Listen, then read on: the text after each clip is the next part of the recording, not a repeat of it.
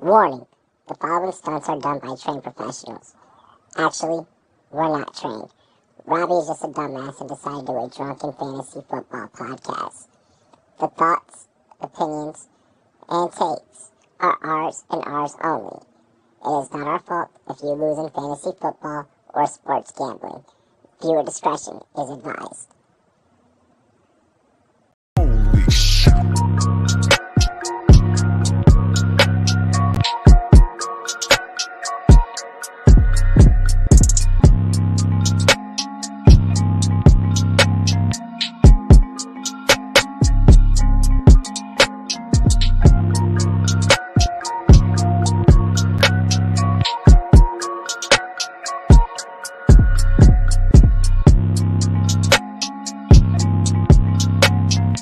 Good evening, ladies and gentlemen. Welcome back.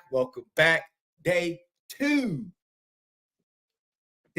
dos of the NFL draft. I know, popped on a couple minutes late. I have two fur demons that did not want to come back in from playing outside, so it took me a minute to wrangle them both up. One dog is easy. When it's both of them over, it's madness. It's madness. My dog. But when the other dog, look, we're not going to get into that right now. We are live, ladies and gentlemen. Give us a like. Make sure that you comment. Make sure that you subscribe. Make sure that, more importantly, you share the content. We have an action-packed show for you guys. You do see that I'm rocking the Washington gear. I'm all Washington out. After the Jaden Daniels pick last night, I have something to actually be happy about. More importantly, though, I got my Washington GLD-ish draft day, baby. Get draped up, get dripped down this spring, this summer with your favorite sports teams over on shopgld.com. Hey, yo, let's show them some more of the products. Take them to the yacht. Hop out in Miami with no land, I got no understanding. Out of here, I'm burning, no turn me up, you can't understand. In the club, posted up, they lit up, no matter where I'm standing. Drop GLD for the Cuban link, yeah, you see it there. Might spaz out on some taller shit, no on zero tolerance. Money conversations ain't hard to relate, it's hollering. See my net, they acknowledge it, good friend, girl, where you're not. And also, of course, I do have to shout out our homies over at Underdog. That's right, ladies and gentlemen.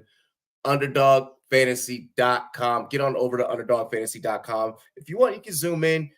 Go ahead and scan that QR code there. If you're watching this on your smart TV, you can also scan the QR code. Just grab your phone, walk up to the screen, bow, give it a quick tap. NFL season props are unfolding, are unleashing. You've probably seen me tweet about them today if you've given me a follow over on social media. NFL season is open, and get ready for Best Ball Mania. I can't say too much more about that. All I can say is get ready. You already know that it's coming. You already know Eliminator's coming. You guys don't know when. But I'm going to just say start prepping, start practicing, all right?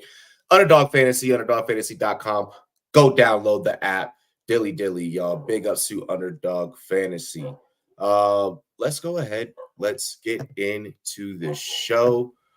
Gator J, what is good, bro? What is good? Chilling, brother. How you doing? Day 2 of the draft. I'm here for it. As my good buddy Coupe Fiasco says, day 1 is over, but day 1 is only for casuals. Now it's time to grind. Exactly. Day 1 is only for the casuals. It's like we have this saying. We're old school boxing fans, so you probably have heard this saying: heavyweights is for the fans. Mm-hmm. This is like commentating a heavyweight fight. Like, this is for like the real fans, the true purists. Let's go ahead. Let's break open the show like we always do. Cheers to me. Cheers to you. All the Rumboyz and girls want to do dilly. It is Friday, so we already know what I'm on. Yeah. If you guess the answer to that question, Demon Time, you are correct. Sean, what is good? The disclaimer. Believe it or not, that disclaimer is my voice. Believe it or not. I do. Robbie in third person with a squeal. Bro, like, look, add voiceovers to my resume, I guess.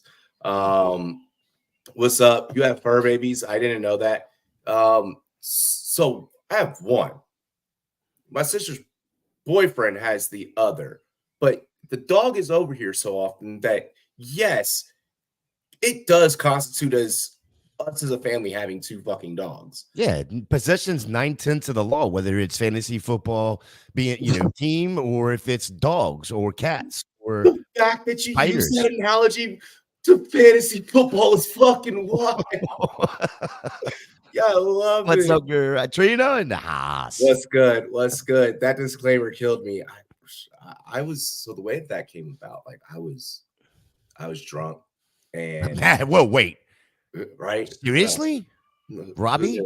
Me getting a bright Drunk? idea while I'm intoxicated. Who would have thought? Interesting. Never would have known. But no, like I was drunk and I was just going through like watching like other podcasts. Sometimes like what I'll do is like I'll watch other podcasts that have nothing to do with fantasy football. And I'll just watch how like they function as a cast and crew, or how they do different things with production, what equipment they're using, just different things to kind of study up and brush up. And I was watching the Joe Budden podcast. I saw the disclaimer before his podcast, and I was like, yo, that is fucking hilarious. That is dope. I'm doing that. So boom. So shout out to Joe Budden for the inspiration.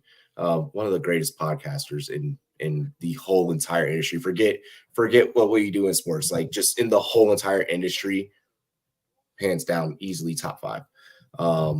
What's up, Aiden? What's up? So, if you guys did not see my week 1 recap video that dropped, I highly recommend going to check that out. The Falcons clearly have a fetish for quarterbacks with the first name Michael and last name 1 letter removed from the word penis or dick. That obviously the biggest surprise. We're going to start the show off just talking about that. We've had a couple of hours to think about it and let it sit in. How are you feeling? Well, it took me, I'm going to guess, somewhere in the range of 12 hours to finally figure out what in the world's happening in Atlanta. I have to give the GM and the head coach for the Falcons a lot of credit. They came out today.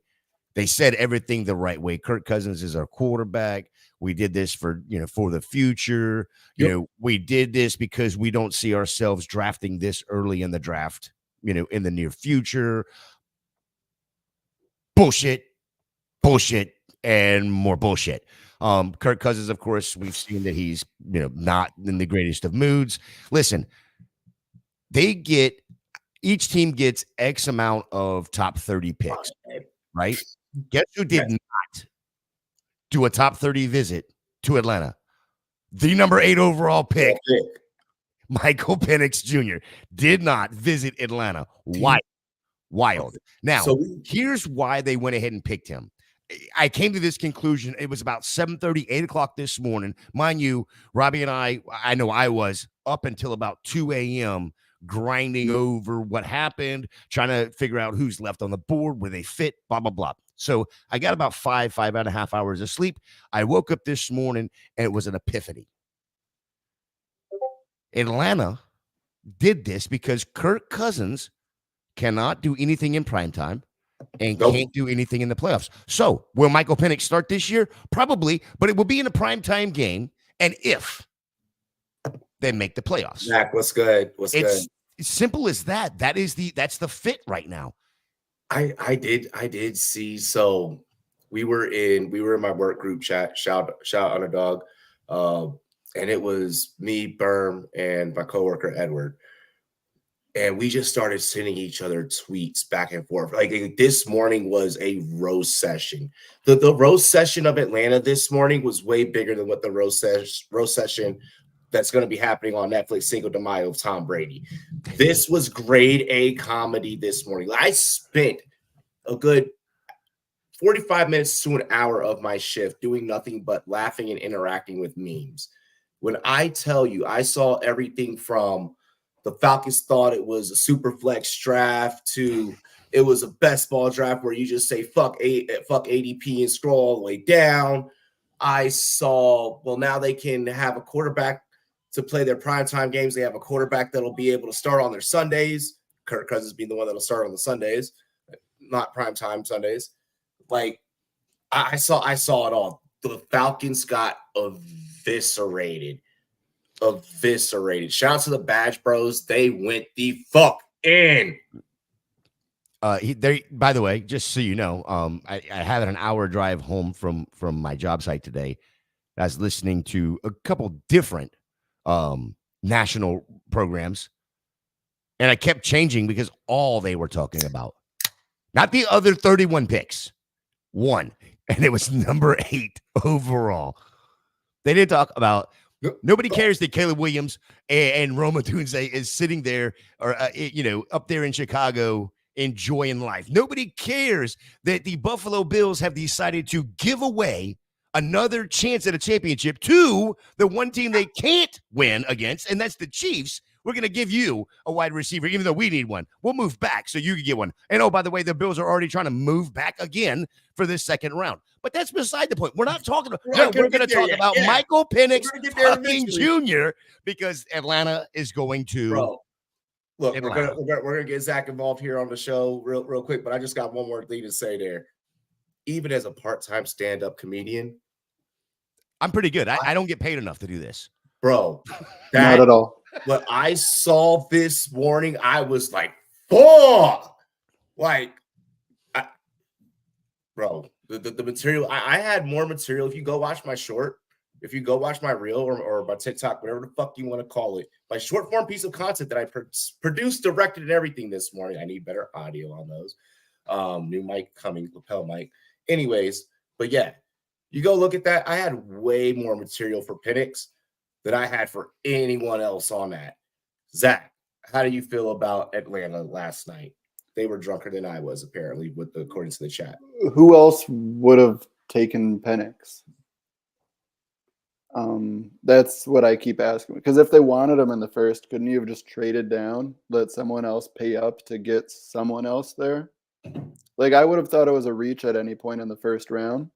But at the same time, if that's your guy, go look at their stats. They are identical, Aiden. I understand. No, I understand getting your guy, but at eight, they need to be drug tested immediately. I'll leave it at that. Nobody was in a worse mood than Neighbors today. He was pissed. Well, you have fucking Daniel Jones throwing to you, and when your line, when underdog sets your line at 875.5 yards on a season, then you look over at the JJ McCarthy Justin Jefferson pairing, where it's like we're projecting him to go for 1,300 plus. We're projecting both to have 1,000-yard seasons, one passing obviously in McCarthy, one receiving with JJ with Justin Jefferson. Yeah, Neighbors has got to be pretty fucking pissed this morning. I'd be pissed. He's probably thinking he was going to be a Charger. Caleb Williams is all up on his Instagram, on getting in his videos during his Instagram live, while Neighbors talking to his followers, talking about some. Are you excited to have Justin Herbert throwing to you? And well, the whole time it's going to be Daniel Jones. I gotta ask, with how you're feeling. How are you feeling in regards to just securing Daniels? I know it was expected. I'm happy. I'm so happy. But I mean, it's just got to be an extra sigh of relief knowing it's done. It's over with. The press conference is inbound. I'm so happy, and I pray to God that there's one specific person that is watching. My former boss, way back in the day, he actually once wrote a couple of articles for Rumboyz.com when we had the website up and running. You sat back day before the draft when I was like, hey, it's actually sounding like, Jaden Daniels is going to be heading to Washington. And you were in my comments, and I believe something to the effect of was said of he doesn't want to go there, so just pack it up and go home. I'm sorry to tell you, Fuji. I'm an NFL analyst for a reason. Look, we knew. We had the sources, baby. We already knew. Something you could do. By the way, shout out to Patriots fans for simply just covering up Mac Jones's name and replacing it with some duct tape and just putting Drake May over top. That was pretty happy or pretty amazing. Trina says, I am much happier about the Packers drafting Jordan Morgan after watching video of his play. We needed a replacement for Bakhtiari and got him, but back to Penix. Well, no, for your Packers, Packers always mysteriously I was thinking about this earlier today, and it's like they always, whenever they do draft in the first round, it's always someone that they clearly know more about than the rest of us. Packers are always very close to the vest and always just do the weirdest shit, but always making it work out for them. That one I found interesting. I still find interesting. You got to keep Jordan Love upright, and like you said, you do have to replace Bakhtiari, but you couldn't grab someone of name value. You just didn't care. Well, I think that's the one thing that's interesting to me is nobody had outside of the Packers had Jordan Morgan probably in the first 2 rounds, let alone the first round, right? So why did they? Here's my only concern with the pick is could they have gotten him in the second round and gotten something else, whether that's a Graham Barton, whether that's a wide receiver or a defensive player that they could have gotten it right there in round 2, or were they afraid somebody else did see what they saw? My thing with the Packers, though, there is nothing. Well, they did. That's the only thing is could they got him in the second round, because you look at what the Packers have done historically when they're in their first rounds, they're pretty goddamn good. Look, exactly. They have a very good reputation with their draft picks. We saw this even last year, with Reed. They go and they get Reed. You go and watch our stream last year when Reed comes off the board. We're like, what the fuck? Now you finally go get a receiver off the board, and this is who you go and get. And then Reed was out there winning us fantasy football championships, getting us into playoffs. The Packers have a specific type they usually like with those early picks. It's the athletic, raw type of player they can develop. Year over year, they go with the guy that might not be as proven up front, but has some physical traits that they feel that they can mold over time. That's all. Robbie has a specific type too. It's anybody but a Commanders fan. That's respectable. I know where you're going with that. Hey, let's just say it's spring, it's summer. Robbie's going to be catching a lot of flights, not feelings. You might be catching some feelings too, though. Me catching something. Robbie, I think he meant to say you're an analyst. How many injuries was Trevor playing through? Herbert was playing bad due to injury, but that's okay. But Trevor, who beat him in the playoffs, is Danny Dimes. When you put their stats, when you put Daniel Jones' stats and Trevor Lawrence's stats right next to each other, they are literally identical twins. From a stat perspective, stats are not everything. Trevor Lawrence's film is better than Daniel Jones by a fucking mile. When you take your eyes off of the field of play, you're just looking at a sheet of paper. If you were to tell me, guess which quarterback is who, and you cross out the names, there's a chance right there, 50-50 wise, that I'm probably going to get it wrong. I'm probably going to say one is one and one is the other. And that is a fair assessment. That assessment is part of the process of evaluating these players. It's not my fault that when the numbers came out, that was Trevor Lawrence's performance last year. I don't control his play on the field. I like Trevor Lawrence. If you were to tell me who would I pick, Trevor Lawrence or Daniel Jones, Dale, I'm sorry. It was a pleasure meeting you. I had a great interview back in 2019, but I'm going to take Sunshine over you any day. But it is what it is. I got to give you the facts. I got to give you the truth. What? You just want me to lie? I can't just lie to fit your narrative, Aiden. I think the Bills love Keon Coleman. At least someone does. Yeah, I mean, you want the reincarnation of Kelvin Benjamin. Oh, wait, the Bills have already done that. That means that's what's going to happen. Okay, cool. And I'm not helmet scouting, even though it would absolutely be Florida State to Buffalo. Florida State to Buffalo. Awesome job, guys. You got your guy. Way to trade back and give the AFC champs just another weapon. Good job. And Packers and Seahawks always draft well. What I've learned whenever I do pre-draft analysis is to just shut up and automatically give them a B. It can only go up. It cannot go down. At this point, like I'm going to say it on air. When my pre-draft grades or my post-draft grades come out, those are two teams that are probably by default are going to get it because of reputation of of the output of what they get out of their prospects. Remember when this is a team that once upon a time had goddamn Donald Driver as a wide receiver 1. And Randall Cobb as a 2, as a very stable 2. Like, come on. This team goes after the guys and makes stars out of the guys that other teams are gladly willing to glaze over. They find diamonds in the rough. And when you talk GMs, when you talk scouting, that's what separates separates. Can I say men from boys in 2024? I'm saying it. That's what separates the men from the boys when we talk about football at that high evaluating level. I don't know if I can say that, but I said it.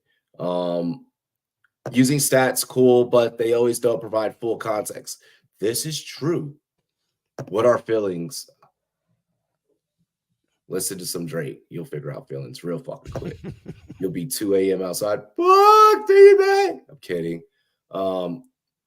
Robbie on future timing. Pretty much. I try. Bro, our mock turned out pretty fucking well yesterday. Things started getting a little shaky once defensive players started coming off the board. Mock went pretty well yesterday. I want to get into, we're about 30 minutes from action, getting cracking here with the NFL draft. First, let's clap it up for the boys in Detroit, the boys with the boots on the ground. First, let's do that. Hell yes! Shout out to everybody with boots on the ground. Second, anticipations for tonight. Players you're looking to come off the board tonight. Who are you anxious for? What do you need to see? I need to see where Ladd McConkey lands. I need to see where these running backs land, and if there's going to be one, even if it's Dallas late in the second, where they land. Is there going to be more than 1 or 2 of them in the second round? Is there going to be more than 4 between the second and third round? The other guy, I'm surprised he didn't go in the first round, but the one person that was been mocked in just about every single mock in the first round, and I know it doesn't mean anything for fantasy purposes as far as being points going up on the board, but Jackson Powers Johnson, center out of Oregon. Jackson, yeah. I'm surprised he didn't go. I wonder what the story is on why he didn't go in the first round, and I'm going to be interesting to see where he actually lands. What quarterback is he going to be protecting? What's interesting is that this is the day where we start getting dirt on your typically your first round picks. Those are your glory stories. Those are like, hey, they kept their nose out of trouble in college, high school careers were great. Those are your golden boys, They're not your fantasy football league winners, though. No, typically not. I think, what is it? I think it's like 30.6% that a first-round draft pick is going to even be on a winning roster for your fantasy football team. It's some crazy shit like that. Second, third, like your day 2, your day 3, that's where the real talent is actually found. On the flip side of that coin, this is where you start getting the crazy fucked up stories about this player fell in the draft because he had an addiction problem his freshman year. And it's like, well, fuck, God forbid he goes to college and experiments a little, Yeah, but the other side of that coin is why is this the first time we are ever hearing about this? He's been in college since COVID started in 2012. Bro, this is where we start hearing wild shit. Like this player fell because I hate to reference draft day, but this is a true story that actually happened to an NFL player in college, no one showed up to his birthday, and he was the quarterback. Like, we start finding out weird shit like this, which is a big red flag. If no one shows up to your goddamn birthday, if not even fucking one person shows up to your birthday and you're the leader of the team, I don't know if I want to play with you either. I worry about your ability to lead us into battle. You're going to get one of us fucked up. Me being a receiver, you're probably going to throw me right into coverage, get my head taken off by some Sean Taylor looking motherfucker. But I'm just saying, I had to throw the Commander's grade out there. Should I put on the Sean Taylor? No, we're gonna rock the McLaurin. We're gonna rock the McLaurin. McLaurin's a friend of the show, so we're gonna rock the McLaurin. Is the Daniels jersey on order yet? No, I'm waiting to see what's gonna happen with the whole number thing. They keep giving him one, but I'm hearing rumors that it is gonna be 5. Well, he did sign his NFLPA agreement. So, I mean, his jersey can officially be sold. He wore 2 in Arizona State. That's the thing, too. So, like, we don't know. He wore 5 at LSU, so. Yeah, we don't know yet. Apparently, Tressway has hinted that this might be Tressway was signing a fan's jersey at the draft yesterday in Detroit. And he had said to the fan had caught it on record that this, as he signed with Tressway, the number 5, his typical signature, Tressway had said that this might be the last year that he's wearing number 5. And he's like, so definitely hold on to this. Pat Tressway, one of the greatest punters in the NFL currently. A great personality, electric dude, fun dude. No Diddy. Sweat from Texas. See, that's wild. See, this is where we start finding out wild shit. The team that gets Johnny Newton is feeding families. Packers need a running back since we lost. You do not need a running back. You need a defense. Look, I'm gonna give my take right now on running backs before I let Zach get into what 2 players he's anticipating tonight to come off the board. It might even be late into tonight. Like, a running back's gonna come off the board in the 2nd round. It might not even be to like the fucking middle of the 2nd round that we see a running back come off the board. Trina, I promise you don't. You have 1, 2, 3. Josh Jacobs, touchdown Hammerschmidt. His name is my name too. You have Josh Jacobs, touchdown Hammerschmidt. You are perfectly fine. What are 2 players that you need to see come off the board, Zach? For the Packers or in general? Or in general. This is your 2 tonight. Doesn't matter the round. I'm really watching the running back room just because it's been such a mixed feel for, you look at everyone's rankings, whether it's fantasy, whether it's just insiders, any of it. It's so hit or miss depending on which expert you're reading from. And with that in mind, I really don't necessarily view any of them as round 2 running backs from an NFL perspective. I really want to see, touching on that Packers message about needing a running back, if they want to get a backup, go ahead. But I would say use a 5th or 6th on that. Yeah, wait till tomorrow. Till tomorrow. The main names that I'm really curious, it's the main ones up front: Cooper DeJean and Kool-Aid McKinstry. Both of them. You're going corner. I'm surprised both of them are available right now. For you. But no, I'm really curious to see where they go, see if they fall at all, because it sounds like there's a few teams that are targeting some wide receivers off the bat to start the 2nd round. But yeah, otherwise, I'm not watching any of the sexy positions right now. None of the fantasy relevant positions I'm paying attention to. It's mainly offensive linemen that I felt like had a chance to go at the end of the 1st instead of when the Packers took their guy.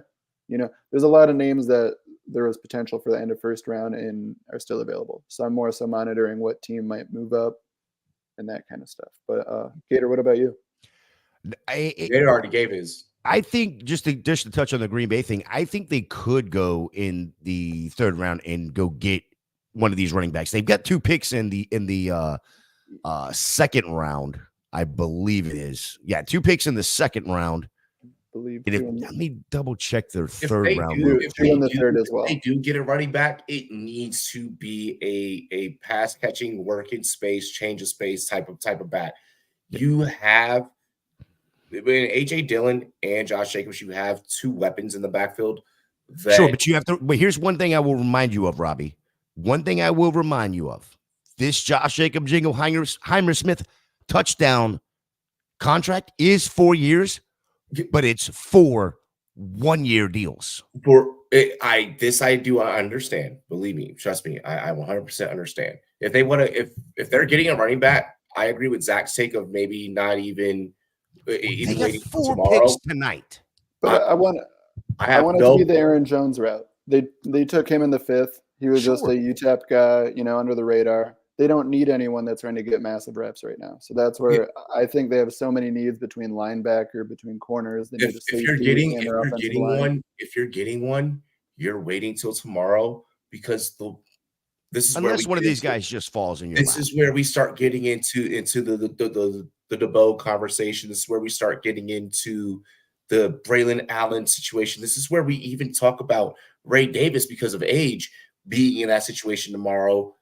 If they land any of those, I'm sorry, AJ Dillon, you might fucking get outworked. Like you might be in some goddamn trouble.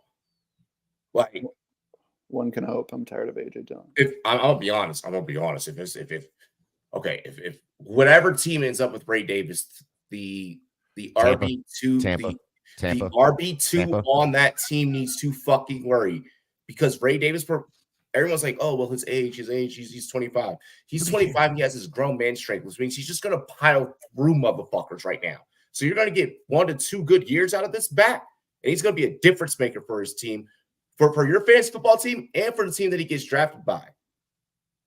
Ray Davis is a player that is super flying underneath the radar right now at the running back position. He needs to be talked about a lot more. If I could use my fucking platform for one thing, I'm doing this right now. I'm doing it to raise the price on Ray Davis, baby. Let's go. Let's go. I think we should start calling him Raise Davis. Raise Davis, because he's going to go to Tampa. 2 players that I need to see go off the board today. I was going to go with the whole Cooper DeJean thing, but that was already brought up. Kool-Aid McKinstry already brought up. I am going to talk about receivers here, actually.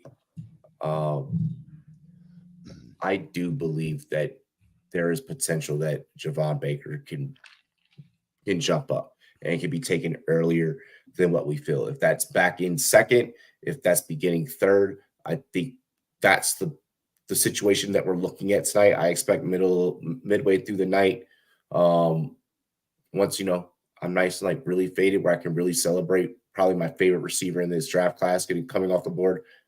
I think Javon Baker for sure comes off the board tonight. I'm predicting back in second. I'm predicting beginning top end third. I like it.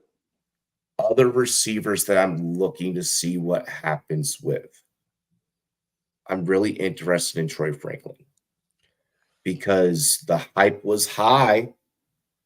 We go from post Super Bowl time frame. We go through, like everything, once college football wraps up, post Super Bowl, so on and so forth. And then the combine happens. And then Troy Franklin practically begins to fall off of everyone's map. And then draft begins to approach. And then he starts popping up on a couple of people's radar, which is sound like a couple of GMs and scouts are saying, fuck the combine. We see what you do on film. We see what you do on field. We see what you do with the ball in your hands. I'm interested to see what happens with that. I'm interested to see how career plays out for him because, the combine did fucking look so bad. But is this just a case of, bro, if I in actual game, I can't test well, but in actual game, I'm going to light the fucking stat sheet up. I'm going to light the scoreboard up. Because let's remember, he was the recipient of a damn near almost Heisman Trophy winner.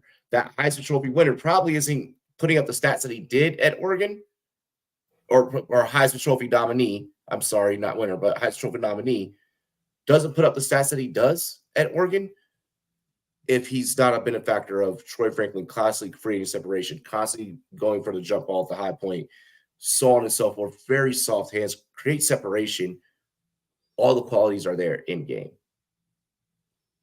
So I'm interested to see how that plays out.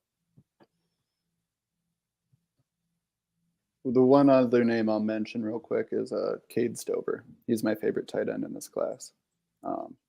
Really, I've heard a lot. I've heard that often. I'm more of a Jatavian Sanders guy, and I think that Sanders could close things out in the third round. I don't think that we see another tight end get grabbed here in the second round. I think that we do see a tight end get grabbed in the third. I agree with that. Rattler about to get mad early. I feel it. What? Here's tomorrow? The thing.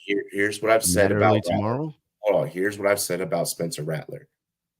Whatever team gets him, should something happen, he's going to go to a team where he's going to ride the bench for a little while. What scares me about that is he's passed the adversity test. Everything about Rattler for me has passed the adversity test, where a lot of some of these guys, they kind of got pampered throughout their high school careers, throughout their collegiate careers, and they're probably going to get a little pampered throughout their NFL careers. Rattler is going to come in with such a chip on his shoulder that I see it from a fantasy football standpoint that this could be the guy that a lot of people look over, or a lot of people are just like, not even gonna worth bothering holding him on a roster for a year and a half. If something happens to the starting quarterback, I could see Rattler going the fuck off because he's going to be so stingy about the opportunity that is finally presented before him that he's going to have something to prove.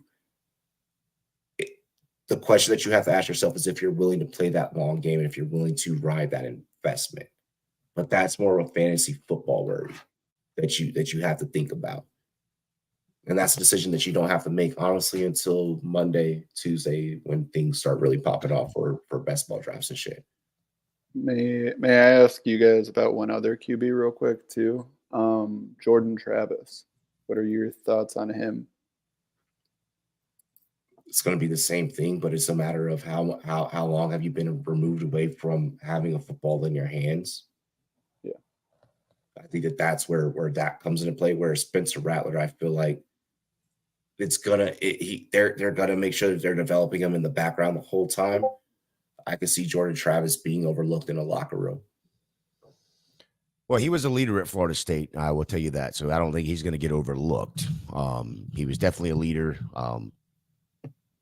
I guess from everything I've heard about him, even after he was injured, where most players will, injured that late in the season, know you're not going to play another game in college. They basically hang it up, stay home or stay at school whenever the team's on the road. Don't go to the bowl game. We'll do whatever surgery, rehab, whatever. Jordan Travis said, fuck that. That's my team. And he went with them everywhere they went. He wrote it all the way through. Yeah. So there is something to be said about character, especially from the quarterback position. I actually, even as a Gator fan, preseason now, I had him as one of my Heisman favorites this past year. He didn't have the greatest year. Hell, it's still a solid year. Didn't have the greatest year, but it was still a very, very solid year. And then, of course, they get injured. Here's something interesting that we just may gloss over, too, when it comes to Jordan Travis and Florida State. If Jordan Travis hadn't got hurt, they would have been in the college football playoff. This is very true. No, that is true. That is and since he did get hurt, even though they were undefeated, they didn't get in because of one player. No, look, that could be another gem. I honestly just talk about quarterbacks. And John, too, we're going to get to your question. That's why I am leaving it up on the screen. Look, there's still plenty of diamonds in the rough. We've all done done this long enough. I said it last night. We've all done this long enough to where we've seen the good, the bad, and the ugly when it comes to quarterback classes. This, for all we know, all the top picks that went yesterday could, maybe 2 or 3 of them are on fire. The rest dud. And then maybe we're talking about Travis, Milton, Slovis as, guys that are actually going to light it up. Like, we don't know, and the universe has a weird fucking way of working things out. For all we know, Hartman could fucking get an opportunity and light it on fire. Like we don't know, and that's why it's so important with this class, I feel like, to really, really evaluate the position. Really take time, really take a look at each of them individually. Because there's going to be nuances about each one that fit each system and each team differently. Your mic muted. I don't know how. You're answering the question, right? Because it's quarterback. That's where the Falcons are going, right? They're going quarterback. Oh my God, they're going quarterback. It's got to be Sam Hartman or Joe Milton, right? I mean, you've got to get the future for the future. Because if the future is 4 years, right? But if the future is 4 years from now, or 3 years from now, as they say, 3 to 4 years from now is Michael Penix because of Kirk Cousins. Well, Michael Penix at that point will be almost 30 years old. He'll be 27 or 28 and a half years old at that point. So then you need to go ahead and get that 12-year-old now on the roster. It is funny that you say that, right? It is funny that you say that. I didn't say that. The GM said that. Like, I literally just took that shot really quick, right before getting into this question, for the simple fact of I am sitting here thinking with the gears turning of like, what the fuck are you going to do next? Because you can just Atlanta this very, very, very easily. I'm going to be honest. It's starting to look like when you had Brett and you had Dion on the same team and you were like, oh, we're just going to let him go. It's giving me those vibes all over again. It's like, hey, you have playmakers. Are you going to do something with it? Hey, you can get playmakers. Are you going to do something with it?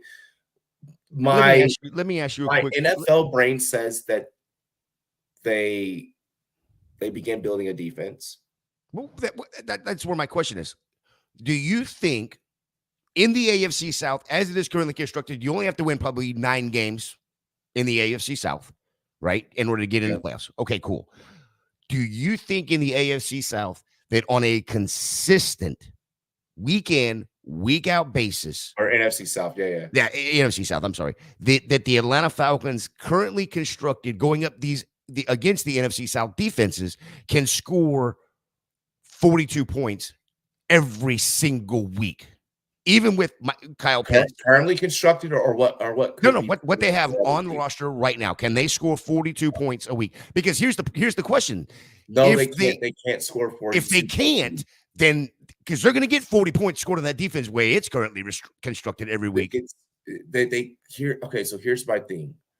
Atlanta played a lot of tit for tat football last year. At a certain point, you need to decide to not try and win football games by being in fucking dogfights.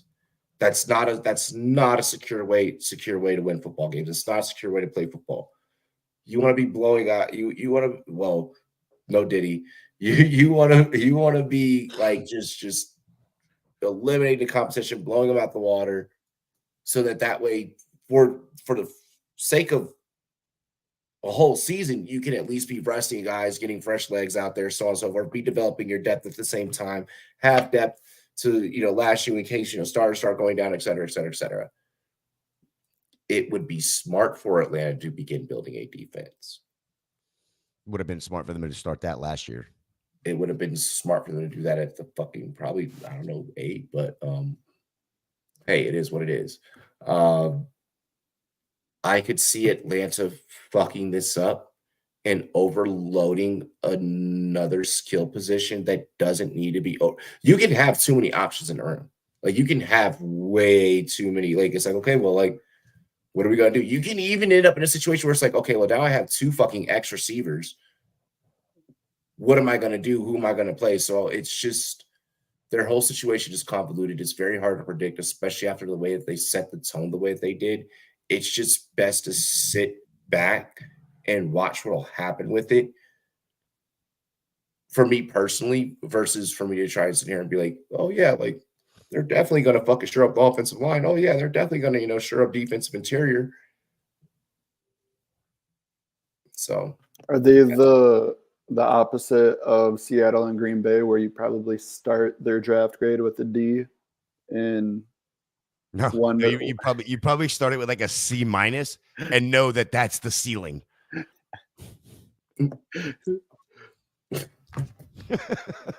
I'm done talking about Atlanta. Really quick, let me run these up really, really fast. Chargers head coach Jim Harbaugh, last night's selection of Joe Alt over the top receivers in this draft. I know the question is going to come up about weapons. We look at offensive linemen as what that's a very honestly. That's what Harbaugh does. You look at what he did at Michigan. He built it from the offensive line. Like this, we're talking. This is football. Like that's what you should be doing. That's what I want to see more teams do. This is why the Harbaughs are good at what they do for generations.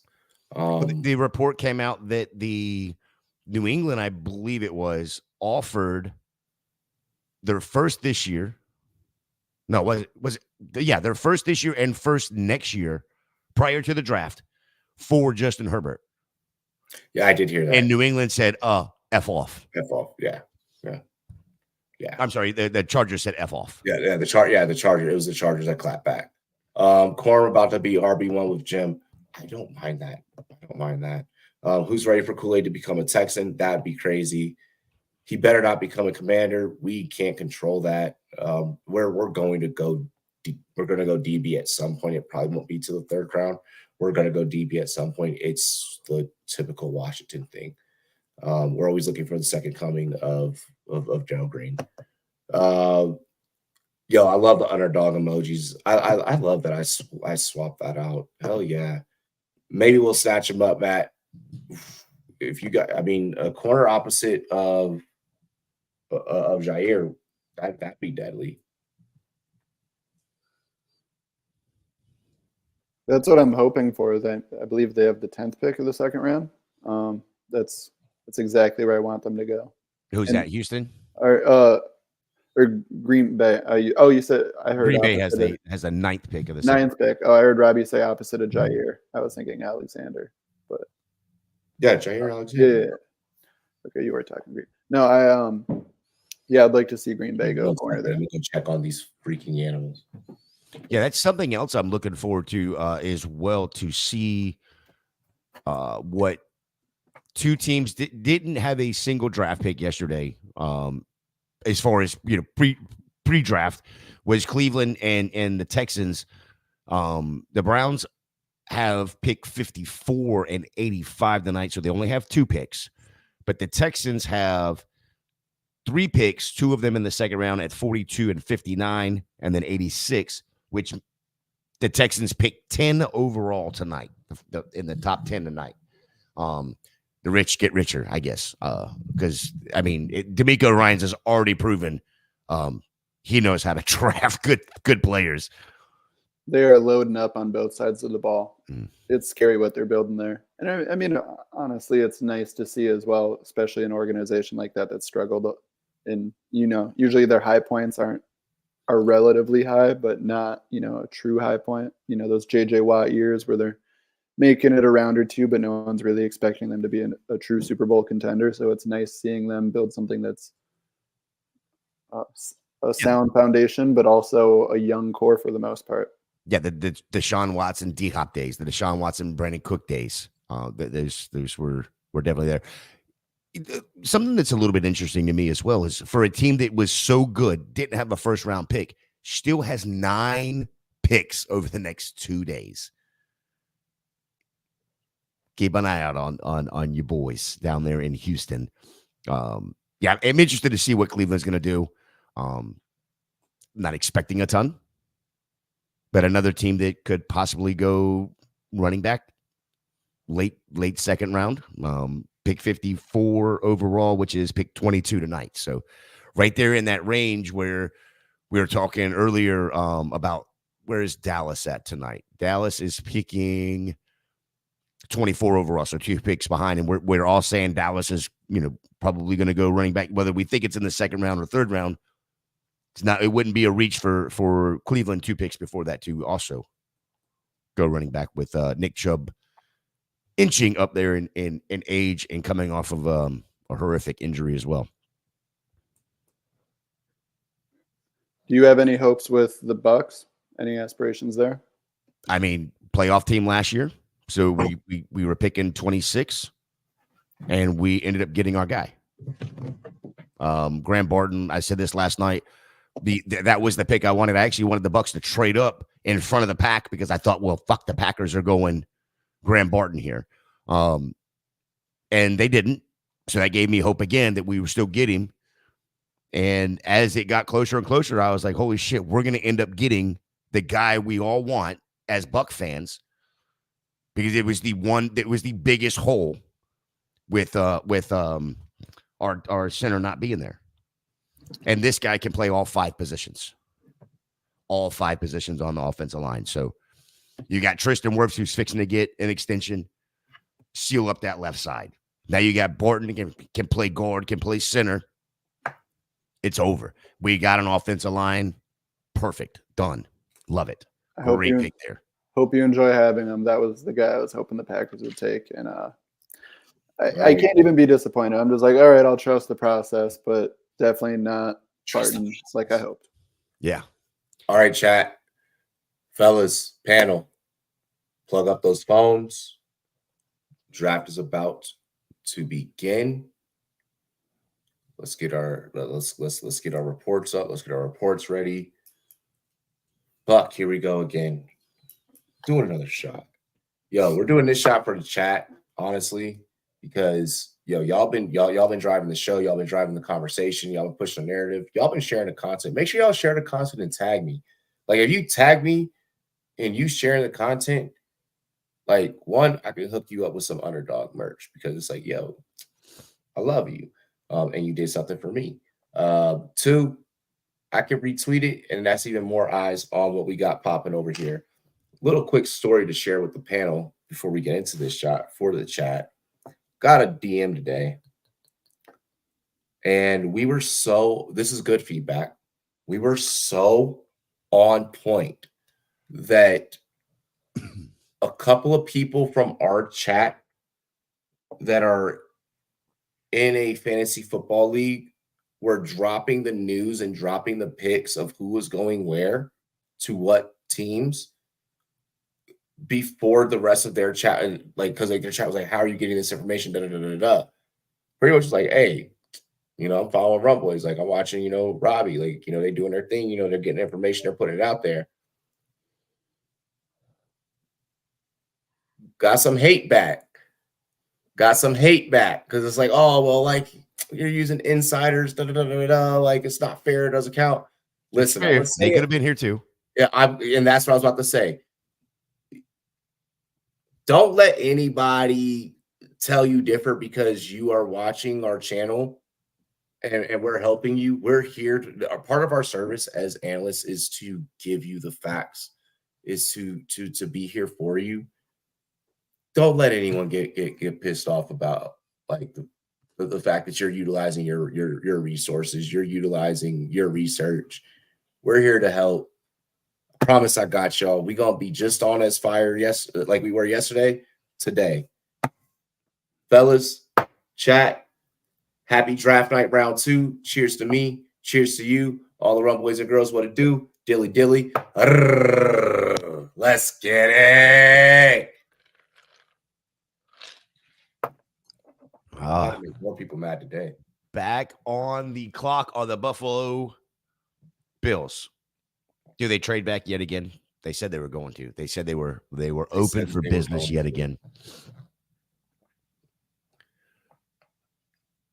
I got our homies over at NFL Network. Big shout out to those guys over here.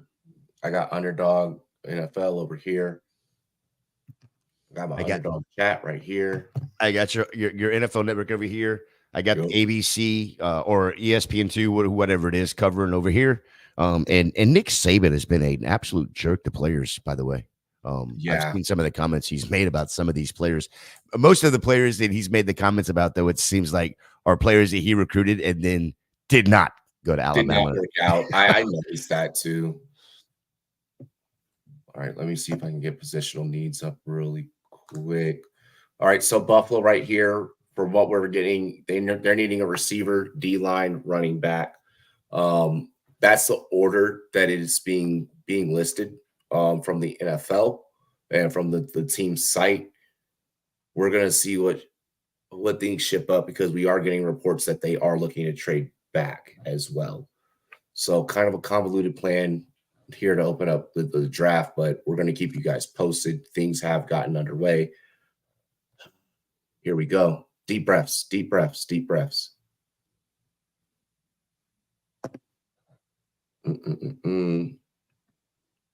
Zach, how you been, bro? Seeing you without your gorgeous golden locks is crazy. It was time. I got tired of that shit. No, life's good. Just outside of watching this, I'm watching basketball as well. My team hurts me in many ways. I joined in here right when Damian Lillard got helped to the locker room in the second quarter of Game 3. And but life's good. That's good. How have you boys been? What's new? Fucking work. It's been like what? It's been like a month now, right? At least with Underdog. Yeah. I signed back on the 8th. It's been about a whole month. Damn, I didn't even fucking realize I've been so goddamn busy. I didn't even get to I think my boss had even told me hey, happy 1 month, and I was like, what? We have a fucking marketing deck that we're in the middle of, bro. You're enjoying it. Yes, round 2. Here we go. The scene outside of Detroit is wild. Again, shout out to our boots on the ground. Yo, the homie Hoove is out there. The strides that kid has made, bro. I remember him being Robbie, I don't want to be an analyst. I'm like, you need to fucking become an analyst. I'm like, you have an it factor. I'm like, you need to do it. And now he did it. He fucking did it. He did it. Sometimes you just gotta yell at people into their ambitions. No, this is meant for you.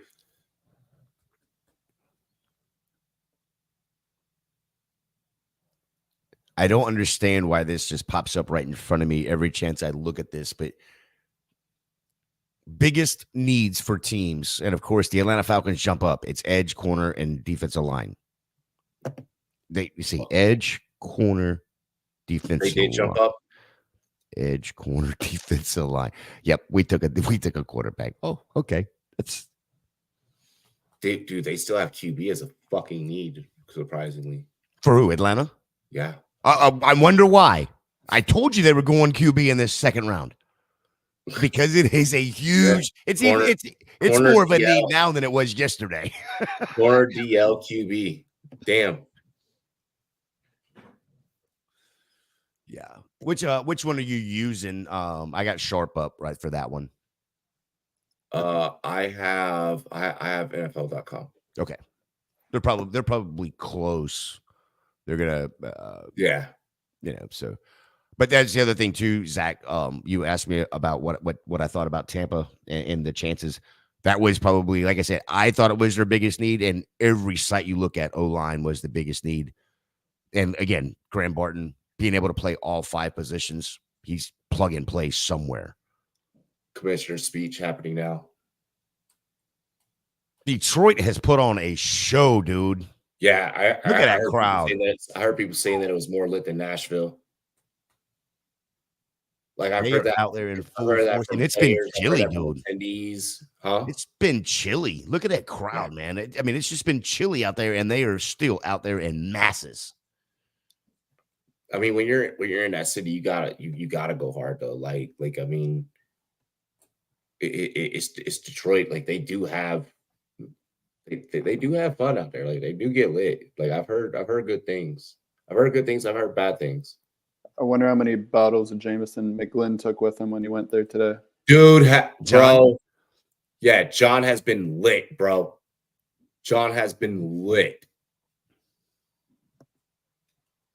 Who did he go with? Do you know? Oh no, I don't.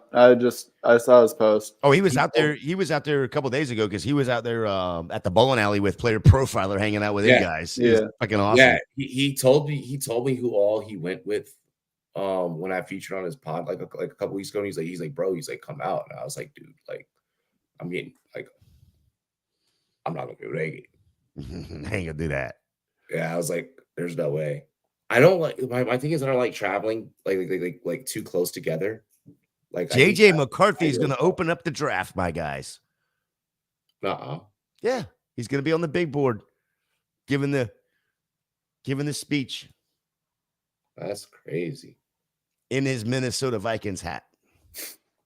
That's crazy. You know who they should have had do it? You know who the NFL should have had do it just to throw another dagger at the NCAA? They should have brought Reggie Bush. with the Heisman. With the Heisman.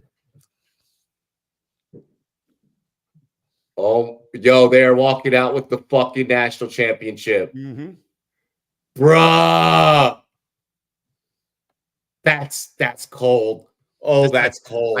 I saw that and I was like, where is Reggie Bush with the Heisman? He should have been leading this charge. I mean, I know he's USC. This is Michigan National Championship, but they brought the Natty out there on stage with all the players and then had JJ introduce him in the background.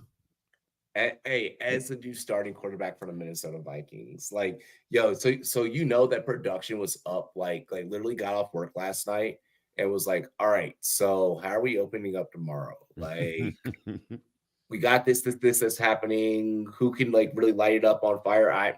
I'm so buying into the JJ narrative now. I know that I said it on my TikTok, but now I'm really doing it. Zach, how high does JJ move up in for you in fantasy? Knowing that he's with Minnesota now. I mean, God. He get the best landing spot outside of Caleb Williams? Outside of Jaden Daniels. You spelled Jaden Williams. Jaden Daniels learns to slide. I'll put him back in the conversation, but he's got to be 2 or 3. I would say probably 3. I still have Daniels at 2. I do, but well, Daniels will drop for you after he loses about 3 feet the first time he gets chopped in half. That's fair. No, I really like McCarthy a lot with the Vikings. I love their weaponry. I mean, obviously we know about Jefferson, Addison, and their boy at tight end. But who did they take with that second pick? It was an edge rusher, right? You talking about Washington?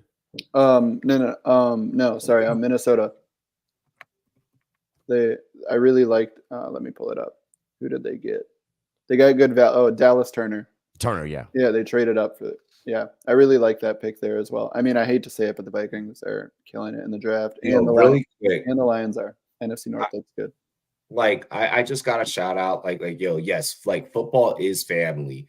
Like to see the unison from like the NFL to like the collegiate guys, like for their accomplishment, like all those guys that are there on that stage that just walked out, like, some of them are witnessing their brothers go on, into the NFL. Some of them have, features elsewhere. That is so fucking dope. That it's like football's family. We want to make sure that you're a part of this experience. You get to feel that crowd. Like, I look at that as just, but for every fucking bad thing that people want to say about the show, just like anything else in life, like there are plenty of fucking good. Like, this is the greatest entertainment in sports, period. I don't care. The only thing that can compete with the NFL is when the World Cup comes around. Like, I'm locked into that shit. Yeah, Saban was on Roger Goodell was on an interview today, and they asked him how he thought the crowd was in Detroit and all that. And he's like, well, I will tell you this. His words, I never dreamed it could be as good as it is, whether that's Philly, Vegas, Nashville, and Detroit. He said it was a huge risk leaving the Radio City media capital of the world. Yeah. He said it was a huge risk, a huge gamble, and it is more than paid off. The fans love it. The players that are going to these different cities love it. Dude, and what's happening every time that you stop? Because think about it, you have to have concessions, you have to have people that work concession stands, you have to have people that are working security for the event, you have to have ticket vendors, you got to have think about the money that's getting spent at local bars and Mm-hmm. well, people are like, well, why does Super Bowl have to move like to this city and this city, or why is like the NFL pushing for like domes, so that more cities get Super Bowls, or it's like, bro, like it's for shit like this. It's literally for this reason. And it's not as we see on TV, 3-day event. This is like a 2-week event in the city.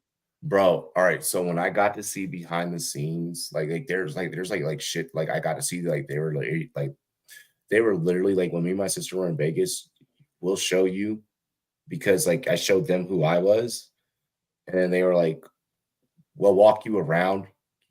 Please not have your fucking phone out. And like I got to see like the CBS set, like outside like the Bellagio. Like I got to see I got to walk around.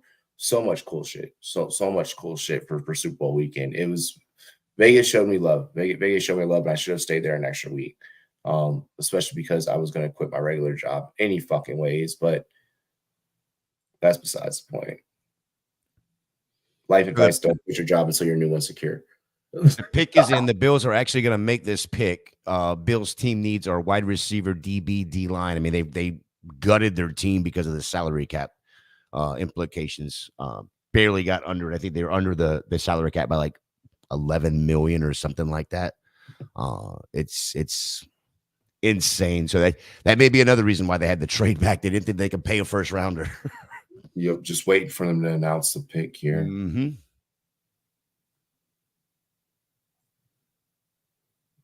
I'm waiting.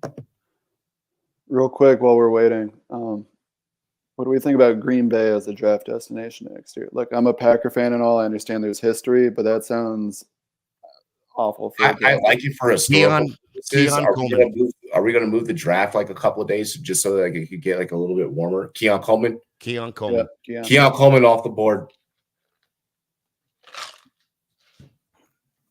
Keon Coleman off the fucking board. They have their second coming of Kelvin Benjamin. Awesome job. Way to go. Why'd they get another wide receiver? They already said that Khalil. They were saying they were saying how he's a top wide receiver. They view him as like a top 15 wide receiver already. That's fucking crazy. Well, I mean, they didn't view Diggs as a top 24 wide receiver, so I can understand the thinking. Can I just say that I'm happy that Leggett went over Coleman? Like I'm gonna let Twitter just down talk Leggett as much as possible because of landing spot, where I'm like, he's the receiver one. I feel like now Canellis is just gonna build the offensive line, keep Young upright, and maybe Young takes a leap. Like I'm more on the glass half full than half empty side, but I love it, but it's gonna be freezing. Exactly. That's why I don't want to do that. But like Denver for a draft city would be dope. I feel like Denver for a draft city would be fucking dope. I just think you need to have more stuff to do because a lot of these locations, they turn the whole city into. So yeah, they call them draft cities or Super Bowl cities. Like they literally build a city within a city. And yeah, they'll build stuff up in Green Bay, and yeah, it's a football town, but at the same time, there's not a lot to do. They have like a team full of like designers and like architects and shit that like fly out and like that do all of this, and then it's like it's stage managers and. Yeah, I think the other side is that there is a minimum when it comes to where they're going to set this stuff up. Minimum on like hotel rooms and things like that too. Yeah, I'm surprised Green Bay could make the cut for that more than anything. Yeah, that's why I brought it up, because I don't think that Green Bay could make the cut with the hotel rooms. But they're hosting it next year though. Are they? Yeah, that's why I mentioned it. That's what I can't believe. It's going to be too cold in Green Bay. I'm not going. I'm a Packer fan. I'm not too far away from there, and I have no interest in going to that one. Some quick information about Keon Coleman. We already know that this is kind of what I do is I elaborate a little bit upon each pick.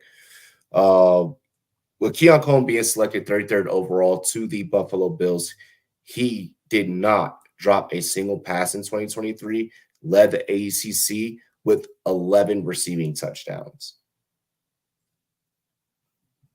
So that is a thing. That is a thing.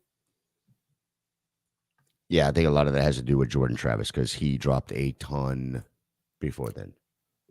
I didn't feel that. I think that Keon Coleman. Go back and look at his Michigan State tape. I think that Keon Coleman could have been justified as a pick at some point. Oh no, I'm not saying he's not worthy of getting picked. I don't think that. I had Florida State kind of pretty low. Patriots have traded pick 34 to the Chargers. They're comparing. What's up? Patriots have traded 34 to the Chargers. Yep. Well, fuck. This is here goes the Chargers getting a receiver.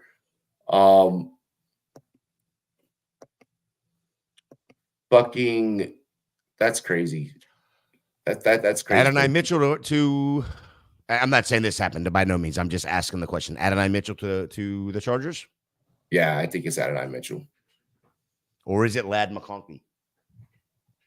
I could see Ladd because of his route running abilities. I can see Ladd there too, yeah. That's why I brought him up, because I looked over and I said he's still on the board. I'm like, oh shit, that could be the pick right there. Looks like the Chargers have made the pick, just waiting for what it is.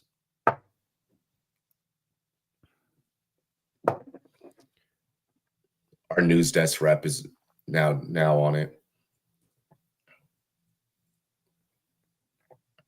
He was like, my bad. He's like, no, bro, you're good. You're good. You're good. Pick 34 and 137 for 37 and 110. So Chargers move back 3 spots to move up 27 later. You mean New England? Per the Holyfield. Yeah, per the Holyfield. It is a wide receiver. And it is Ladd McConkey. It is Ladd. I like that. I'm not even going to read any stats for Ladd. I mean, I will eventually, but like, I just want to start off with Ladd McConkey. What I have to say from an analysis standpoint is this man gets in and out of his breaks really well. I love the way that he begins his. I love his release, honestly, off the line. Runs his routes real low, and then just when it's time to get to the point to catch, plays real big. Think of like a pufferfish in the wild, where it's like, oh, this looks like a really docile creature, and then it's like they blow up. That's the way Ladd McConkey plays. He's constantly running routes like his hair is on fire. Not afraid of contact. I love the pick personally. Wide receiver out of UJ, out of the Bulldogs. Yeah, that's one thing I noticed about when I watched what Ladd did against my Gators. I mean, his footwork was so good. He was covered and he was uncovered. It was just, he was that quick. His footwork was that good and that quick. I think that's a nice little pickup for the Chargers there. Good little sneaky fast too. Sneaky fast. But that's a good little pickup, good little weapon there for Justin Herbert. No doubt. I'm with that one. I like the acquisition of getting the weapon now after they got more protection as well. Mm-hmm.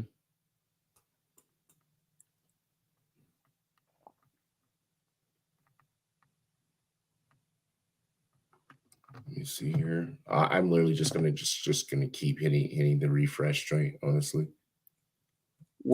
I'm curious who the Chargers. I guess the Chargers are probably worried someone else is going to trade into that spot, because I don't think they were looking at Arizona or Washington to necessarily take Ladd.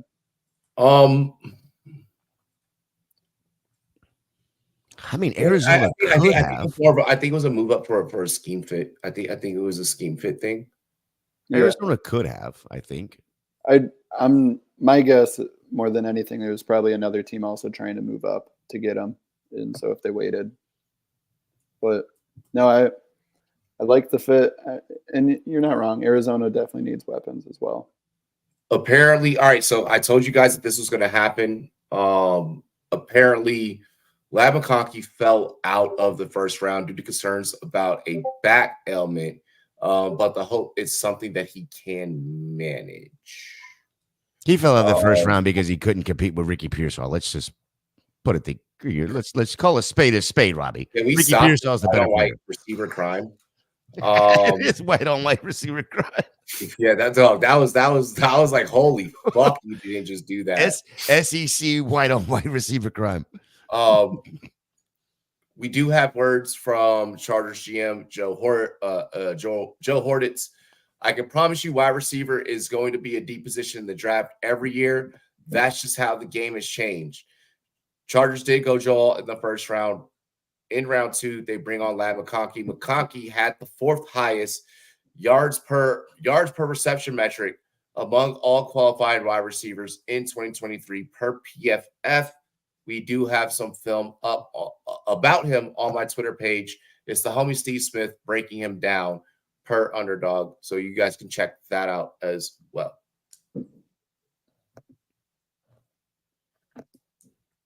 Sorry, fellas.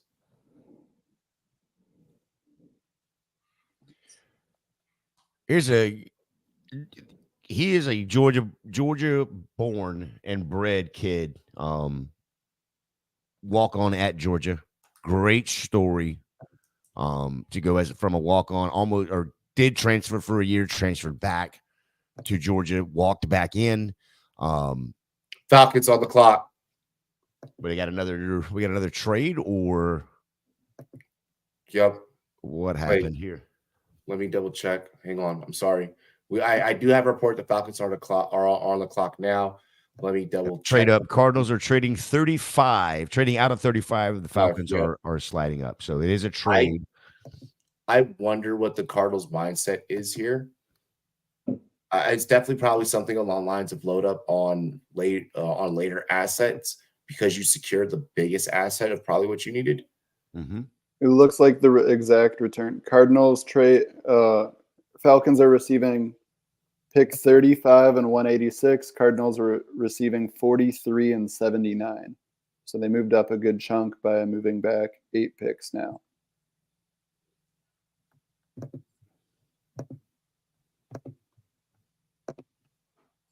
So we've had 2 picks and 2 trades. Love it.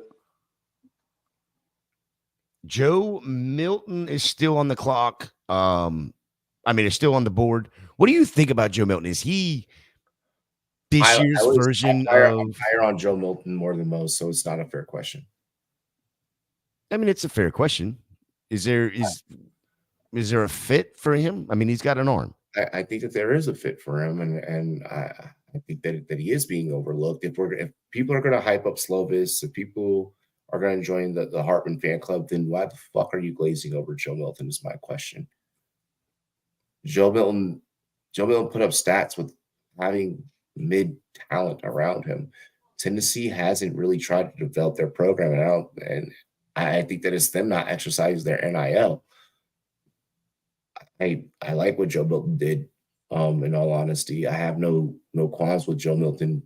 I think that he goes tomorrow, but I think whatever team ends up with him could end up with them. Like I said earlier, one of these top QBs is not going to be it.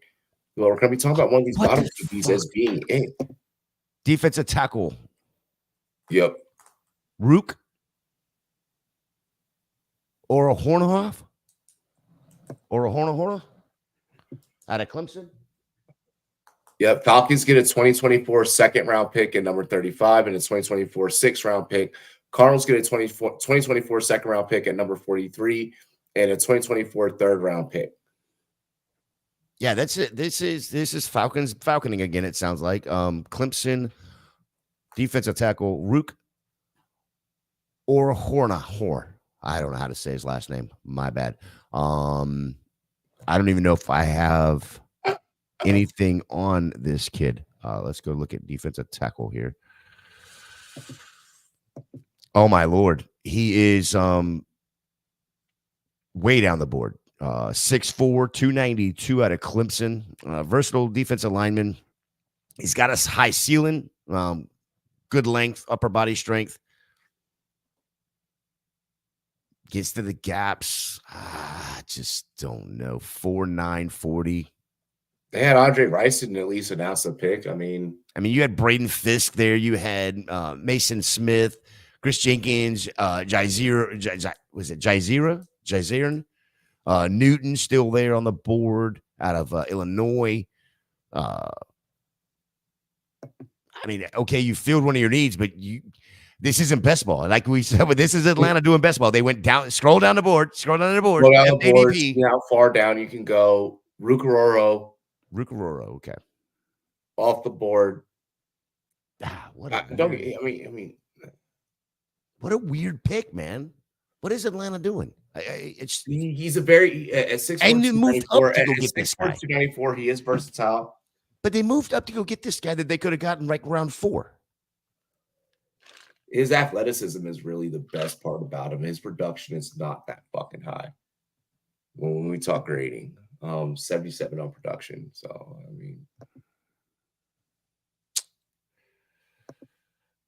or well, 77 overall. I think it was like 67 on production. I'm sorry, 67 on production. I had 5 sacks in 2023. Had 5 sacks in 2023. So I mean, okay. Well, he had more. He got more sacks in 2023 than anybody individually on the Atlanta Falcons currently. 8 tackles for loss over the last 3 seasons. So I mean, not impressed. Not yet. Not this early. You didn't move up to go get that. Not especially not after blowing what you did yesterday. Way to Falcon it up, Falcons. My opinion. I mean, they approached the position of need. So I mean, accomplished down the board. Washington is on the clock. Jesus God, let's get off of the Falcons quickly, please. Can we get somebody else? Like every time the Falcons fucking pick, I should take a shot. Like, which I'm gonna do. That was fucking awful. That was awful. That didn't need to be that honestly didn't need to be done. Listen, and I just want the chat to know when I'm being negative about a particular player or a particular draft pick, it's not that's a bad player. This man said fucking he said better players. I'm drinking a whole bottle to drown my sorrows. Oh. There's like 74 better players that the Falcons could have gone with. All right, I'm done. I'm done with the Falcons on auto pick right now. Yeah. They are definitely on fucking auto pick in a best ball format, by the way. I hope Green Bay Superflex. I hope Green Bay somehow manages to get McKinstry or DeJean at 41. Atlanta's got a couple more times. They can trade up and get in front, and you know they're not going to take any good players. Gator, while we have a moment, you need to send me your openings, preferably middle of the week bookings, so that we can get something popping for best ball. Because I said I'd come on after we have. I'll come on again now that we have landing spots, and I'll come on again once we get schedule release. Yeah, I'm gonna talk about correlation, bitches. That was a big math word for a lot of people. I'm sorry. I mentioned like correlation to someone like earlier, like weekly correlation, and they're like, "What the fuck did you just say?" And I was like, "You know what? I forgot that we're just chilling right now." Yeah. When is the NFL schedule released? They haven't announced it. They haven't announced when they're going to release the schedule. Them sons of bitches. No, yeah, they're being some hoes. I'm thinking they're gonna let Cinco de Mayo pass and they'll give us a date. Because you gotta think the rookie premiere has to happen. Rookie premiere won't even get a date until after the draft. Whoa, so, Aiden. Whoa, Matt, you love me. Yeah, what's going on with it? What happened? Why does Matt hate you now? You must have gotten something. Hold on. I think we just got McKinstry. Hold on. We'll see. What the fuck happened? What the fuck? Holy shit. Pick is in from Ashburn. No updates yet. Pick is in from Ashburn, Virginia. No, okay, so it's not him. Hold on. Don't you say anything, Matt. Hold on. Just wait. I'll let you have this one. Yep, if he's reacting like that, some shit just fucking hit the fan. Let me see if I got any text from anyone. Hold on. Because if you're reacting like that, that means someone fucking may have just texted me. Nope, nothing yet. Hold on. He's like, but you bastard. Like, wait, hold on. Let me see. I just pulled up a shot. I'm about to make us a bigger shot. If this might be, I knew week 1 the Pack and Eagles are in Sao Paulo. Yo, they better have a really good tour guide in the favelas, bruv. Like for real, for real. Wow. Nice. Hold You on. ready for it? No. Wait. It's somebody that Matt's already talked about, I believe. You mean Cooper? Nope. Bitch. It is on that side of the ball. Mm-hmm. Let's go. Come on. Commander selection. I thought Darrell Green was announcing this pick. Oh, shit. That's him right there. Mm-hmm. Why isn't he actually doing the selection, motherfuckers? Why are you being a whore, Roger Goodell?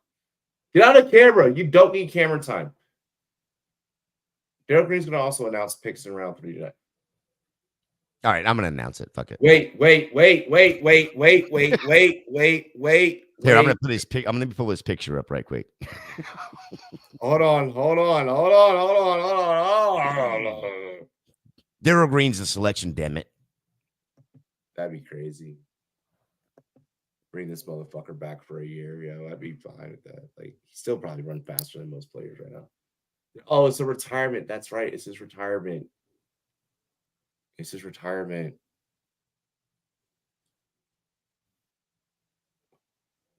Hold up. I'm like not even looking at the chat. Like, I'm just refreshing. So Lee's trying to spoil it. Shut up. Oh, damn. Seeing Darrell. Let me enjoy this moment. Darrell putting on the jersey one last time. Actually, I don't mind this pick. I actually like it. I'll be right back. Hold up. I might eat myself. Patriots pick is in as well.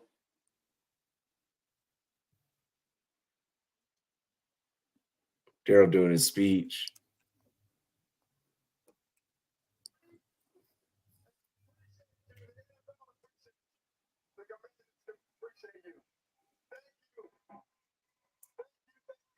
We appreciate you, Darrell. Thank you for the Super Bowls.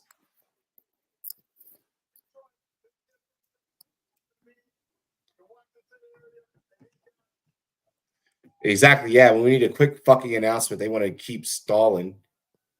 Oh, ass bitches.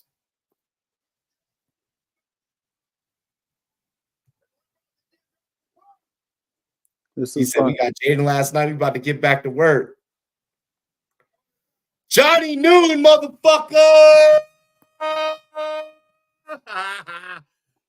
Suck it. Let's go.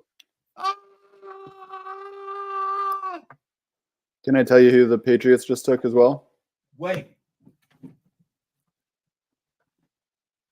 Suck it, bitches.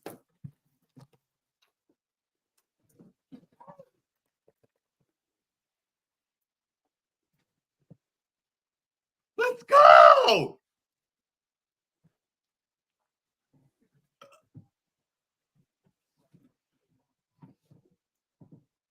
Who did the Patriots take? Jalen Polk. Jalen Polk. That seems like a fit for them.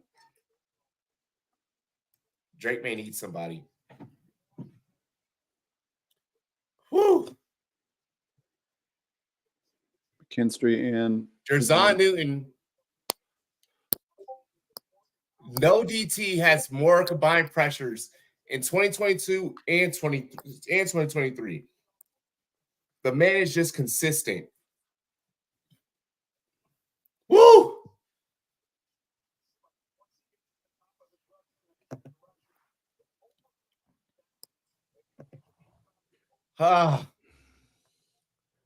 Hate you, Robbie. Great pick, Robbie. Bro, I was trying to fucking keep my legs from slipping out of this motherfucker. Can we borrow your GM for the rest of the draft? We got him from San Francisco. He's literally a first rounder. Commanders hoarding defensive special teams picks. Ah.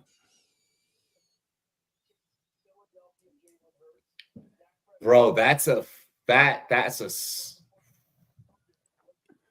Jaden Polk is the next pick. If you didn't know that already, yeah. Jalen Polk I is think, yeah. I saw it in the chat, but I didn't know if you would confirmed it. But I have. I had to yeet myself. Yeah. There's gonna be one time where like I do that and like it may not end well. Like I might just like throw myself too far across the room. Yo, Leafs, we need last night's yeet and tonight's yeet. Like every time Commanders pick and I throw myself fucking across the room, we need that clip. Every Patriots fan out there has now taken duct tape and put it on the number 10 jersey and wrote May on it. Everyone. Dog, when I saw that shit, I was like, yo, I can so use this for comedy. I was like, this is a good one. Like I had to jump on that. I had to jump on that. I will preference this with about Jalen Polk. I like him. I liked him at Texas Tech. He's one of my favorite receivers. Well, there's a wide receiver in Texas or at Washington that I feel is a better wide receiver than Jalen Polk, and he won't go until probably the third round. It was due to injury, and that's Jalen McMillan. Just look at his first 3 games before the injury, over 300 yards receiving, over 3 touchdowns, and then you look at last year. I'm telling you right now, whoever gets Jalen McMillan is stealing from the bank. It should be as the kids like to say, it should be federal. Federal. Sorry, why'd you fucking do that? It's federal. Yo, like as soon as you said it, I was like, yo, Moneybag Yo's voice just popped in my head. I was like, federal.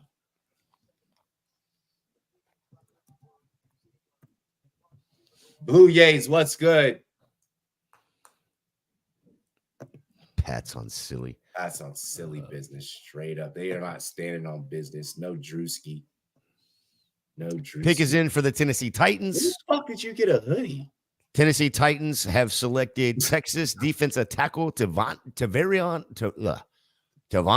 Sweat. Yeah, I was about to say. I don't know where I was getting Tavarion out of, because of the tight end. Yeah. The tight end. Yeah, so Titans go ahead and go defensive tackle here. What do you got on him, Robbie? I pretty good size on him. I mean, he's a defensive tackle, so he better have good size. But I didn't think that he was going to go as high. I feel like that probably could have been a wait and see. But again, I mean, position of need trumps all. Yeah, I mean, I'm sure Braden Fisk is down there in Florida somewhere. Punching the fucking air. Yeah, shaking his head going, what the fuck, man? What do I got to do? But seven sacks. Listen, 6'5", 366. Braden Fisk's like, you could have everything, but you won't give up. He's just waiting. He's just waiting for his opportunity, but he's not going to give up. When he gets picked, he's going to be a fucking menace. Well, in playing in the AFC South, he's going to end up getting double teamed. So he's big enough he can take the double team.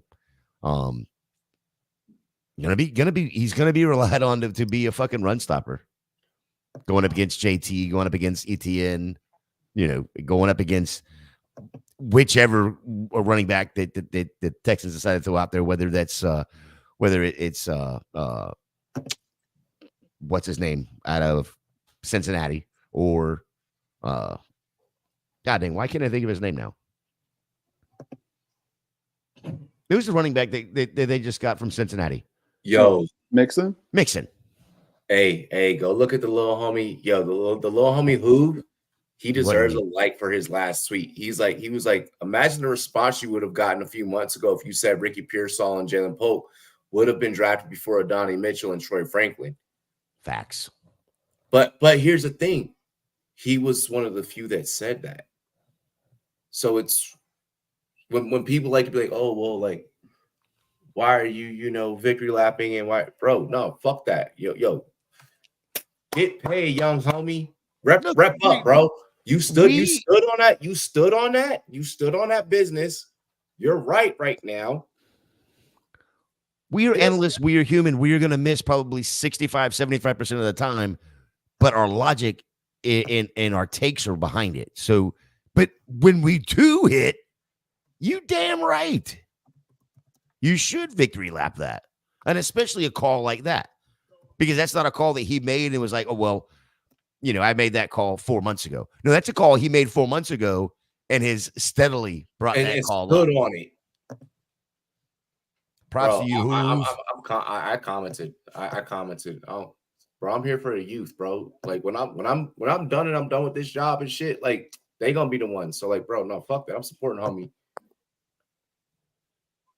Rams trade. I know Rams on the clock. I can go ahead and tell you what the Rams are going to do right here. It's not even in yet. They are going after Braden Fisk. They're going to replace Aaron Donald with Braden Fisk. That's my guess right here. Or do they go with Donnie here and try and accomplish a 3 tight end set, a big 3? You don't need to if you got the weapons on the outside. But here's the thing: is that you have a quarterback that can spread the ball so beautifully to where you can afford. Wait. The Panthers are trading 39. It's affordable. Okay. It's affordable for them. Is what I'm? You know what I mean? Yeah, I got you. I got you. I'm going to disagree with you. No. That's fine. I respect it. You're not going to hear no discourse about that take from me. Not during this one when we need all perspectives. Right. And if they did go with Donnie Mitchell, I couldn't argue the reasoning behind it either. I just think that with getting Puka last year, and maybe they do need to go and look on the outside. I think you can get that later in the draft, and now is a chance to replace a perennial All-Pro, probably future Hall of Famer in Aaron Donald with a guy that is similar size, maybe not as good of a player yet, but can be. I want to fucking interview Warren Moon, bro. All right, so more dirt. Here we go. I hate when this shit happens. T'Vondre Sweat, whose first visit after he was charged with DWI was with Tennessee. He was upfront and honest when answering all questions. If he was upfront and honest when answering all questions, why the fuck do we need to bring it up? I don't like in that scenario for that reason. I don't need the justification as to why he fell down draft boards. I mean, if anything, it sounds like the Titans appreciated the accountability. It sounds very yes. Pick is in for the Rams. Yep, Rams trade into 39 into the 39 spot that the Panthers originally acquired from the Giants for Brian Burns.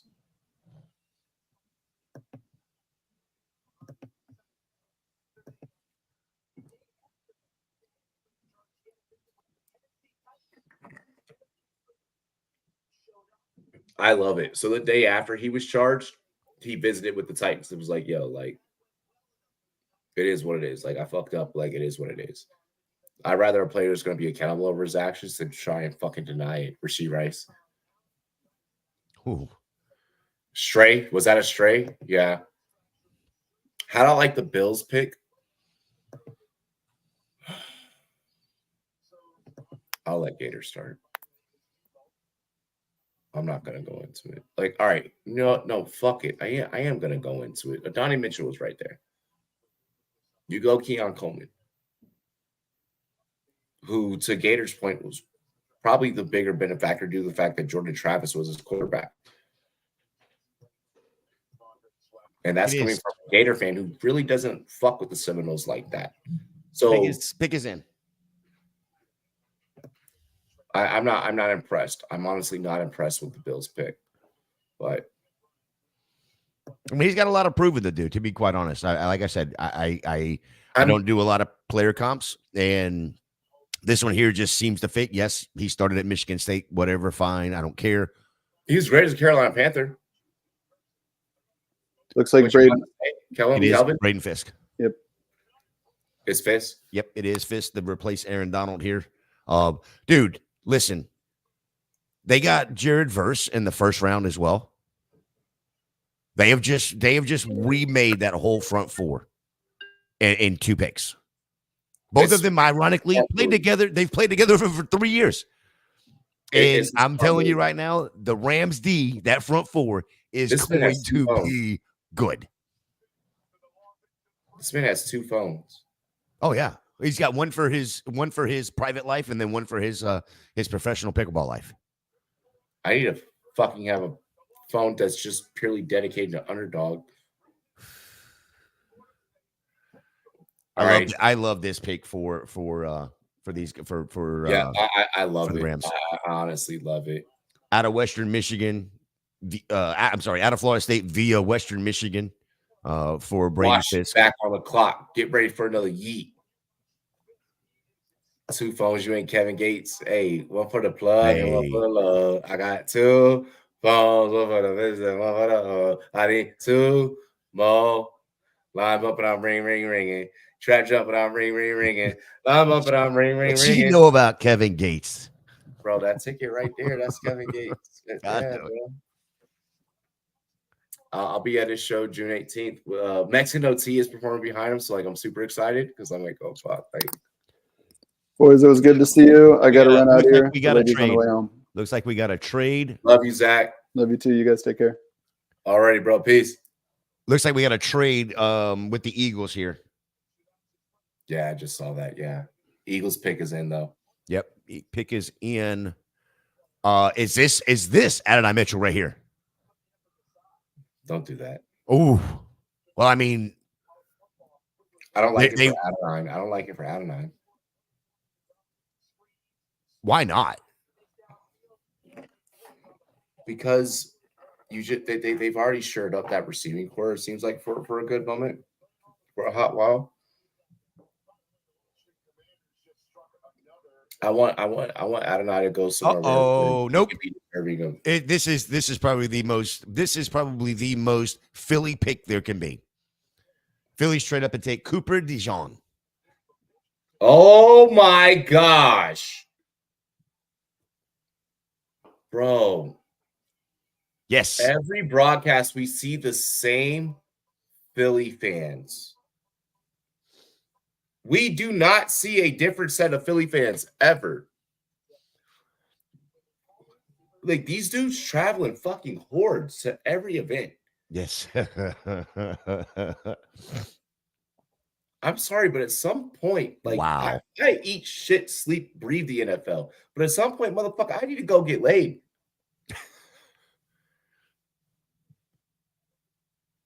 It's like a little surprising he fell as far as he did, but I mean, this is such an Eagles pick right here. They needed it. Oh, for sure. Darius Slay is old as fucking dirt. What did Darius say yesterday? I'm here to teach you. Yeah, Queen Mitchell and Dijon, same team. Yeah. It's gonna be nasty, dude. Okay, you know, as good as Darius Slay is, and of course they brought back CJ, Gardner Johnson, or whatever. Yeah, Gardner Johnson. Yeah, Gardner Johnson. So now you get the 2 of them, and now they get to teach. Wow, that secondary is going to be yucky to play against. Raph, you're right. Your Eagles did need that love. Your Eagles did need that love. Yo, my homie came back to the stream. He was like, yo, I'm trying to get to where I get the information first, motherfucker. He's like, I'm trying to write you.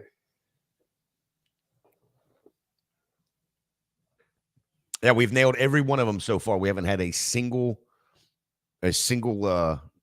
blunder, which is nice. Yeah, so far. All right, full trade for the Eagles. Get 40 and 78 Commanders drop back to 50, get 53 and 161. I have to check the group chat really quick. You got the news. You got news desk while I check group chat. So yeah, go ahead. You're good. Thank you. The Eagles now have added Quinion Mitchell and Cooper DeJean to their secondary. Again, the full trade Eagles move up from 50 to get to 40 to get Cooper. Holy. And they give up the 50, 53, and 161 overall. Bro. It's pretty good haul. In the company group chat, in the Rumboyz group chat, this motherfucker St. Pat just went at Taco's head, bro. Oh. He goes, Falcons are the taco of the NFL. Oof. No. They were on time to their draft position at least. Damn that! Oh my! Damn it, Gator! All right, I'm gonna tweet that shit. I'm gonna tweet that shit and add him.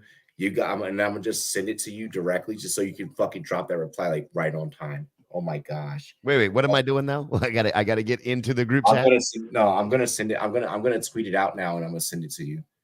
Like Pat told me, he was like, yo, tweet that shit out. He's like, okay, all right. So I need to go to Twitter then. Okay, all right. Yeah, he's like, it's a fire bar. And I'm at the Falcons too.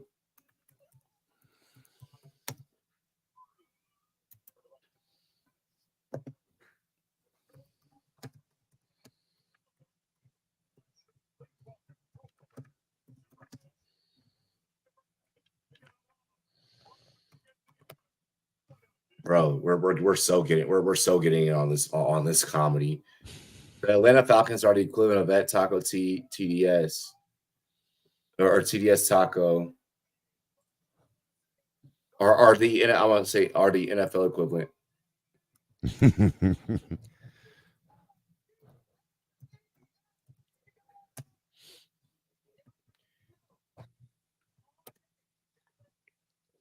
Green Bay on the drop it. Huh? If you got that pick, you can drop the pick. No, they're on the clock right now. I haven't seen the update. You have it? No. Okay. Because I'm getting this joke out for sure. I do have it. Actually, it looks like the Green Bay was on the clock, and now there's a trade. The Saints have traded up with the Packers. What the fuck? They are taking Kool-Aid McKinstry. Oh.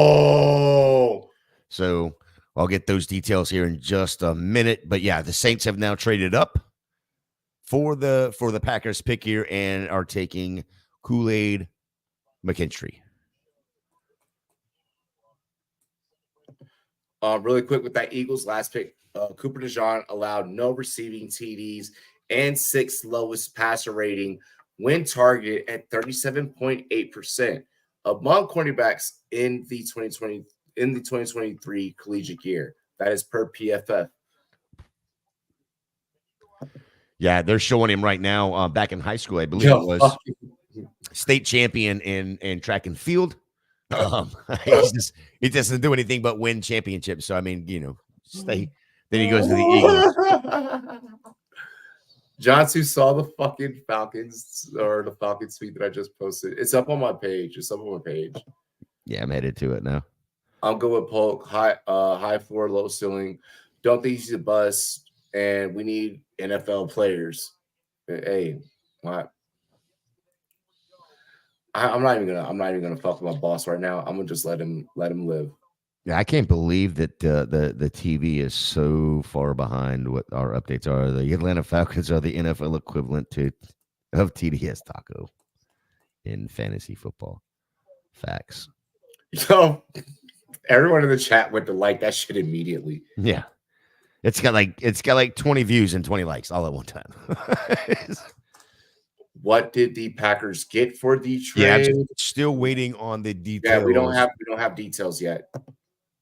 Yeah, I'm still waiting on the details on that one. But McKinstry is the perfect pick.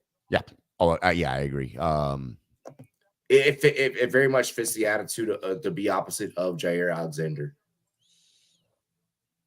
Eagles drafting needs to be studied. It's just Howie. It's just Howie, bro. Like, It's what we- Howie we- does every single year. yeah, like we've all been around and worked around Howie long enough, like to where we're fucking used to this shit, dude. Like we're just it is what it is. Like Howie Roseman is one of the top GMs in the league for a reason.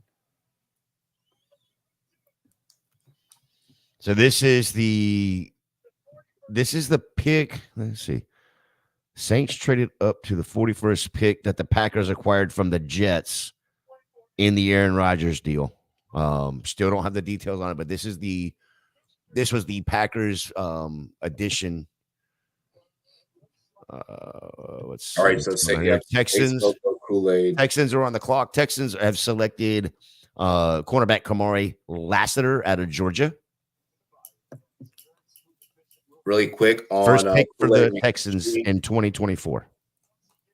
Really quick on Kool-Aid McKinstry, 25% forced incompletion percentage in 2023, 14th among corners per PFF, 3 TDs allowed, 17 pass breakups in his career.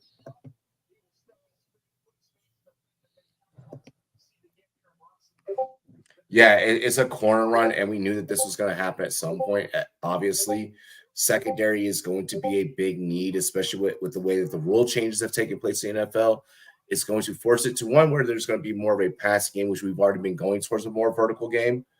But two, you're going to need to counteract the fact that it's going to become more of a passing game. Just the same with the NBA had to counteract the fact that when Steph Curry came along and more prototypes of Steph Curry came along, that it became more of a 3-point shooting game. So all that we're witnessing right now is from the sport as a whole, adjusting to how the sport as a whole is changing and growing.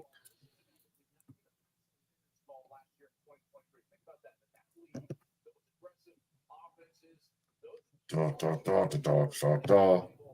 I'm scrolling trying to find. Still looking for the deal for the Packers and Eagles here, and I'm not finding it. Now I got to find the deal for the Saints as well.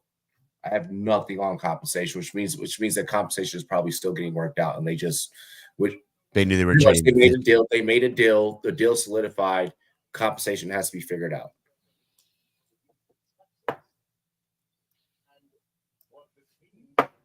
Texas pick is in. Yeah, I've already said that. It's Kamari Lassiter. Oh yeah, Kamari Lassiter. That's right. Fuck, my fault. Why did I even look at? I don't even need the broadcast at this point. No. I don't know why I did that. I'm sorry. I apologize. You're good, brother. You're good. I thought Sketch would have announced a pick at this point, but I mean, to be quite honest, I don't know that this is the best player that's left on the board. It's maybe the best player that they have on their board. I don't give two shits. There's not very many holes that Houston has, and this is one that they wanted to clear up now. Go ahead, cool. They've got 8 more picks after this, which is crazy because they didn't have a first round pick. They got more picks. I think they got 3 or 4 picks today alone. So, okay. Yeah. Trina just said Packers. Yep. You got it. That's what I'm getting as well. I just didn't want to go on air saying it, but yeah, that's what I'm getting right now. Give me Gator, buy me a minute 30 really quick. Buy me a full 2 minutes. Let me go make a phone call. Let me see something. Yep, I'm trying to find the Cardinals pick is in. Let's see what the Cardinals have done here. Cardinals select Rutgers cornerback Max Milton. Max Milton in the corners continue to fly off the board. Is that 4 straight corners in a row with Cooper DeJean, Kool-Aid, McKinstry, Kamari Lassiter, and now Max Milton.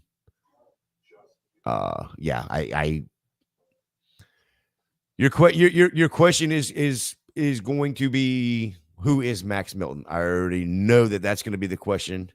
I'm looking at Cardinals, and it was a need. It was their second need. They filled their first need, of course, which was wide receiver in the first round. Filling their second need. Now let's go and find out who in the world is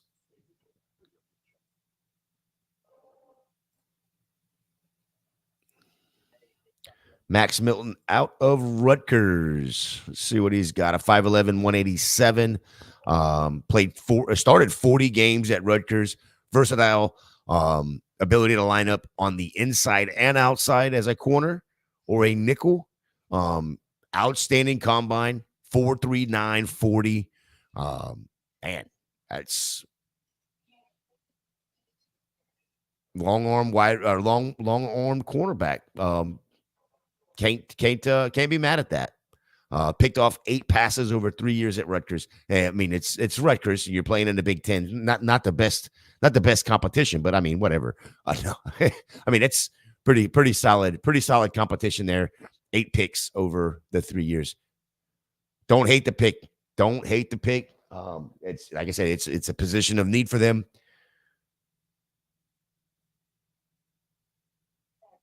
Max Milton, cornerback. Okay. All right, Dan. We moving on. Still waiting to see if we can find out, or when we find out the details on a couple trades. Now we got 2 trades I don't have the details on. So when we find that out, we will pass that along as well. Vegas is officially on the clock, even though the TV still shows that it's the Cardinals because, well, the fucking NFL is in a commercial break. Perfect. Let's see. Get over. I did try and make a fucking phone call to my NFC North insider. They are not affiliated with the Packers, but they are affiliated with the 2 of the other teams. Mm-hmm. Nothing. Still have no idea or no answer? No. I got the answer. I got the answer, and it's nothing. Okay. On the bright side, my sister's going to make steak tacos tonight. So, are you? Is that what's the delivery fee on that? Because that sounds pretty good. Motherfucker, just fucking fly out. I don't know why you haven't visited Colorado yet. Because it's fucking cold out there, dude. No, it's not. You're fucking tired. Hey, well. It's cold, right? It's not cold. It's overcast right now. Adonai Mitchell is still on the board. I guess I'm maybe a little surprised that he's still there. I would think that could you imagine if the Cardinals went and added him? Don't do that. Dude, why not? Because I'm not fucking ready. That would have been dope for the offense, I think. Fucking Joey. Yo, did you see Joey's backstage production picture? He's here we go. Last 4 picks. Cooper DeJean, Kool-Aid McKinstry, Kamari Lassiter, Max Milton. Do you see anything in common with those 4 players? Read me the list one more time. Cooper DeJean, Kool-Aid McKinstry, Kamari Lassiter, and Max Milton. As they say in your rookie drafts, you're going to have a fucking running back run. You're going to have a wide receiver run. This is the cornerback run. Yep, it's a run, yeah. They are literally flying off the board as we speak. All right, I'm going to step out for a second. You got Vegas is on the clock. Yep. And hopefully I'll be back before that pick comes in.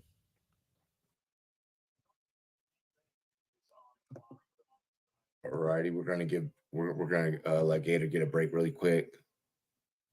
You sent me the trade info on the book. Hold on.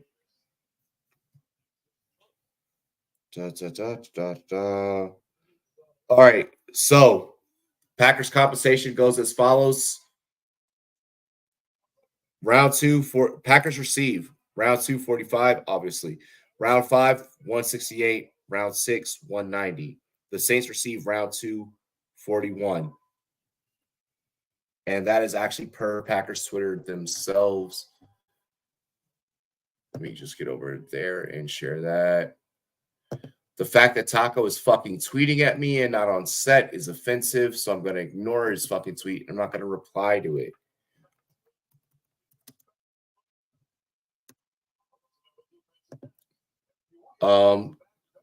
Packers compensation up on my Twitter page. I just got that reposted. Da, da, da, da, da, da, da, da, da, da, da, da.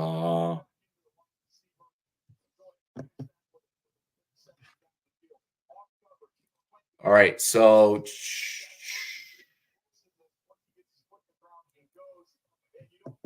yep, Raiders going Jackson Powers Johnson. Love this pick. We've been waiting for this pick. We brought him up during the pregame show, whether or not when he was going to come off the board.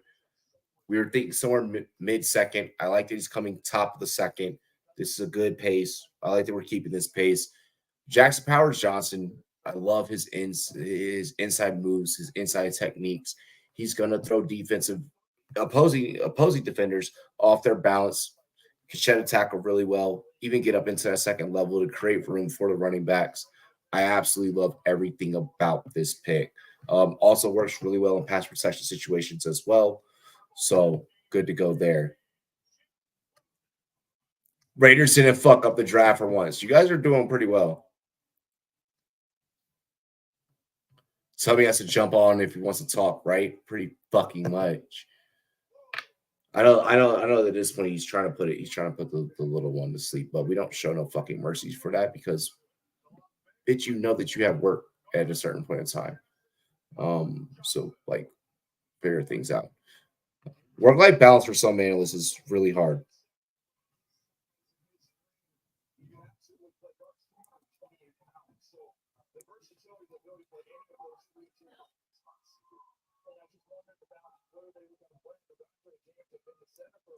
Don't tweet me. Hurry up and get on air. Hit the send.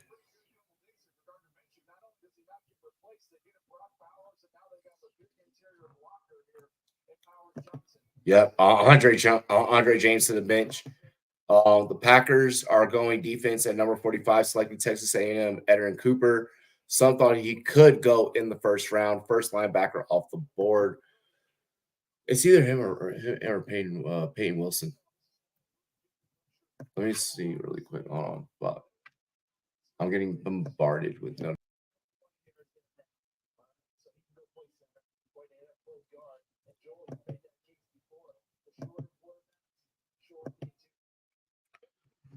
Really quick, Raiders selecting guard Jackson Powers Johnson at number 44 didn't allow a sack on 497 pass blocking snaps in 2023. Team high 37 knockdowns, recording multiple in 12 of 13 games played.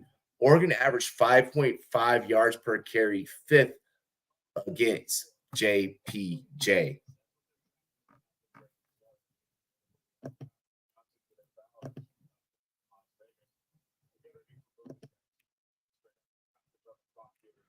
And we have Panthers on the clock. We do have Panthers on the clock. No.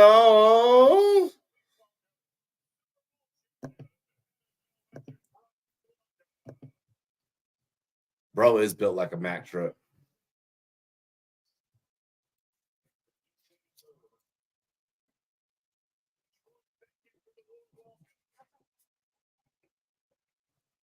Brian Bulaga fucking getting booed by Detroit. Obvious. He's a Packer. Yeah, he's going to get booed by Detroit.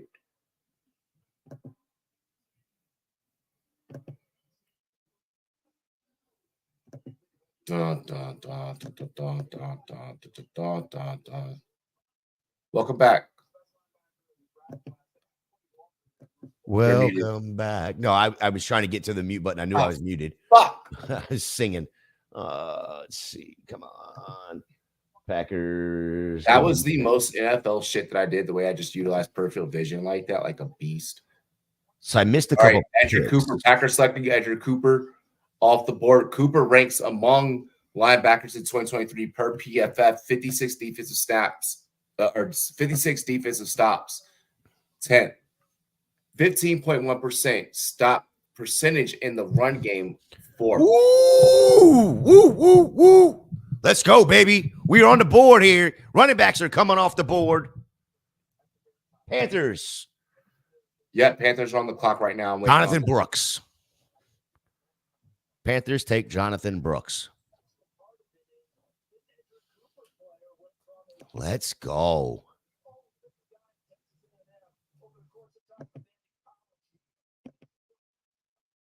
Yep. All right. So we got Jonathan Brooks. Panthers going Jonathan Brooks. They needed a running back. They need offensive weapons. So I like that they go Leggett. I like that they go Brooks. I think this is a team from a fantasy football standpoint that people are gonna sleep on. And it's A year late. Pretty equitable. I think it's pretty equitable that you can grab these guys. Yeah, it's I a think year that's the late. most important thing to find. It's a year late, but I like what they're trying to do now. I don't like that my Tampa Bay Buccaneers are going to have to face Jonathan Brooks on a yearly basis twice. Don't like that. Just imagine if they start building up the defense here in the next rest of the night and then tomorrow. Let's see. What do the Panthers have? 65. One more tonight. Oh, wait a minute. Oh, this isn't updated. That draft that's not updated. Sorry, let me take that back.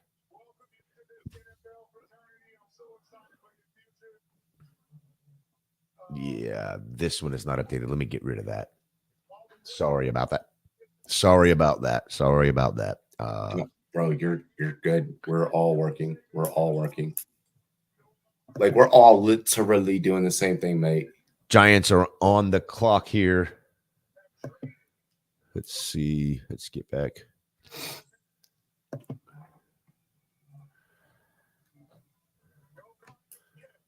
I probably got one or two more picks left, Robbie, before I have to jump off. And then actually probably got 3 picks. Well, hopefully fucking Taco's little hoe ass figures his life out. Well, I mean, he's probably still cheersing the Penix and we know that Mike will be here pretty much around like Rumboyz after dark time because he has to deal with traffic and shit. So like I'm not worried about that. No, yeah, he should be here. Then he's got his show later on tonight too. Does he? Oh, yeah, over there on Going for Two, which is where I've got to go to. Oh my god, fuck. Yeah. Still waiting on this the Giants pick as soon as it comes. I still haven't seen the trade information. So it's kind of weird, and you looked it up, and it's probably still, they're still looking or still figuring it out. Which one? Well, for the Packers, we already got it. Already got it and announced it. Oh, okay. What was it? Because I haven't seen it. 1 second, if you don't mind. Let me just go back to that report. Trina actually sent it to me because she got it before I did, surprisingly, which is fucking weird. Oh wow, Mike is right there. Oh, here it is. Panthers receive second.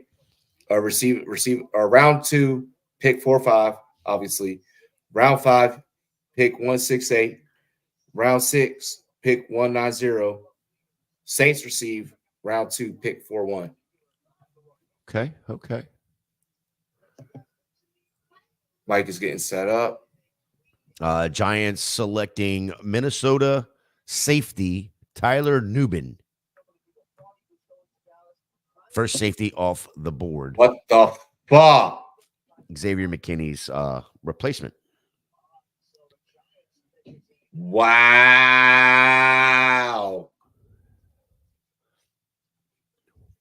Yeah, that's interesting. It's the most Giant shit ever.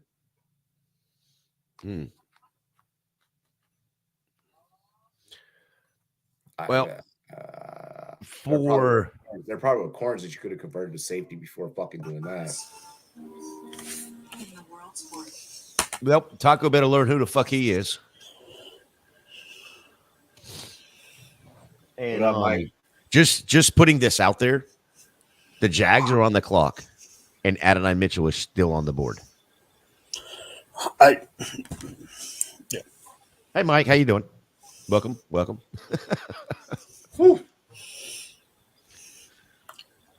I've been home for 90 seconds. This seems like a freaking no-brainer right here for the Jags. Or does it not? Am I completely off? Well, If it's not the Jags, then it's got to be Cincinnati next, and then there's a T. Higgins trade on the horizon. Well, the thing is it going to be them that they already took Brian Thomas Jr.? The Jags? Mike, draft I agree. for Talent. I agree. I just don't know if they'll do it. That's Let's finish. Let's finish. Hang on. We're not done yet. Trade. Yeah. For need. Thank you. I know. Let's do this together. This is an exercise in fertility. Frutility here. Draft for talent. Trade for need. There we go. We are simpatico now. Remember who their GM is. It's still Trent Baalke. That's all I'm saying. Well, yeah, that's fair. But they do have Trevor Lawrence still, and he needs weapons. Do we know who the Giants pick is yet? Oh, yeah. Tyler Nubin, safety out of Minnesota. Where did we get that from? Okay. First safety off the board, by the way. Fucking, we got that through. Jaguars are selecting defensive tackle Mason Smith. I got it through Underdog. Okay. Well, because what's his name's not on today, so. Wow, it's a nice little pickup for your Jacksonville Jaguars.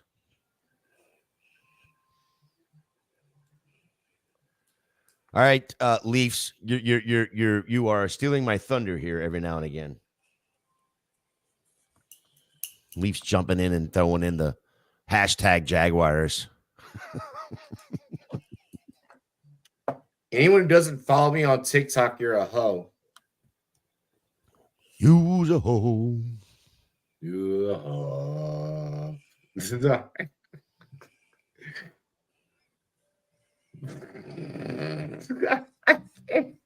I was just trying to let that just like be like a subtle thing and like just something about Gator be like, use a hoe just got me. She's a first running back on. Oh wow, let's go. I want that. I need Daddy. What a girl wants. What a girl needs. Happy sets you free. So if you want a chance to win a Vita Vea signed football, because 5 years ago today, the Buccaneers drafted Vita Vea, go to Buccaneers Twitter right now. Boo! Tiki Barber! Hold on to the ball! Boo! Ooh. Guess who's going to be on the move? T. Higgins? No, but it is a Bengal probably. Trey Henderson. Bengals are getting a defensive tackle, Chris Jenkins Jr. from Michigan. Michigan. That guy's dope. He is dope. Bye, Eric. That guy's dope. Trey Hendrickson is going to be here to stay because they couldn't keep both. Trey Hendrickson's going to be on the move. Very, very shortly, it seems. You ask for a trade, you're fixing to receive one. I hope they send him to KC, and then Buffalo is like, hey, Cincinnati, we're in the same boat. We like to give the guy that we can't beat our good players. Put him right next to Chris Jones. I'm happy. Jesus God Almighty! Holy shit! Sick. Hey, talk Fucking or Rich, Gator? No, Richard. Sick. What? Well, I mean, the rich get richer there. I mean, it's the Bungles, right? The Bungles and the Bungles and the Bulls. The Bungles and the Bulls. Just two franchises that are on the verge that just, for whatever reason, cannot get over the hump. Hey, your team's going to be next, Robbie. I know. Well, his team's looking for a second quarterback because they're going to need one. Work is just blowing me. Like, they just blew me up. So I have to, like, fucking reply. You're good. So we had a nice little cornerback run. We've had a quarterback run. We've had a wide receiver run. We've had a Dude. cornerback run, and now we have a D tackle run. So everyone, people were giving Buffalo a hard time for letting the Chiefs take Xavier Worthy, right? Duh. Why Not the letting- hell? Why the hell did your team let the Great White Hope go to the Philadelphia Schmeagles? We all right. We all right, bro. Like we're good. We're good. We're good. We're good. Shout out to the Jags getting Mason Smith. We're good. We're not worried, bro. Like we literally do not care. Well, you probably should. It's the Great White Hope. It's not even that. When you go up against that secondary, it's like, who is he going to throw it to? Because nobody's open. We're gonna light it up. Doesn't matter, bro. Doesn't matter, dog. Like we don't care, bro. Like You're going to have more Eagles fans in that freaking Hey, that Washington RFK, playoff- whatever the hell Washington you just playoff want game to this year. name that Washington stadium. playoff game. Washington wants a playoff game this year. Suck my dick. I don't care. Like I try to say like such a straight face. Like I try to like just All my Chubba Hubbard shares went to shit. Gone. But we knew that was gonna happen though. If you think I'm actually being serious, you guys, I'm not being serious. I'm just saying. I did Yeah, not but think they were. I didn't think they were gonna. I didn't think they would be the first team off the board. What it seems like is that every source right now is being scrambled. Like we're trying to stay ahead as much as we can. Mm-hmm. Yeah, I've got one that I'm leaning on right now because he's been pretty damn quick. Leaf side, you're probably on him as well because you seem to have the information and type it in or copy and paste right as I'm saying it, Gator, or right as I'm seeing it. So Gator, I think can Leafs you and I are on the message me same one right now. Gator, Like can you like message me? even the actual insiders aren't moving as quick, No. and they're in the rooms. What? Literally, And with literally news desk And with the news five desk is and with all the about- 5-minute clock, with the shorter clock in Seven. the first round, 7 minutes. 7 minutes, yeah, and then 5 in the third, right? So Five little in the known third, right. thing, like your average insider is typing like 116 per minute. Well, Like, Robbie, On resumes, Yeah. when they ask like, can you work news desk? They ask like, how quick can you type? Like, yeah, like, you be dropping like 116. well, the other issue that you have, like with the broadcast, is because they're bringing on the former players and the special guests like they have on the stage right now. It takes longer, so the pick is in, and then you have to wait for them. The clock is already going. NFL slowed down the tempo tonight. If you notice, the tempo on even early reporting is not the same. Gator, what do you think about the Braden Fisk? Because I know you mentioned him. Oh, that was a fucking loved it. slam dunk. Mhm. Slam dunk. I mean, they got Jared Versa in the first round. And Then then you him. pair him up with his team, his college teammate, and basically revamp that line, losing Aaron Donald. I mean, we were talking about it as the Rams traded up. I'm like, this is the spot right here, perfect fit. And Robbie was like, yeah, I get it. And it was a slam dunk. When I saw it in the car, I literally texted my coworker that's a Rams fan and said, I know you don't know who this guy is, but you need to look him up. Yep. Yeah, 6 or 7 sacks last year. Just a freaking stud in the middle of the line. Giants Twitter is. I mean, Well, I he's a run expect, nothing, stuffer, I right? expect nothing less from New Yorkers, but Giants Twitter is some fucking heathens. Yeah, he's like 6'3", just under 300 pounds. Well, bro, the homie G-Man J goes, Oh my god. as of 4 minutes ago, goes, if each team is sitting out there led just to announce draft picks, Commander select Michigan's why is cornerback Steve Barber Mike. out there for the Giants? Michigan cornerback Mike Sainrini. Yeah. Mike Serini, I love that pick. That's a God great pick. damn! It's a good pick. Let's go! Ah! I think he was hurt partway through the year, maybe, but not to the point where he's not going to be ready. Yeah, back-to-back Michigan players off the board. Adding another corner. I believe we've had like five corners, a safety, 2 defensive tackles. I believe maybe 3 defensive tackles. and then Jonathan Brooks over the last 8 or 9 picks. So not stop dry hump in the air. Wow. Yeah, good pick there, Rob. Good pick there, Robbie, for the old Washington Commanders. Good job. Nice job. Forbes is gone. Emmanuel Forbes is not him no more. Look, he was a rookie last year. Give him a break. Dan Quinn needed to bolster that defense, and He needs to go to a different. Yeah, you got to let him go under this system. If he doesn't do good under this system, then yes.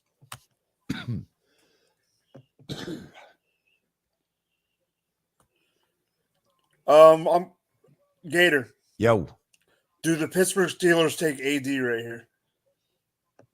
I mean, that's going to be one hell of an argument in that fucking locker room between him and Pickett or Pickens. It's going to be interesting. One of their, let's see, what do they got? They are sitting, where are they? They're next. Yeah, no, I'm saying, I mean, they got their biggest 3 needs are offensive lineman, wide receiver, and cornerback. We've seen a bunch of cornerbacks go off the board. Let's look and see what is. I don't think that Kamari needed to be the reach. I mean, Enos Rickshaw right here wouldn't be a bad pick. I think that there could have been other talent that you could have gotten. You could have went after, but it's not a bad pick. I mean, you just got to trust your Texans, bro. I will look at let me look at this. Indianapolis and then Washington again. So we got Pittsburgh, Indianapolis, Washington right here. It could very well be Adonai Mitchell here. Or Enos Rickshaw. Both big needs for Pittsburgh. But I would have, if Pittsburgh doesn't go Adonai, if Indy doesn't go Adonai, there is something needs to come out and say, why is he falling? We know there's going to be a player every year that's going to fall, but why is it Adonai Mitchell? Why is it some people's 4 or 5 in the freaking? It doesn't make sense. Something's happened. Something has happened. Whether it's in the interviews, Steelers feel a major. Hey, someone find out if Adonai Mitchell has a baby mother or something. Steelers. He has a kid. No. Steelers take guard and center Zach Frazier out of West Virginia. Former 4-time state heavyweight championship wrestler. Robbie, he has a kid. This is a Pittsburgh That's why he went Steeler back right to here. Texas. This is a Pittsburgh Steeler right here. Yeah, a grunt. Nasty and I mean that grunt, and I mean that in a good way. Yeah, no, I got you. Nasty in the trenches. Love him. Coming from someone for military, that's always a compliment. Absolutely, bro. Grunts get shit done. Another player that I wanted to ask you about, Gator. I know you guys might have already talked about it, but we talked about it. I saw you mention him in the sleeper chat. The guy the Raiders took. The center from Oregon. Oh, Powers, Powers Johnson. I'm surprised he fell that far. He got listed as a guard. Pick for them. That's a great pick for them. Dude, did you see they listed him as a guard and not a center? For now. Yeah, I think he can play both positions as well. Let me just look something right quick. I'm not worried about stuff like that. No. But I'm just. Sometimes I think it's interesting. I'm just saying it's interesting when they announce them as a position that's not their call. Like it just shows. It just shows that they can play both. Are you talking about when they announced it on the draft itself? Because they show him every site out there shows him as a center because that's where he plays. That's where he plays. But they announced him as a guard. Really quick, I don't give some background on Sandstrel. Sandstrel had the second most interceptions among all cornerbacks in 2023. And not a single one of them came against J.J. McCarthy, just so you know.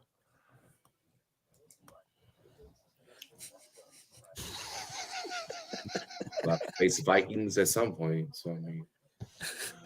Well, no, I mean, in college, he did not pick off J.J. McCarthy at all in college. Just wanted to put that out there. Good job, Satan the Avi. I don't even know how to fucking I have no reactions to that. Hang on. Let me see what the fuck Taco's messaging me right now. He just DM'd me. He's 30 telling you more he's gonna go and pick fucking he's gonna go pick Joe Milton as the next quarterback for the Atlanta Falcons. That's what he's doing. He didn't even fucking text a whole complete sentence. He didn't even know who Michael Penix was 2 weeks ago. I'm done. I don't even know if I can fucking reply to that. Oh my god. God, he gives me a fucking headache. God, he gives me a fucking headache. Why? He like when he's right, he's right. When he's on point, he's on point. But then sometimes I fucking type English, bitch.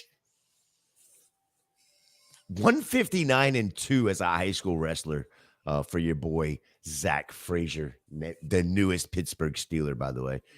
Yeah. Just got married. Congratulations. Got married in May. Like that.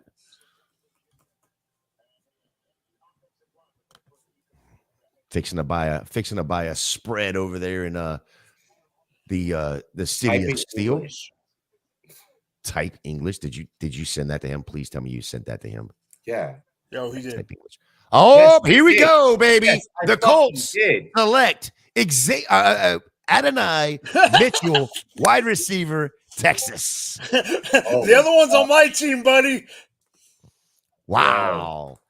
Finally, I like it. a big weapon I like for it. AR-15. I like it. For AD I like to go it. off the board. Wow. I like it. I like it. Dude, I I mean, know he slid, but I like it. I love it. I love it. For fantasy, I love it too. Oh, I like it. I like it. I think it hurts Pierce. I don't think it hurts anybody else on that team. Not It Downs. hurts Alec Pierce. Not Downs. Yeah. Yeah. No, it doesn't hurt hurts Downs at all. Downs is going to be the underneath guy. I'm just making. Okay, wait. Does it hurt Downs or does it hurt Pierce? Because I feel like it hurts probably Downs. No. Pierce is on the field and can't even get fucking targets right now. Field stretcher all day long and can't get targets. Dude, Downs can't hang on to a this fucking offensive ball. lineman that they drafted is a freaking ham. Downs could catch COVID in the middle of the pandemic and ain't gonna Listen, hang on. you got listen. We're going to a 3 wide receiver set here. We got Michael Pittman on one side. We got Adonai Mitchell on the other. Josh Downs here in the center. We don't need a fucking tight end because we don't have one. It's gonna be Josh Downs. Josh Downs is going to be the fucking And target hog. John Tavian Sanders is still Ah, going. that's I said that a tight end is not being taken in the second. So Look, yes, Downs plays a slot. It is a crowded wide receiver room, but you're not going to have to worry about Alec Pierce anymore. If you have Alec Pierce, you may as well go ahead and drop him. I'm just saying. See if you can trade him right now for a third.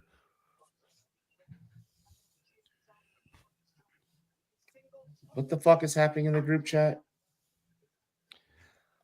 I don't know. I can't even pay attention to that group chat.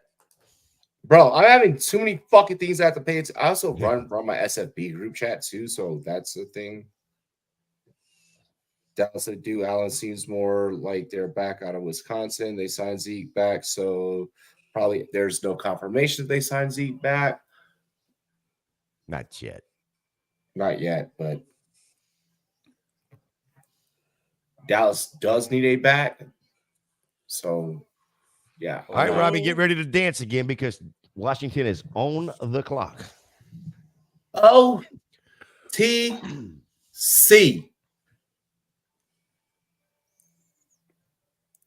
For the acronym WFTs. The acronym is only exciting when you're watching the real draft. When you get texted OTC, you're like, fuck. Yeah. I hate that. OTC for the WFTs.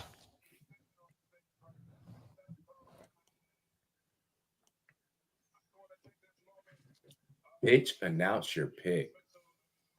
I mean, it's just their 15 minutes right here. Well, I had someone tell me that the league told insiders to slow down. Yes, that happened yesterday. They didn't listen yesterday. No, and I think that they are today. From what I got told is that it got harped on today during a morning meeting.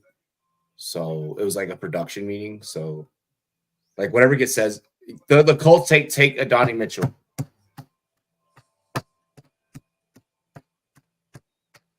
Can I get a You could have when we You talked could about have it 5 10 minutes ago when you said Downs that's was not going to be the guy.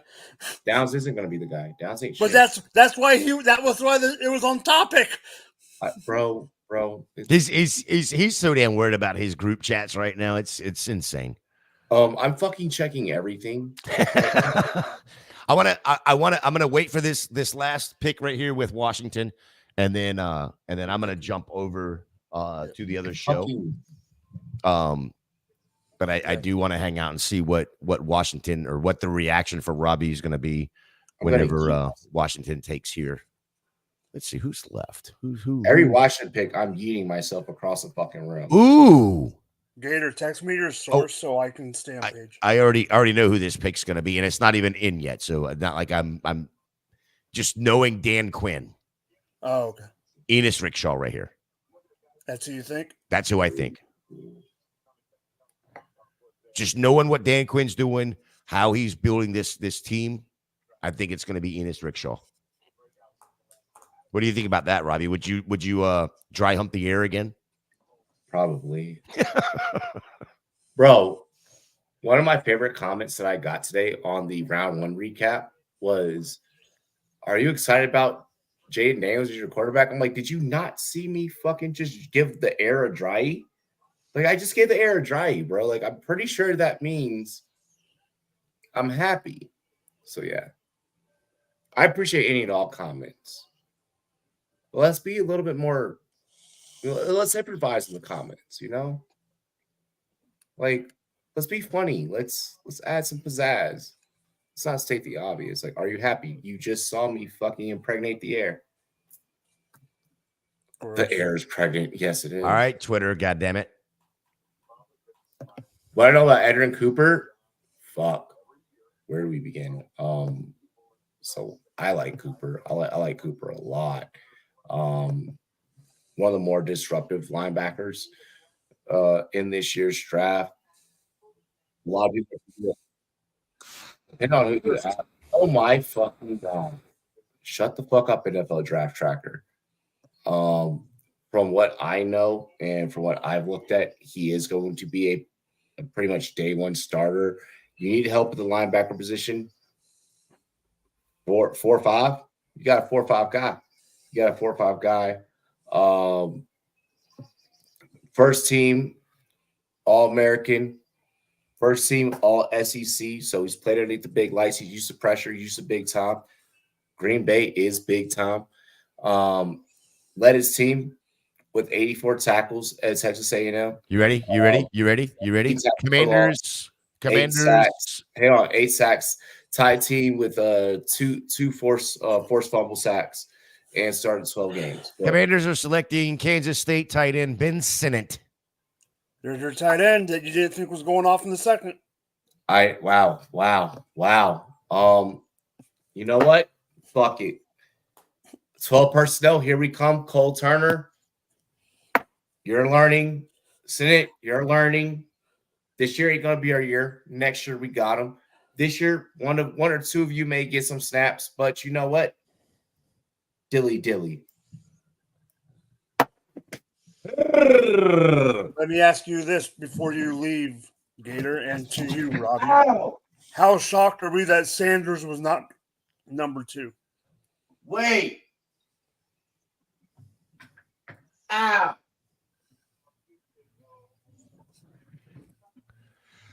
I am shocked. I'm shocked. That Yeah. Sanders wasn't 2.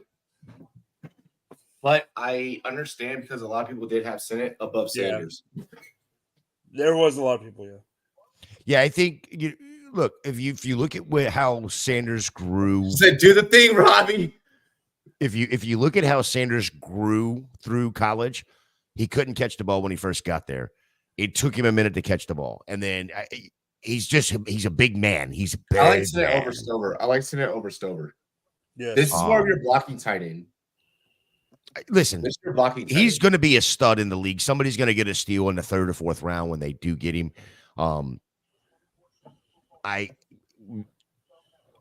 Well, so that's your blocking tight end. You bring him in for 12 personnel, jumbo sets. Right now, correct. Absolutely. No, Yeah, I'm talking about Sanders. I'm talking about Sanders and his progression from progression from when he first got to Texas. Wait. Hold on. I gotta get this member of the chat. His intro. This is it. What? Guccini up in this bitch. That's what? Yo, what's up? Guccini up to the sky. Lucchini up to the sky. What's good? JD. Dilly. Shouts to Heart to Start. Yo, make sure you guys subscribe to Heart to Start, man. Check them boys out. They doing big things. Like, especially like if you need like minorities in the industry to like, kind of like really like their shit is real shit. Like real hood shit. Like I appreciate them homies so much. I appreciate y'all so much. For real. A1 since day one. Bro, what are you doing right now? Hold on. What are you doing right now, JD? What are you doing right now? Like if right, while you're doing that, I'm gonna jump. I'll drop you the link. I will try to be back a little bit later on. But let me get over to that other show. Did you get the text, Mike? Yes, got it. Thanks. All right, sirs. I will Mike, see you all on the flippy. Huh? Sir? Is your shift opposite of his for the other show? I'm right after. Right after. So then one will. I take over for him. Yeah, you'll be by yourself for about a 5-minute period, unless Taco decides to show up, and be human again. We're not going to do that. Don't count on that. All right, fellas, I'll see you back. Peace. Wait, bro. I take over for him, so we'll be on for like 5 to 10 together, and then flip. No, I trust what you guys got going on over there, going for 2. You guys know our production. I know you guys' production. Both our productions been doing this shit for the last 6 years. Oh yeah. We're good. We're yeah. He's just in charge of his. He's just in charge of their segment, and I'm in charge of ours. Yeah. So I'm running it. Run it. Speaking of run it, let's run down the last 5 draft picks. Bengals, Chris Jenkins. Commanders, Mike Sandstrom. Steelers, Zach Frazier. Adonai Mitchell to the Colts. Ben Snutt to the Commanders.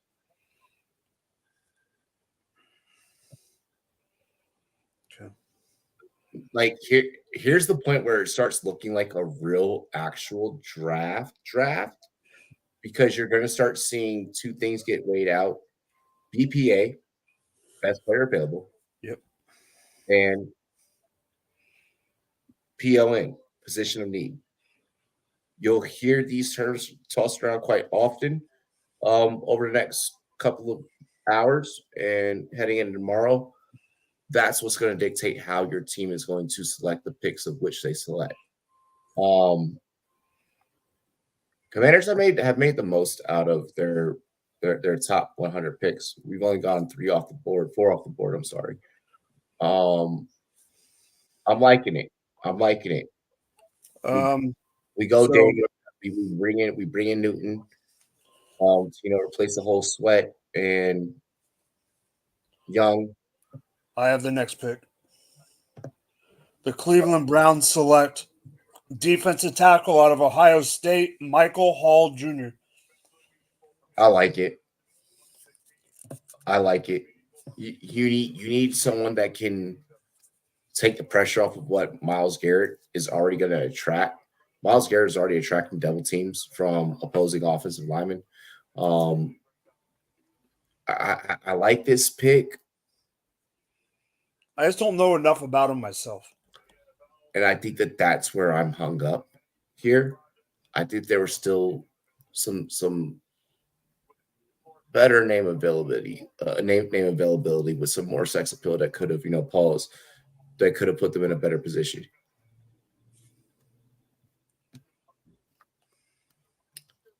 And David just hit me up. Hang on.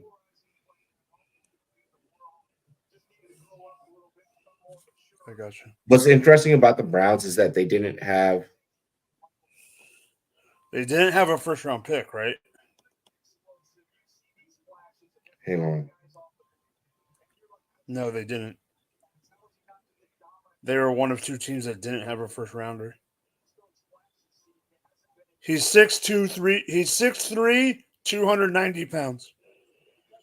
So he's not like a super huge. I mean, he's big, but he's not. He's speedy for being like down lineman.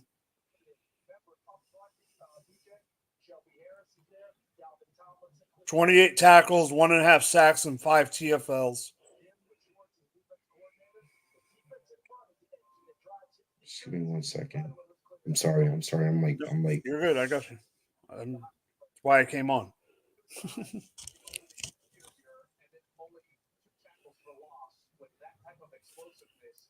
Yo, I love how our fucking colleague K Adams.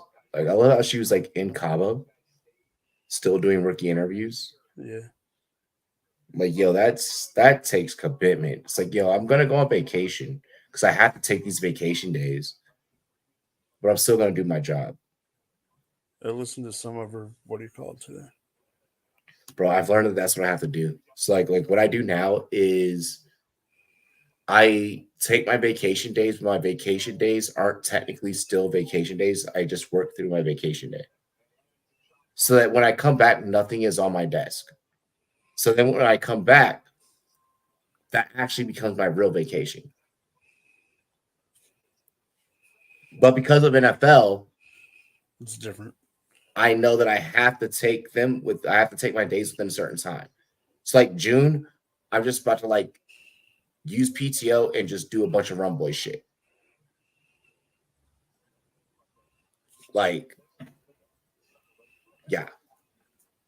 I have to use a mandatory of 3 weeks, but I have unlimited PTO. But I have to use a mandatory of 3 days. Or I'm sorry, 3 weeks. So I'm just trying to figure it out. Like, I'm like, I could take 3 weeks probably around. I could take 2 weeks around my birthday, partied up for my birthday, come back, and wild the fuck out. Like, you know what I mean? Like that's what I'm thinking.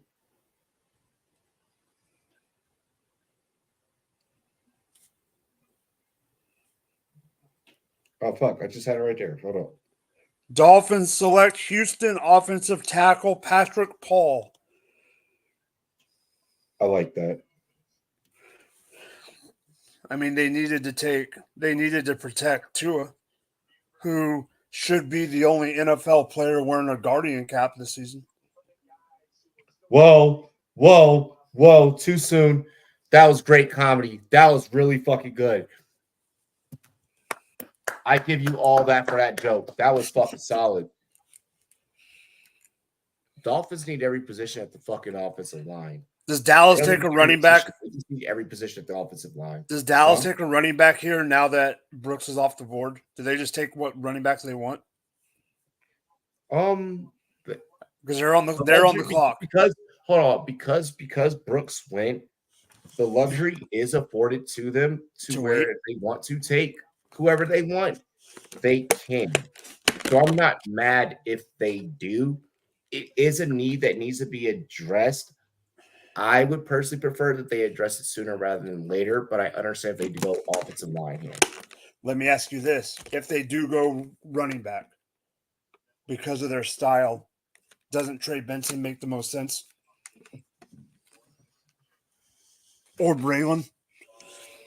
But I think you don't need to take Braylon here. So if you take someone, let me before I answer this, I'm trying to think about all the film that I watched on Dallas last year. And I'm trying to think about loaded box situations, looks that they saw. Dallas wasn't shown a lot of loaded box situations because opposing defenses didn't fear the running game. I think that they were shown. I want to say it was like 5-6 games. I think it was 6 games. I think I have it logged as 6 games, where in those 6 games they were shown a loaded box more than 50%. For the most part, teams did not give a fuck if Dallas tried to run. What it looked like to me when I look back at Dallas film, I'm trying to be very meticulous about how I put this. Like when I look back at Dallas film, I look at the opposing defenses that they faced. even at that almost 45 to 50% clip that I noticed, it was more so situational. It wasn't because the offense dictated that they needed to load the box. It was, this is the look, this is what we're going to show. And that's usually when the passing game would get off. And Dallas would usually perform passing play against said such. With that being said, and with that being stated, Dallas can now pick and choose because you don't have to worry about grabbing the necessarily best back, quote unquote, off the board.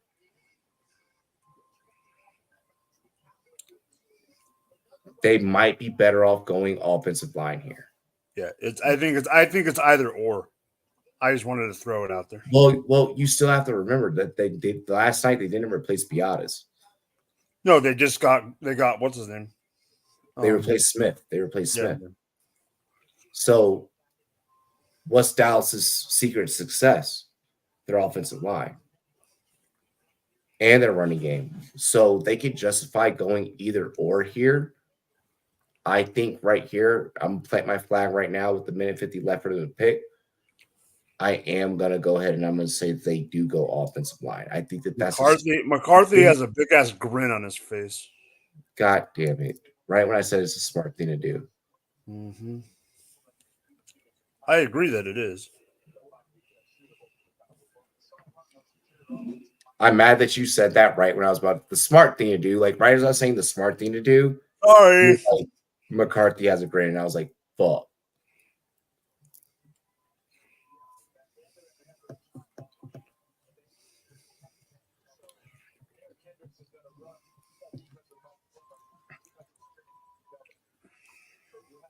I'm waiting on this Cowboys pick, and I'm going to run, go to the bathroom, and come right back. Okay. My dog is getting yelled at, which means he just fucked up. Okay. I'm going to just let my sister deal with it for like 5 seconds. Like, she can manage. It's okay.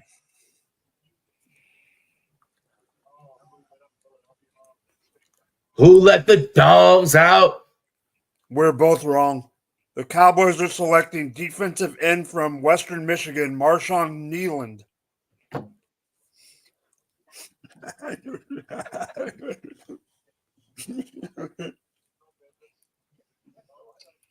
All right.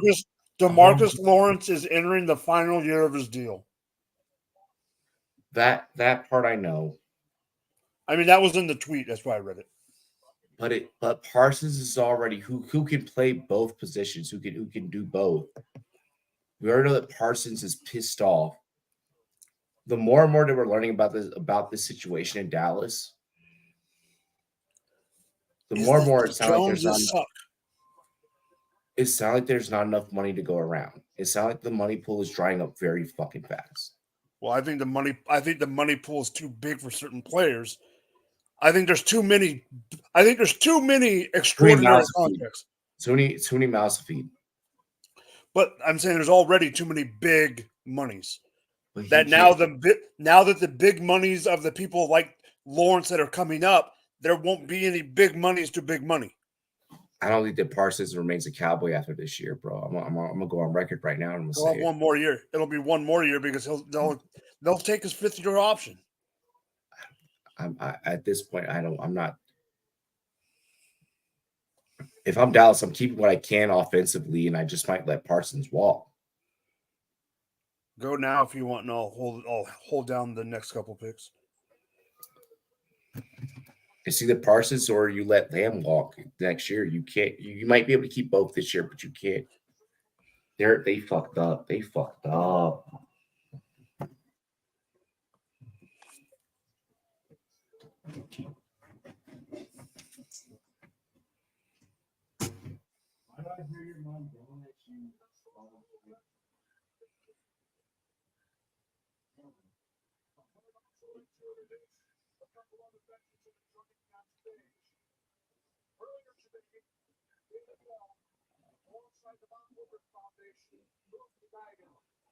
All right. Yeah. Leafs. Who is right?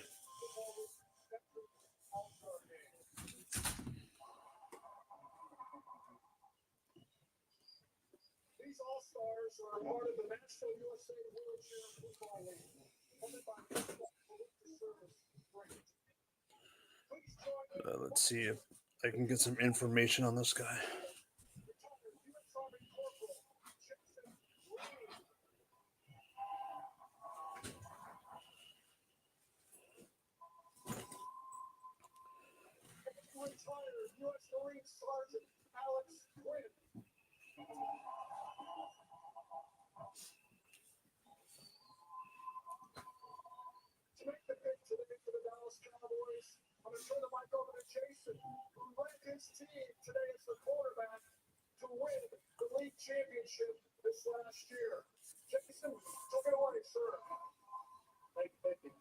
With the 56th pick in the 2024 NFL Draft, the Dallas Cowboys select Marshawn Nealon, defensive end from Western Michigan.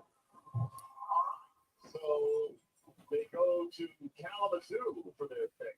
Washington State here. It's Western Michigan's Marshawn Nealon. Yeah, they lost Lawrence Armstrong in free agency. This is a rugged, physical football player. If you saw Tui Pelosi played for the Chargers last year, their second round pick at USC.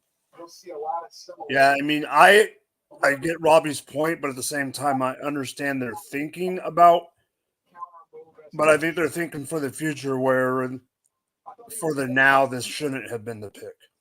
Shut down the run, and once you realize you're throwing the ball, then that's where you see that effort and you see that stick-to-itiveness. Sometimes the next gen steps powered by AWS. Look at those athleticism scores for edge rushers. I mean, those are some big names you see come off the board already in Dallas, Jordan and John Robinson. But Marshawn Nealon's right at the top in terms of the athleticism. You mentioned power, then you go for the force. That means matching up with Jordan. What is that?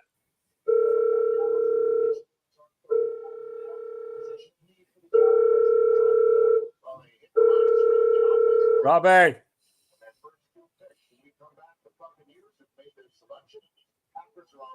157 tackles, 13 sacks, 29 TFLs, and 3 forced fumbles.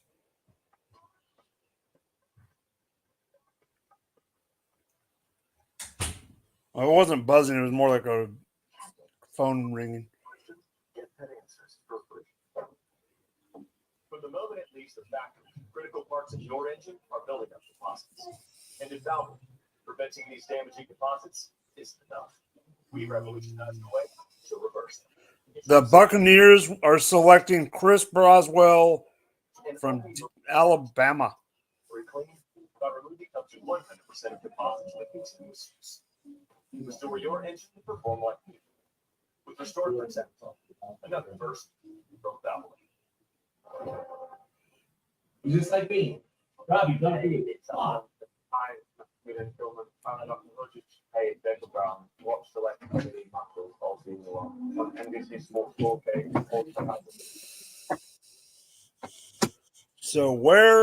So defensive lineman for Tampa. Now Green Bay is on the clock.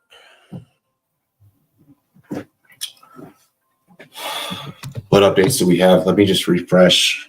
I'm going to stretch really quick while you announce. It was just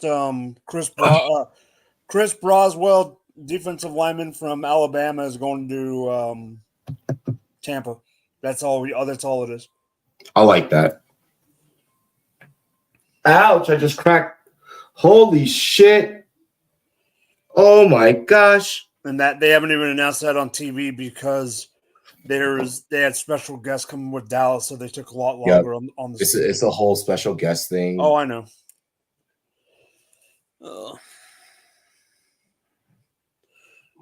But I have it. So Caleb is officially wearing 18.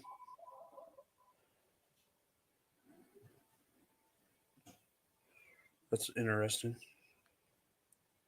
My biggest fear with my addiction was that I would never be able to get over and that my kids would have problems. That's a wild fucking commercial. Yeah, when you were gone, your TV sounded, because you weren't talking, your TV sounded loud as fuck. Really? Yeah. Where is that coming from then? And then there was like a phone ringing too for like 8 rings. Let me just double. Yep, because now I'm hearing it. I was not hearing that earlier.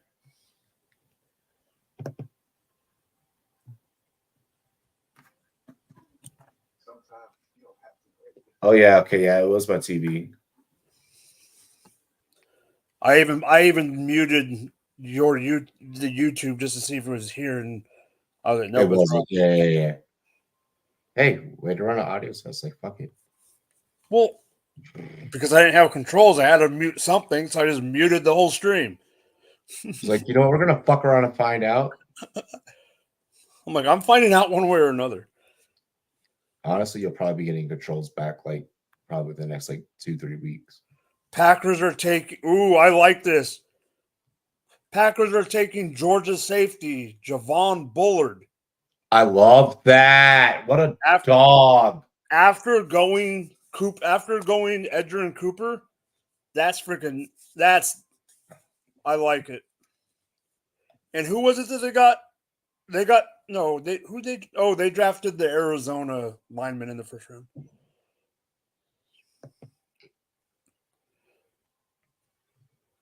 I like that. Packers are just going to outsmart people. And Javon Bullard. I like that move.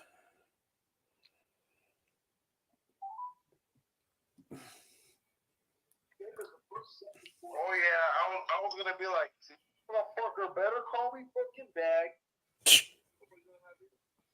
No, nigga, you good? You good? What you doing?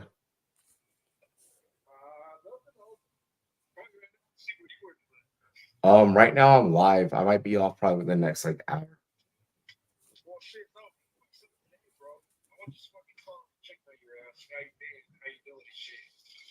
Overworked but highly paid. That's how I've been.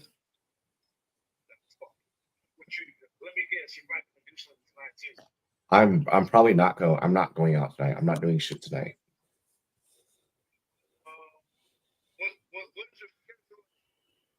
Tomorrow, once I'm off, I'll probably be off like 6-ish, like 5-ish, 6-ish, like around there.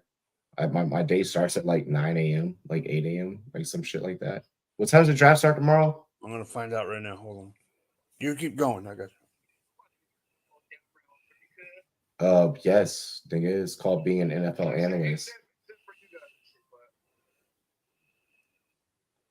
But after the evening, I'll probably be out. I know I'm going to IVP tomorrow. A couple homies want me to play a volleyball game there, and then Ariana wants me to see what's up. So I'll probably chill with her. Yes, sir. Big bracket. You already know what it is. We're fucking. Well.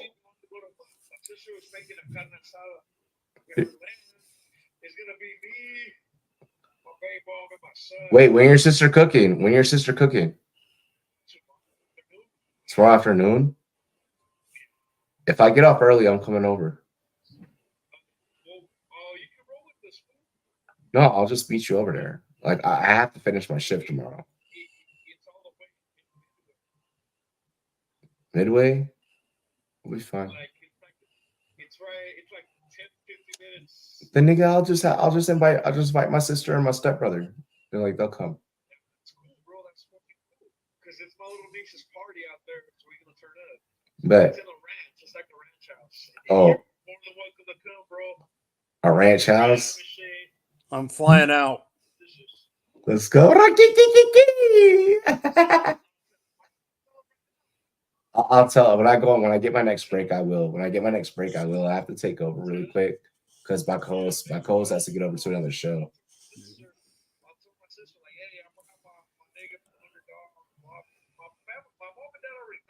Yeah, exactly. Yeah. The Texans take Blake Fisher, everybody. Offensive lineman from Notre Dame. Might as well just come eat with us, turn up with us, and if you're gonna go out later that night, just go do your own thing. Yeah, no. Bet that's perfect. Yeah, I'm all ready. That sounds like perfect. That sounds like perfect fun. Let your sister, your brother-in-law know. Be like, hey, man, what's the fuck y'all want to run? Yeah, I'll let the niggas know tonight. So yeah, we good. Right, arre, what?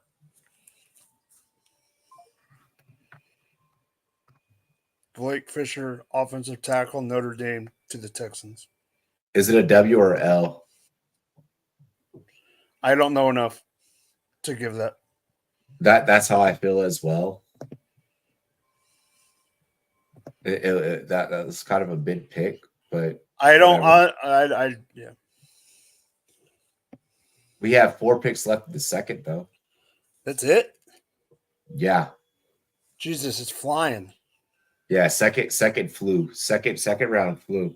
We have Bills, Lions, Ravens, Niners, Chiefs, all on the board.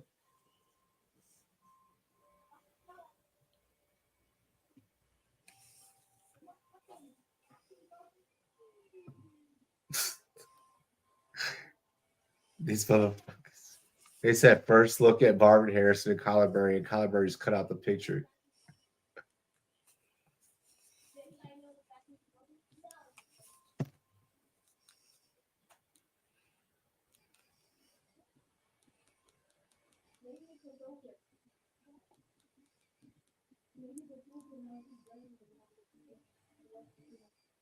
Let's see here. So for the most part, every first round pick that was graded as a first rounder has been picked up. Yeah.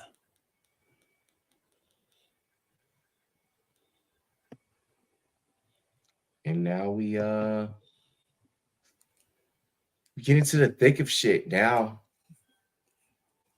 Mocks pretty much do not count at this point. Like at this point, you're just now hanging on for a wish and a prayer.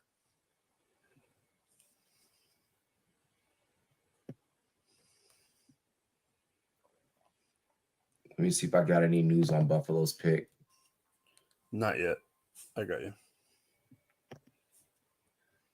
I've been checking every 30 seconds.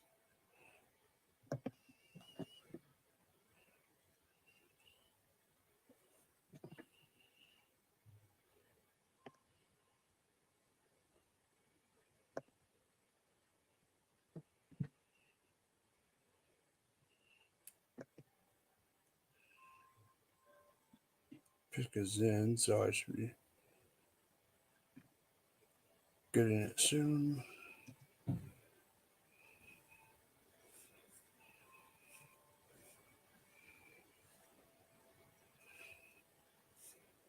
Bills take safety Cole Bishop out of Utah.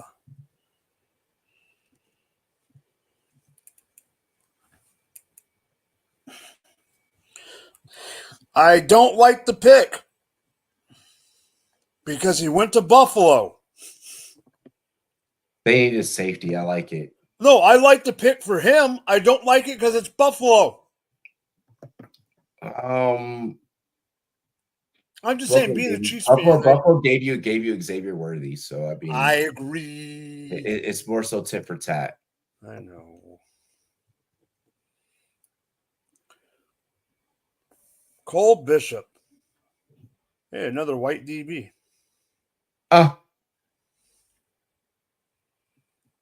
Just saying.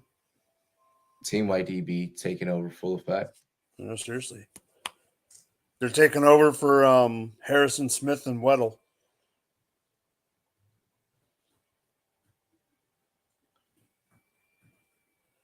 Probably feel bad. I was supposed to go over to TVQ Sports last night, and I honestly, like, we were pumping so crazy tonight or last night. It wasn't going to be possible that I could have gotten over there. That's how I felt about the Vikings picks. Do not like. As a Packers fan, should you? Yeah. Did the Cowboys really boo a vet in a wheelchair because he had a Cowboys jersey listed as a veteran? We're used to it. We're okay. You ever go to a protest rally and get called the most fucked up shit? We're okay. Like, we're veterans. Like, please do not take sympathy on us. Like, speaking on behalf of the whole veteran community, do not take sympathy on us. Especially not in an NFL draft. Like, Honestly, it would just it would make us feel bad. Like if the whole crowd was like, "Oh," like and not booed, it would just be out of the ordinary. The Lions take DB We're people. Enos Rexstraw from That's a solid pick for the Lions. Yeah, especially after they already took Terry and Arnold. The Lions are cleaning up defensively. You got him and Terry and Arnold? I mean, that's what this tweet literally says. Terry and Arnold round 1. Rexstraw round 2. Who'd you get that from? Just DM me the link. I'm just gonna put I'm just gonna text. I'm putting in the private chat who it is. Yeah, or just DM me the link, or yeah. Just go to this guy's Twitter. You know who it is. I know you follow this person. This motherfucker. Bitch, you haven't fucking texted. You didn't pick on my last call. I just put it in the private.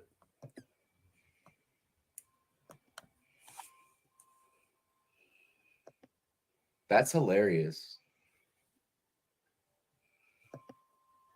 That's hilarious. That's honestly hilarious. What? That's who it is? Yeah. Oh.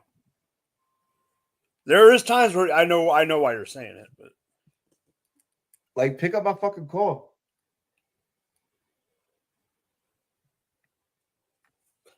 He answered my call any other times. That's like the first time in like weeks, like months, that like he hasn't picked up my call. So I shouldn't say shit. I shouldn't. I'm gonna stop. I'm gonna stop bitching. I understand. We're all working very diligently. Yeah, Lions are fucking locking it down. They're making sure they take this draft by storm.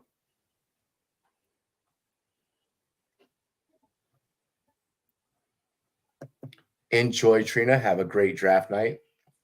Enjoy. Greatly appreciated.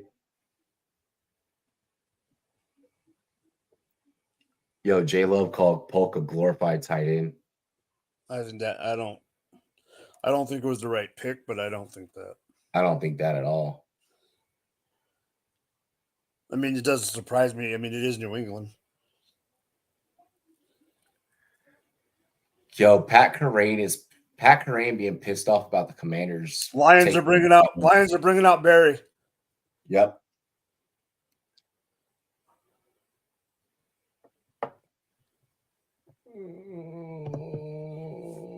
Let's see here. What's the report?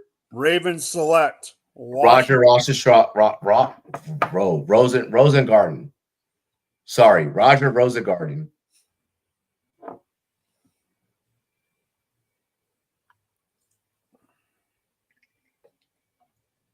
Look, you got a lineman off that Washington interior. You got an OT off that Washington interior. There's nothing bad to be said.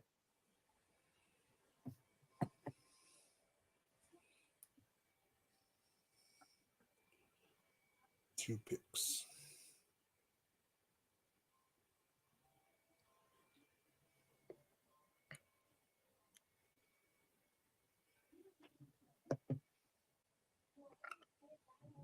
They've already gotten Snot in a.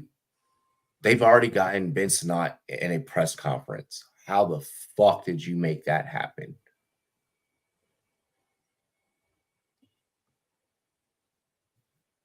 Driving to Irving, I need y'all to keep me entertained. We got you. Hi, buddy. What up, C-Yard? Shot to Cali. Don't pull a hammy tomorrow, okay? Don't pull a hammy running a 5K. That was fucked up. Oh, effed up.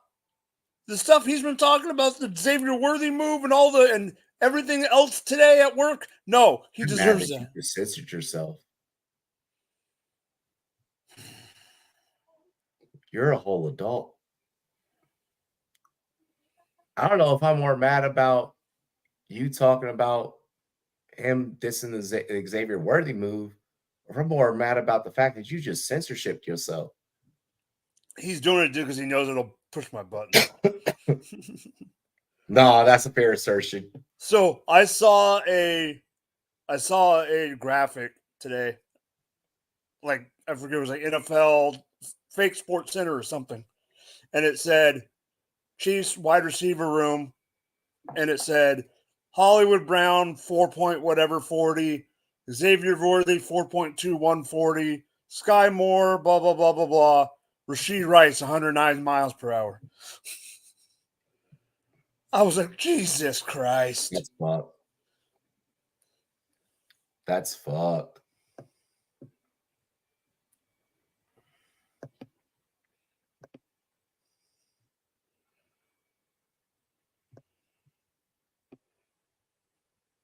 CR, your team's next. Let me message David really quick.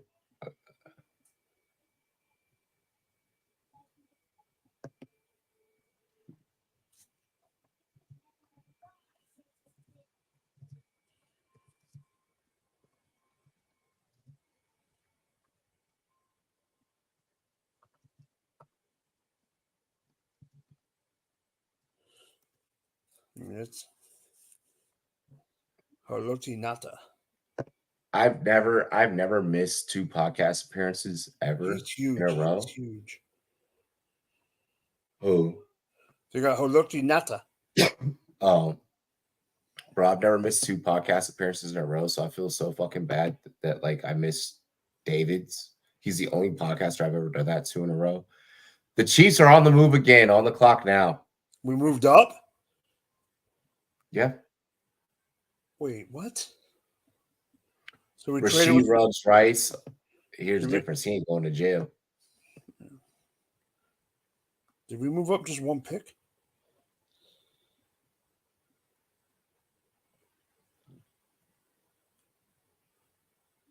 Oh, I think I have a couple of minutes before Mike shift begins on that other show. Well, I still got 40 minutes left. Well, I mean, I need to leave at like 30. I need to leave like in 35. Let's do a raid, chat. Let's do a raid. I want to do a raid. Unlike last night's raid, which should have fucking been successful. I need y'all to actually do this one. So like, we for did. real. Huh? No, I'm just watching TV. Oh. I'm looking at the draft. You confuse the shit out of me. Sorry, I'm on the clock. You got to give me a little bit of grace. I'm OTC, okay? Not right now, but fuck, you need to get rest. Never mind. I was gonna say, do you want to prepare a graphic for Tuesday mock draft show? SFB mock draft? I'll do it later. Duh. Just remind me.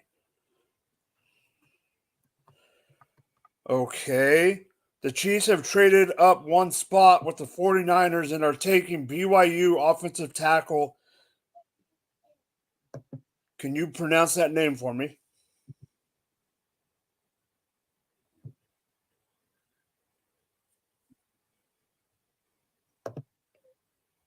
All right. I am about to. First, we're going to hit the like. They're at 5 likes right now. Make sure you guys hit the like on our shit. All right. I'm posting a link for a draft stream raid. From draft stream to draft stream. Hey, Rumboyz raid.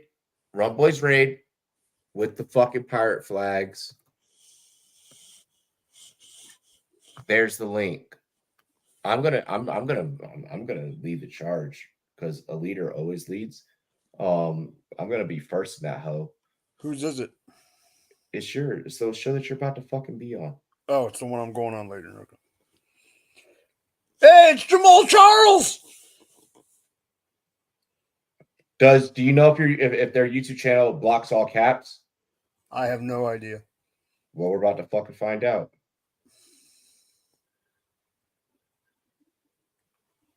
Kingsley Suamatiaya. I don't know how to say that name. We Go ahead and post. Hey, I just dropped my raid comment over in that chat. Y'all do the same thing. We Looks like needed Mike an is off. doing it right now. Y'all see We Mike doing it? needed an offensive tackle.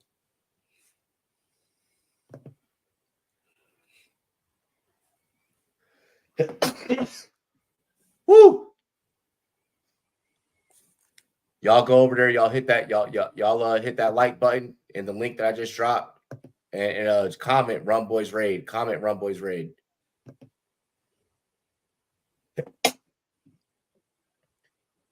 Excuse me. Kingsley Suminatra. Good pickup for the Kansas City, or I'm sorry, for the Kansas City Chiefs. Moving up in place of the San Francisco 49ers at pick 49. I love this pick out of BYU. Some people had him going in the first round. Some people had him going in the second. He's going to close out the second here with that pick. After that pronunciation, you too white for that mess. Oh my God, I love C-Yard. We already know that, C-Yard. You work with me. I'm white. Yes. Hey guys, let's hit them with the raid. Let's hit them with the raid. I dropped the link. It should work. All you gotta do is comment Rumboyz Raid and come right back to this chat.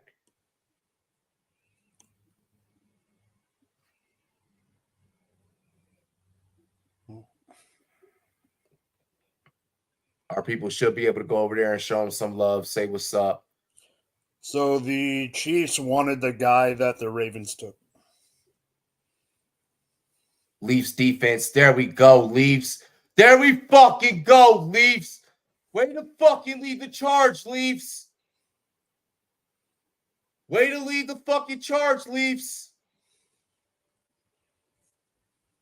I jumped in there. Mike jumped in there. Leafs jumped up in there. Aiden. 49ers are selecting Florida State DB Renardo Green. Aiden hit it up. See, I don't know you driving, but He'll do it when he stops. 2 seconds to pull over. Oh, he's in the middle of LA. He's about to hit LA traffic. Well, then you're gonna hit a red light. That's why I've let him hit LA traffic first. He's not there. Feel like me. Get up.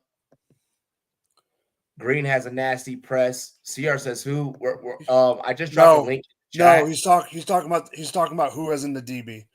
Oh, Renardo Green, Florida State. Well, in case you were asking about the raid, we're just gonna raid this other channel. Comment Rumboyz Raid, and then get out. He knows where to go, so he already knows.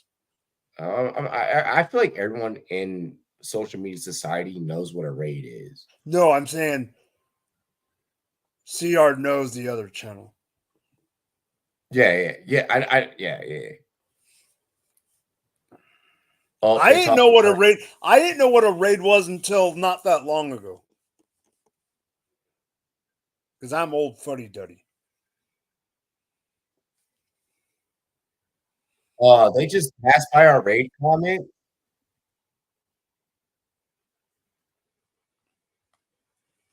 That's crazy. That's fucked up.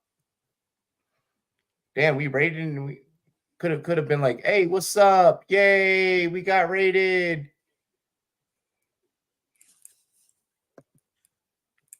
Taco, what's good? Taco, go raid the channel. Just type Rumboyz Raid in the channel that I just put in the YouTube chat.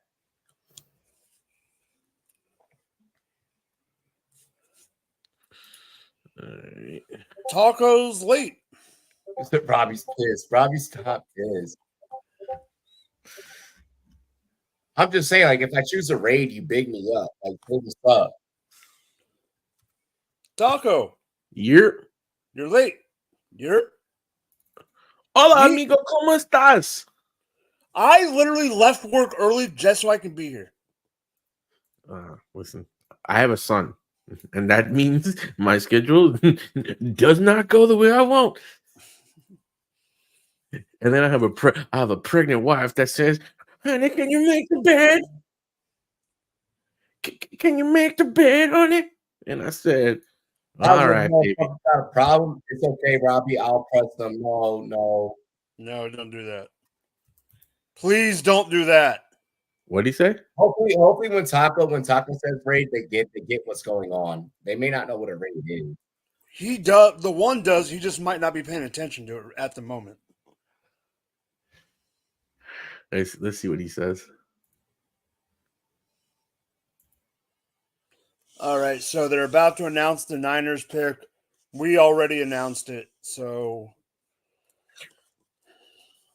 Bernardo Green, Florida State. Who the hell are you on stage right now? I don't know who that is. He looks like he played end guard tackle at one point.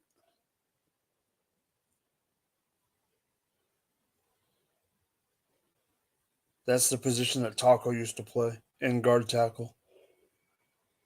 Taco played football is a fucking hilarious concept. And he played end guard tackle. Gator's ultra focused right now. End of the bench, guard the water bottle. He loves Beach. Mahomes said he loves Beach. Direct quote from Mahomes. Yeah. To quote Mike the other day, Jets are on the clock. Jets are on the clock. Mike also said he liked Clyde Edwards-Helaire. We saw how that went. I got Jets OTC. I said Kermit the Frog. Like Jets trade up. OTC. Oh, Jets trade up and are taking. Big Guy just said that. Who? Didn't say who. I'm telling you who they're taking.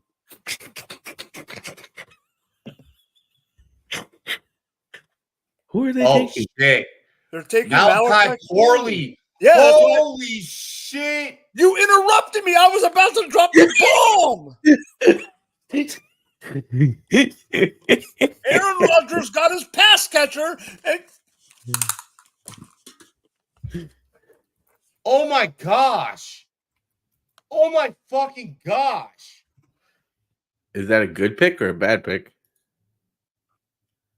When we talk route running, when we talk about a receiver that can do all of the nasty, dirty things at their small size and frame, this is God tier. This is. I know that Malachi Corley was, bro. This is fucking.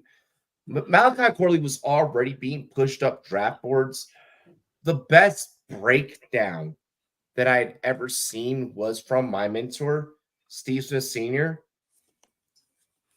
And this feels very much like his breakdown plus system fitting the two.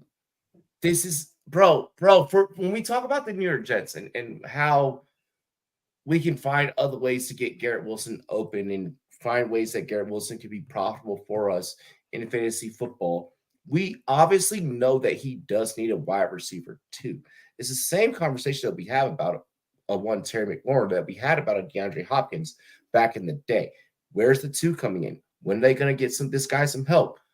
They're getting Garrett Wilson help probably a little sooner rather than later in his career. Garrett Wilson still has a lot of room to grow. Look, if you're not getting Malachi Corley, then motherfucker, you just wait and you get Malik Washington and you get the same production of what you're going to get. But you don't get the body. Exactly. You don't get the body. It was either this or wait till tomorrow for Malik Washington, who I'm excited for. I wasn't even going to bring up Malik's name, but I thought the Jets were going to wait on Malik and fuck. This is a route runner. Intermediate routes are about to be nasty. Intermediate routes are about to be fucking nasty. You're talking about that little motherfucker that's going to come across the middle, challenge middle linebackers, challenge OLBs, take on opposing safeties, and just come right across the middle and be like, and go heads up and be like, "What's good?" You're talking about a receiver that's going to catch a ball in stride, get low, and then light you the fuck up. How is Troy Franklin not off the board yet? The combine. I understand your point. I just think Troy did not fit this scheme. No, I'm not saying this scheme. I'm just saying Troy going to the third round. I get what you're saying about the combine, but at the same point, it's just That was don't sexy. get it. That was sexy. That was sexy. Damn, that was sexy. Oh my gosh. You're up in 2 picks. Taco, can I ask you a question? Mm-hmm. I'm going to give you. I'm not going to give you the exact. I don't want to know exactly where, but in what region of the country did Malachi Corley play football in? I would say the middle, like probably like a Carolina or something like that in that range. You're close. See, don't worry. When you guys, Kentucky, Western Kentucky. when you guys said that, I went and I looked them up. Oh, you piece of shit! I'm not. Hold on, really quick. I am seeing where a panelist is saying Corley over Leggett. I don't think that you can do that. I do. I don't think that you can do that because of. I wouldn't do it, but I could see people saying it. The way that ball distribution is going to turn out. Young is going to hyper target Leggett. I think Leggett is automatically elevated to 1B status on that roster. Whereas we already know that Rodgers and rookies don't mix well. Corley does have a hump to overcome. It's going to be dependent on Corley's ability to get close to Rodgers. How that's going to work out from when we talk about character, 2 parallel different fucking universes. That's going to be interesting. That's going to be interesting. I'm hoping that Rodgers takes the road of motherfucker, you can ball, so I'm going to get you to ball versus the path of you're a rookie, so I'm going to overlook you because you're a rookie, or you got to earn your way in my heart because you're a rookie. Fantasy-related announcement. Arizona Cardinals take Trey Benson, running back out of Florida State. I just got that. Yep. Thank you. What I'm trying to do is between like when shit is announced is like get shit out. Before we get too deep into Trey Benson going to the Cardinals, Cardinals going Benson, pick number 66, perfect for them.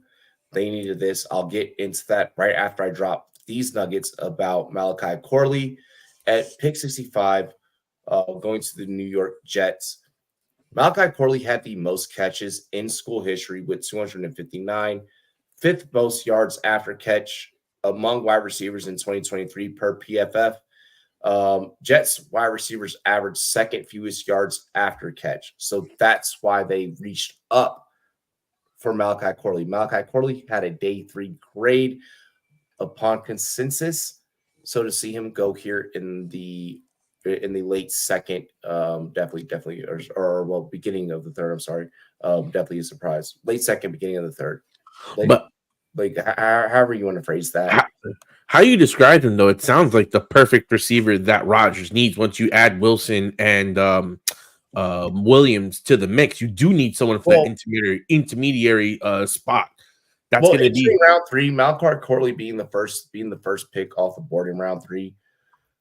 When we talk wide receivers, this is where you find your diamonds in the rough. This is whenever we're on Rumboyz After Dark, we're like, hey, let's talk about diamonds in the rough.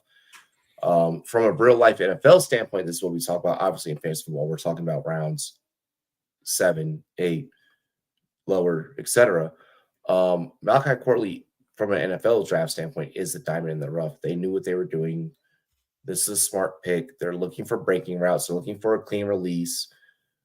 He has all the intangibles, has the soft hands. I can go on for Malachi Corley for days. Just the same way I could do a Jacob Counting out of Arizona State.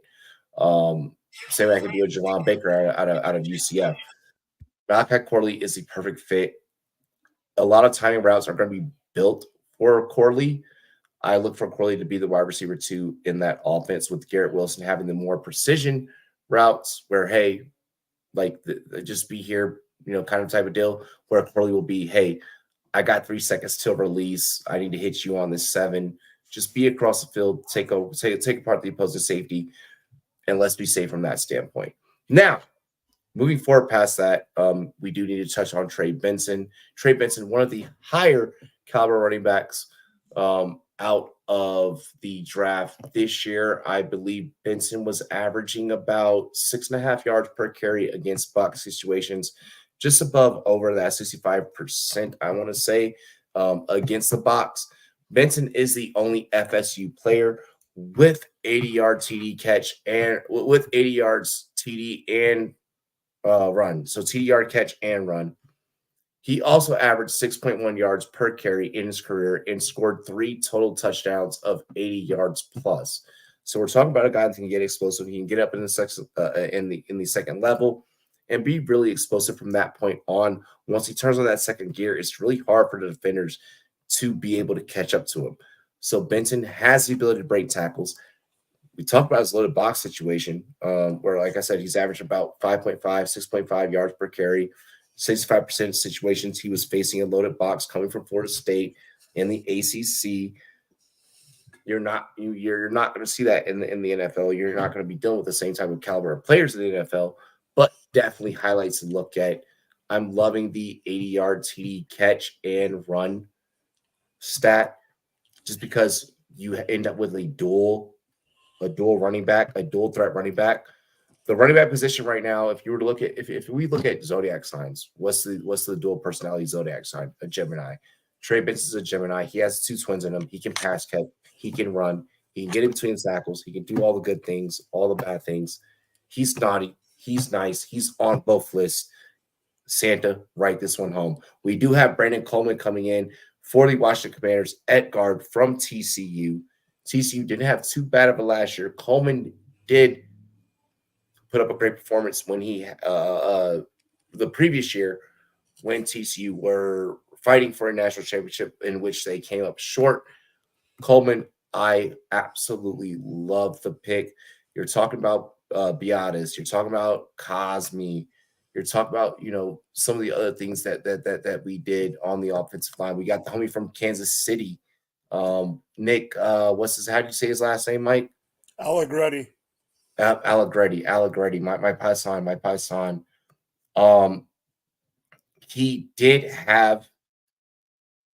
rank in the top percentile in terms of athleticism during the NFL Combine. He actually ranked first at the guard position in the 2024 Combine. Production may be a little bit worrisome. He did rank 7th amongst guards, came in 2nd overall. When we talk about athleticism and production, we combine those 2 scores, came out with a 79, 97 at athleticism, 64 at production. Look, this is a guy that many scouts are saying good backup with potential to develop as a starter. He's probably going to come in and start right out the gate, depending on what happens with Allegretti. Allegretti was a star when he started for the Chiefs. This is probably a guy that can come in and maybe be a star from day one. So how that's going to break out in camp is yet to be determined. 2023 second team All Big Ten 12 conference, started 11 games. First 4 games at left guard, final 7 at left tackle. Virginia, 2 up, 2 down. Born in Virginia, but spent his childhood in Berlin, Germany, being a military brat. Moved back to the United States in 2016. So, Robbie, can you double check for me? Do you have anything on the who's on the Patriots pick? Our source doesn't have the Patriots pick, but he does have to pick after that. So I don't want to announce it until we get the Patriots pick. I have Chargers pick right now. Yeah, Chargers. That's what I'm saying. The Chargers pick is in, but there's a pick before that are No. Okay, I'm not. So what this means is that draft slips may have gotten mixed up. That's why I'm not saying anything. We're gonna pause here for a minute, ladies and gentlemen. Leafs, hold off. Leafs, don't hold off, Leafs. Yeah, no, stop, wait, because it's gonna be Cooper DeJean 2.0 last night all over again. We can't be jumping picks. And that wasn't me. No, this is a good time. This is a good time to pour a shot, take care of our sponsors. You see, I'm rocking the GLD Washington chain. Yo, big shout out to GLD. You know, I got the dub on. We need to get you a Yankees chain, Taco. We need to get you a fucking Giants chain. I got a Yankees chain on right now, baby. But I need a GLD Knicks chain. That's what I need. As we beat these fucking Sixers, I might get the GLD Knicks chain, baby. I got the, you know, you zoom in really close. The diamonds is popping on this bitch. You know, when you get Mike Kansas City Chiefs chain, when you get Micah Kansas City Chiefs joint. Right now we are running 50% off on Shop GLD. So get on over there. It's actually, how about this? It's 50 to 70% off. It's 50 to 70% off right now. So that's a pretty good discount. If Mike can pick who the Giants are going to pick before they announce it on Twitter, I'm going to buy a Giants chain right now, right on the stream. If Mike can pick who they're going to pick. Well, I need to know who the Patriots pick first. Yeah, we need to didn't say anything about that. I just said before. Hey, I'm down for that. Before Twitter gives it, though. Also, make sure that you guys download Underdog Fantasy if you have not. Again, UnderdogFantasy.com, my employer and also sponsor of the show. This is a Underdog Fantasy show. We're live. We're here. We're direct. NFL seasons are officially live. Go check out Underdog Fantasy right now. Sign up. We appreciate you guys. Too late. Pick them. We got drafts. We got all that good stuff. Winners every day. Built for the fans. You know. Underdog Fantasy, let's go. I got the Giants pick already. But that's what I'm telling you. I can't say anything until we can't say anything until the pay. So I know. I didn't say anything. You can't. Yeah, I didn't say anything, but that bet is over. That was fast. They're announcing the Patriots on the TV right now. Who are they picking? We have no idea. They didn't say. Yeah, I know. That's what's the weird part. That means the Patriots told insiders to shut the fuck up. Yeah, I mean, the Patriots have something here that they want their website to delete. Are they going to draft another wide receiver? No, they have two people up here to stand up to hate. So, you know. Do they draft another wide receiver after taking Polk? No. I mean, it would be a Patriots move. We can announce the next two picks after this. I want to make sure I do this right. I know. Because the last thing I need is for someone from the Patriots organization to be like, what the fuck? We're just going to respect their process. Kyle Schwarber's getting hot, baby. Too bad he's Thanks, Taco. Something had nothing to fucking do with what the fuck we're doing. He just hit a home run right this second. Calm down. Doesn't matter. This isn't a baseball draft. We're waiting. You could have said something nice about our sponsors. I don't know. Oh, I said Mike picked the thing. I was going to buy a chain right now. Right now. Patriots select Caden Wallace. Tackle. 1 out of 9 tackles in Power 5, beaten 4 or fewer times in 2023. 40 career starts, all at right tackle. So they bring in a true generational right tackle. We do have updates on the other two following moves. Mike, take us away with the Chargers move. I'll go ahead and take care of the Giants, or we'll let Taco take care of the Giants. The Chargers select no surprise. A Michigan defensive linebacker, Junior Colson, from Michigan University. Harbaugh getting one of his guys. Taco, take us away with at number 70. At 70, the Giants select from Kentucky, cornerback. I'm hoping I get this right. Andrew Phillips. Yes. Let's go. Andrew Phillips. Interesting way to spell Andrew. Andrew Phillips is definitely interesting. I love his eyes. Pause. I love his eyes. What color are they? I love the way he tracks. I love the way he tracks the ball against opposing DBs. I like him better in zone. He can play press man, but I like him better drop back in coverage. And I think that you get better profit out of an Andrew Phillips. When we talk about Junior Colson, I like him better more so in run situations and defending against the run, which obviously when you're having to play against running backs like Isaiah Pacheco, Javonte Williams, so on and so forth, you're going to have to have a guy that can go out there and clog up the holes. So I love both these picks back to back. These are more mechanical and more technical picks than what you would expect as having a player that can go out there and do everything from these positions. I'll say this. I like what the Giants did from the last two picks, going back to back on the defensive end. One, we get a safety to replace the safety we lost, Xavier McKinney, to free agency. And this guy that we got, apparently, I saw Nick Saban talking about he's the best safety in the draft. They say he's a versatile Swiss Army type knife. And now you add in another defensive back to go along with Banks. And then you trade for Burns in the offseason.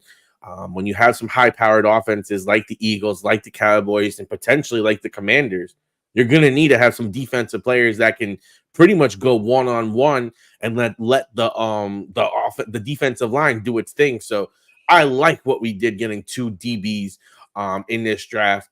I mean, when we look at the playing styles across the NFC East, just kind of elaborate on what you were saying. Before I get into my next takes, I do want to touch on Trey Benson going to the Cardinals. I really do have a good spiel for that. When we talk about the NFC East, and we look at playbooks and we look at the way that things are being designed right now, Washington's looking to play a very much more so smash mouth, get in your face. We're willing to battle and hit you in the head type of style. Dallas is looking like they're going to be more of a slow, methodical, more anticipatory type of offense. We're going to answer back to the shots that you throw back, and that's going to be the way that we kind of play football. We look at the Giants. The Giants are looking like there's still some questions there, but things are starting to fill out of, hey, we're just going to come out. We're going to play our best damn football. If we can go tit for tat with you, we'll do so. Is there a chance that they can still worry about getting blown out? Yes. Whatever. Whereas the Eagles, they're looking out, playing a more fast-paced style of football. We're going to stretch the field, but then we're also going to be able to, if we choose to at any given moment, we're going to slow it down. But that back that we have back there can also be a change of pace guy and can explode on you for any moment. The Eagles are looking to try and blow teams out by 2 scores. Cowboys are looking to be slow and methodical with the way they process. Commanders are looking to be very flashy and fancy, whereas the Giants seem to be looking to fly under the radar and just and see what they can do with what they got. I think the Giants are very much accepting of the situation, which is smart because that makes you better for the future. That's what we did. I've seen this happen. Dallas has done this before. Philly has done this before. This is actually smart, and this is very reminiscent of what the NFC East is. I want to get into Trey Benson really, really, really quick. Everyone's talking about right now, and I've looked through, I've scrolled, I've seen it. James Conner was going to be washed at some fucking point. So why the fuck were you investing this much in James Conner? I don't know. I think that if you were buying too heavy into the James Conner hype, then that was your fault. We knew that Arizona lacked in skill positions. They lacked in explosiveness. We know that this team can – where Arizona lacked last year was their ability to keep up with teams and go tit for tat and go blow for blow with teams. Arizona's now entering the NFC West saying, hey, we want to make this a heavyweight fight. We want to make this a heavyweight fight. We want to contend. There's no Aaron Donald no more. There's, Seattle is going to continue to be Seattle. San Fran, because of coaching, is going to be great no matter what. Arizona is saying we want to rise ourselves to the occasion. We want to load ourselves up with talent at the skill positions so that we can begin putting up points on you motherfuckers. Now, what Arizona is going to do defensively, I think at this point, Arizona needs to pivot and start going defense. But Arizona has made the right decisions at Marvin Harrison Jr. and Trey Benson. And they're on the clock. To assist Kyler Murray to build a team. And Leaf says, yes, Diddy. I'm crazy. Yo, you're crazy.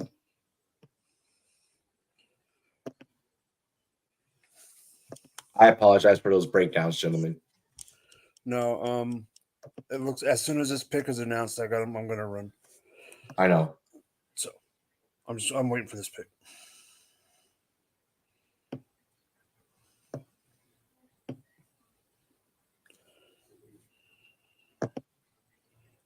Are you doing Gator's intro to his outro, or how's that? Did y'all coordinate that? He's introing me.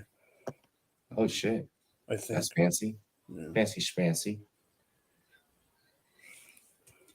Because he's gonna have to log, or he's gonna, I'm not gonna jump in until he gets me in. Yep.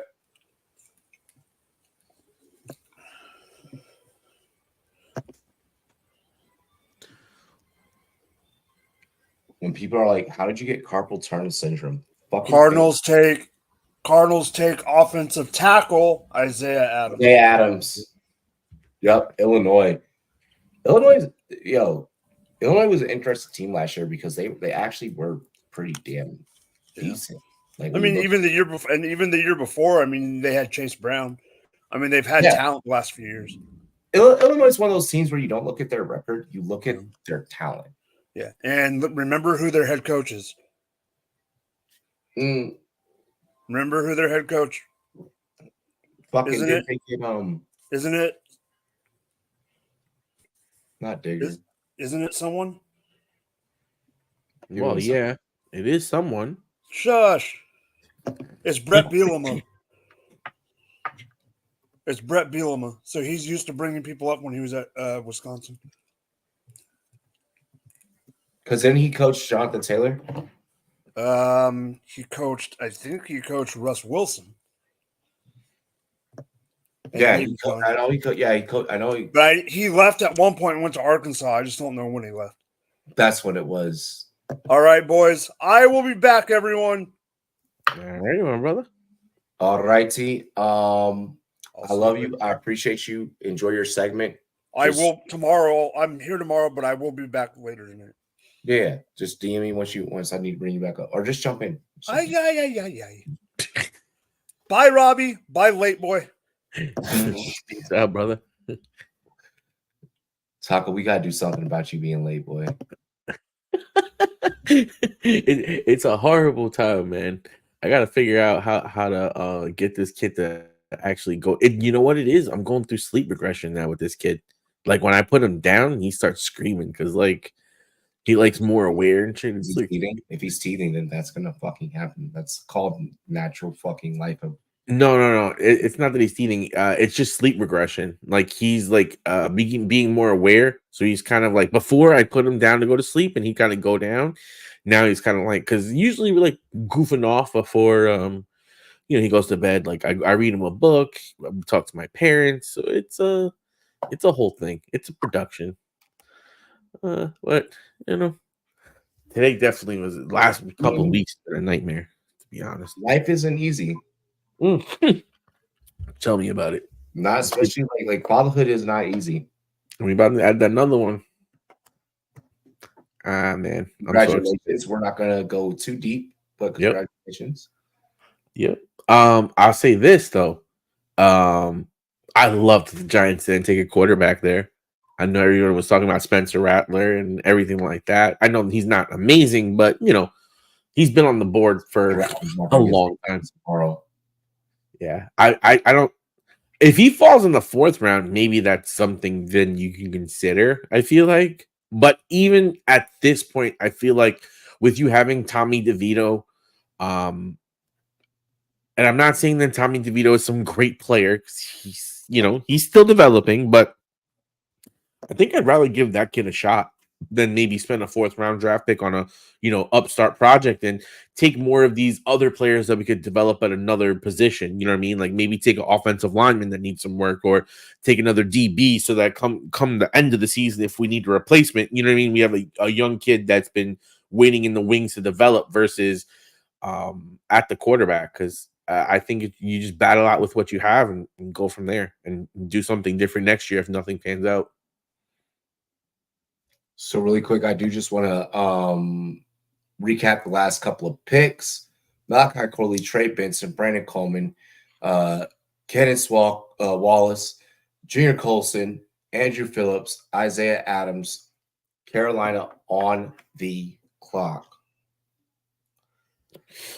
Did And you my see phone- the video of the Carolina owner stopping in at the restaurant?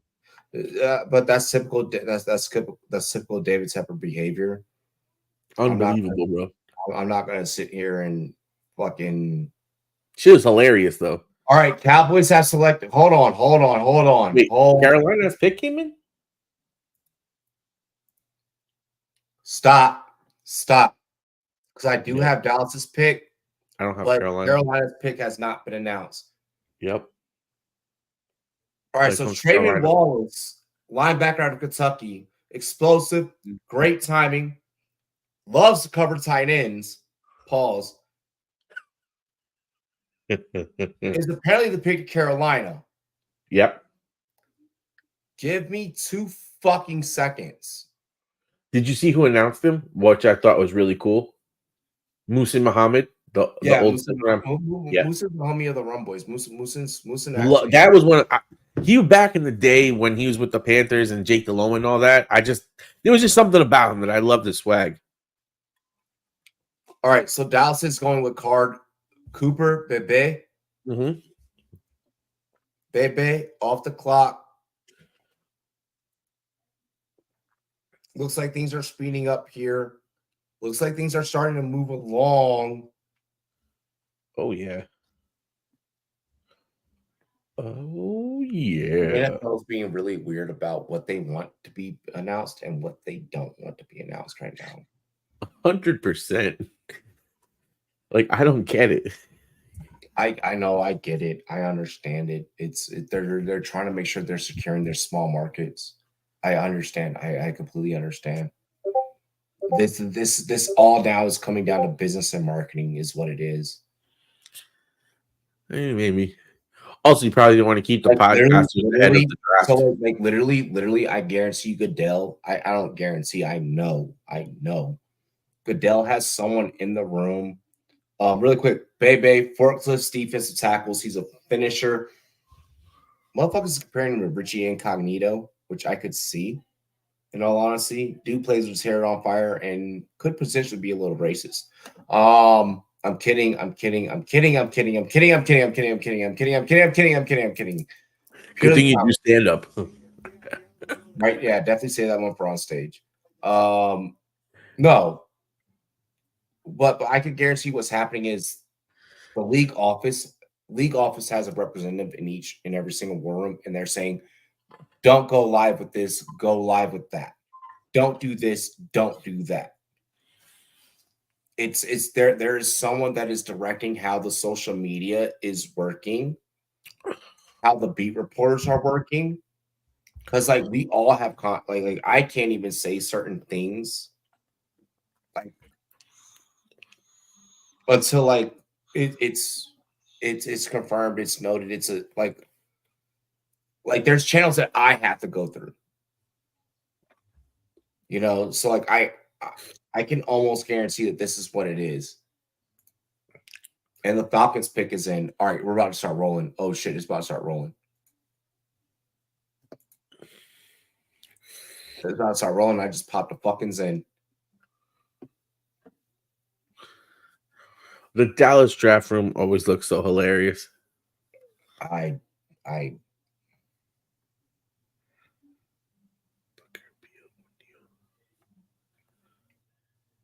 Oh, here go the Falcons. Okay.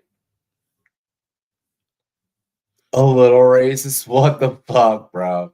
Who's making that pick? Andre Rison. Braylon Trice to the Falcons. That's what I saw. You know, Trice, Ed Rusher out of Washington. You're getting a top perennial guy that played at a top level defense in collegiate football. 2023 third team All-Pro, All-American. Get a guy who has some pedigree here. 79 QB pressures in 2023 led the FBS. We know that Washington team loved to play pressure situations. Seeing him go to a situation that could use that type of factor is actually probably the first smart pick that the Falcons have made all night. And that pick is probably only coming because of the stats. I mean, a combination of the stats. in the film, but I think it's mostly the stats that are speaking for the Falcons on that one. Trice is a good pick. Thought Falcons was going to go and take Joe Milton. Y'all are wild. You don't like the defensive tackle they took in the second round? No. Hmm. There was DTs with more posh, with more flavor. And if you were going to make that decision, then honestly, you should have never even fucking taken Michael Penix in the first fucking place. You should have never even. But I'm gonna respect the assessment from the homie Peter Schrager. Schrags went on air and he was like, "Hey, from the information I gathered from Atlanta, Atlanta's doing this to make sure that Atlanta feels like right now they can go out there, they can win the playoffs this year underneath Kirk Cousins. They don't know what's going to happen the year after that or the year after that, so they want to have a backup that's going to shore them up to continue to keep winning. It sounds like they have this fucking weird plan to be thinking about dynasties and such. If it fucking works out for them, great. I don't see it working out for them, but I mean, apparently that's the justification behind it. I'll say this. I did see you were gonna go defense in the second round, then bitch, you should have fucking just went Dallas Turner in the first. I saw Brian Baldinger about a month ago, maybe more. Pull side the pull side tape. Yeah. He was called this. Buried him. Everybody buried him. Yeah. And then homie, here's the thing. And I'm glad that you brought this up. Brian Baldinger's been analyzing the NFL at a high level longer than most of us have been fucking born. Facts, bro. Facts. Are you going to get every take right? No. But the fact that that was the take that you got right, sitting fucking poolside, is crazy. Granted, you got that take right off the breath that the fact that the Atlanta Falcons did not have a quarterback yet. No, I think that was after they had Cousins. No, yep, it was after. So actually, that adds more credence. Yeah, I think it was April 27th. Yeah, it was like a month ago. He was just swimming around. He was talking about it, and then let me just double check here at that timestamp, because I want to make sure that my analyzation of what he pulled off is correct. Right now, draft news is slowed down, so we have some time to do it. So I reposted it from his page today, and he originally posted it for 11/24. Yeah, that's what it was. And that's where my yep, within this month, a couple of weeks ago. Interesting. No, the original post was the 11th of April. Yeah, that's what I'm saying. 3 weeks ago, after Kirk Cousins had already been acquired. Yep. I mean, look, homie just chilling in a fucking pool and was like, "Yo, this is what I feel." This. You want to hear something crazier? Someone in his comments put Michael Penix is going to be the 8th pick. Actually, bro, I'm like, this is fucking nuts. There must have been more to this than we thought. This actually, like you said, this might be a well thought out plan where they're like, well, fuck it, because if we let Penix go, then he might go to the Saints, which is going to create more competition for us down the road. Enough division at the given moment that it makes the impulse make sense, but you're being impulsive. You're being impulsive on what the future can be, and that's where the knock comes. Because think about it, if the Saints end up getting Penix a couple picks later, and Penix is what they think he is, you know what I mean? That shit would be nuts. Who got picked? Bears pick is in.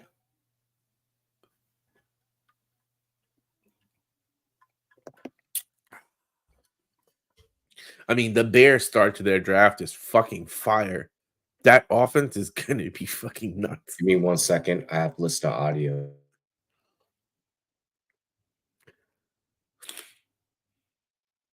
Selection is in. Oh, is that Charles Tillman? That has to be Charles Tillman, right? Yo, that used to be one of my favorite players in Mutt right there. That is Charles Tillman. That is one of my favorite safety cornerbacks right there. The way he would just punch that ball out, bro. It's not Tillman. It's so Kieran Ajabi, offensive tackle out of Yale, the first pick from a Ivy League school, comes off the board, goes to the Bears. Great punch move off the line, great hands, smart player, big brain player. We typically see where linemen that come from these Ivy League schools, obviously linemen, you have to be the smartest guy on the field because you're reading everything and you're feeding signals to the quarterback. There's a lot that goes into it. We'll talk about that later. Great pickup for the Bears. Smart pickup. Way to get some protection for Caden for Williams. All right. And it looks like the Broncos pick came in too. I don't think that Colton should have fell, but I mean, we're sitting here like we're sitting here. There's still, we haven't seen Franklin's name called. We saw Malachi Corley get called over Franklin. There's some fallers like Javon Baker, who obviously the guy hasn't been picked up yet. There's also the whole character part that we really don't know a lot about that probably factors into. And I feel like during the pregame show, this is where we start learning a lot about players. We've already had 2 scandals kind of come out on players so far. One be it the alcoholism with the Titans pick in the second round, when they went ahead and grabbed one T'Vondre Sweat, who got caught with a BWI. We did have another report as well about a player. So I mean, this is where we start figuring out the weird shit. Yep. Who got in trouble? Who got who pregnant? Who wasn't able to lead their team and no one showed up to their fucking birthday? You know, who got married and no one showed up to their bachelor party? Like shit, we start finding out the weird intangibles. This is what draft day is fucking made of. Texans. Commanders have cleaned the fuck up. Denver Broncos select Jonah Ellis, edge rusher out of Utah. 2023 second team All-Pro, All-American. 2023 first team All-Pro, All Pac-12 as well. There's a trade-in from Shefty. So basically the Texans traded 86 and 123 for the Eagles number 78 pick in Houston. He says is up, but I haven't seen the Vegas pick yet. Then there was no need. Well, that's what Schefter said. I mean, Schefter's ESPN affiliated. Don't. All I said is he said it's up. The trade is official though. If we don't know, we just gotta pause. Like if you notice, that's what I've been doing the whole time. Because what's happening right now is that you're probably getting multiple people in the war room submitting a slip at once, which has kind of been the trend since last night. Yeah. We've seen weird breaks. All right, Texas traded number 86 for 123 for the Eagles number 78. Houston is now up. That's exactly what I just said. Be going for a weapon here. But we haven't seen the Raiders pick. That's what I was saying. So I don't know who the Raiders picked, even though he said that Houston's up. So that's where this is exactly what I just said. It doesn't matter. It's weird. I don't see anything with the Raiders pick, but he said that Houston's up. All right, here goes the guy live. Jim Plunkett. Delmar Glaze. Hey. Raiders select Delmar Glaze, offensive tackle out of Maryland. Did a lot of time keeping Tua's younger brother upright. 2023 third team. All Big Ten. Great selection here. I actually like this pick. This is a low-key good pick for the Raiders.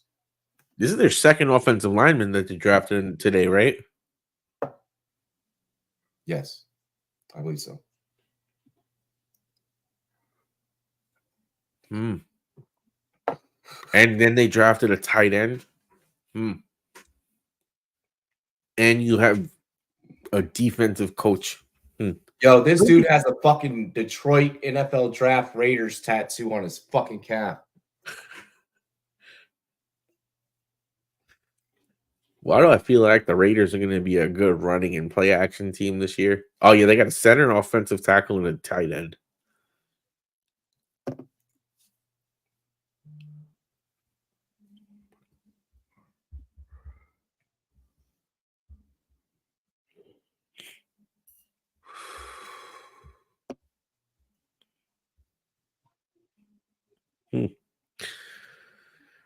Raiders draft room.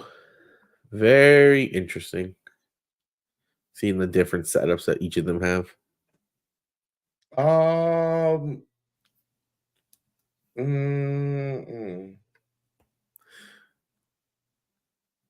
The Cowboys shit looks like they're trying to be like some fucking evil empire shit. Like he trying to be fucking Darth Vader. The Raiders shit looks like it's a fucking office. I'm like, bro, where the fuck are you guys? Your shit does not look nice. And I love how you get everyone to, like, I forget who it was. Maybe it was the Cardinals where they had all their guys lined up and the GM's giving them high fives on the camera. I'm like, talk about stage. Like, that is trash. Just give me 1 second. I'm sorry. Mm-hmm. Oh, man.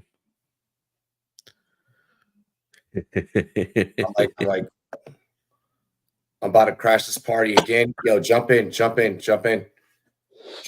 I need a quick break. I just need a quick. Just a little bit. Oh, what's this? A new Bud Light commercial? Looks like Bud Light's finally rebounding from their scandal. Motherfucker, that's been a thing. Yeah.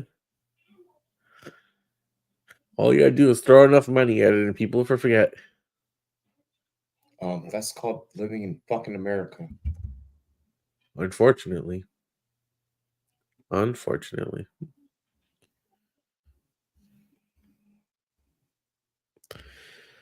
Man, I'm fucking now excited for some goddamn football. Good thing that we got playoff basketball going on to like 12. Gotta get through those best ball mania entries first. Oof. I gotta figure out how I'm gonna do this year. Because I definitely did too many last year. I think I did like what happened? You probably didn't do enough, to be honest. I think I'm probably just gonna do like one a week of like the BBM, and then like maybe like one of like the smaller ones like a week. I think that's like a good sweet spot. Give me one. But I'm gonna start earlier. I'm sniffing out sources for you guys. I promise, chat. I'm busting my ass.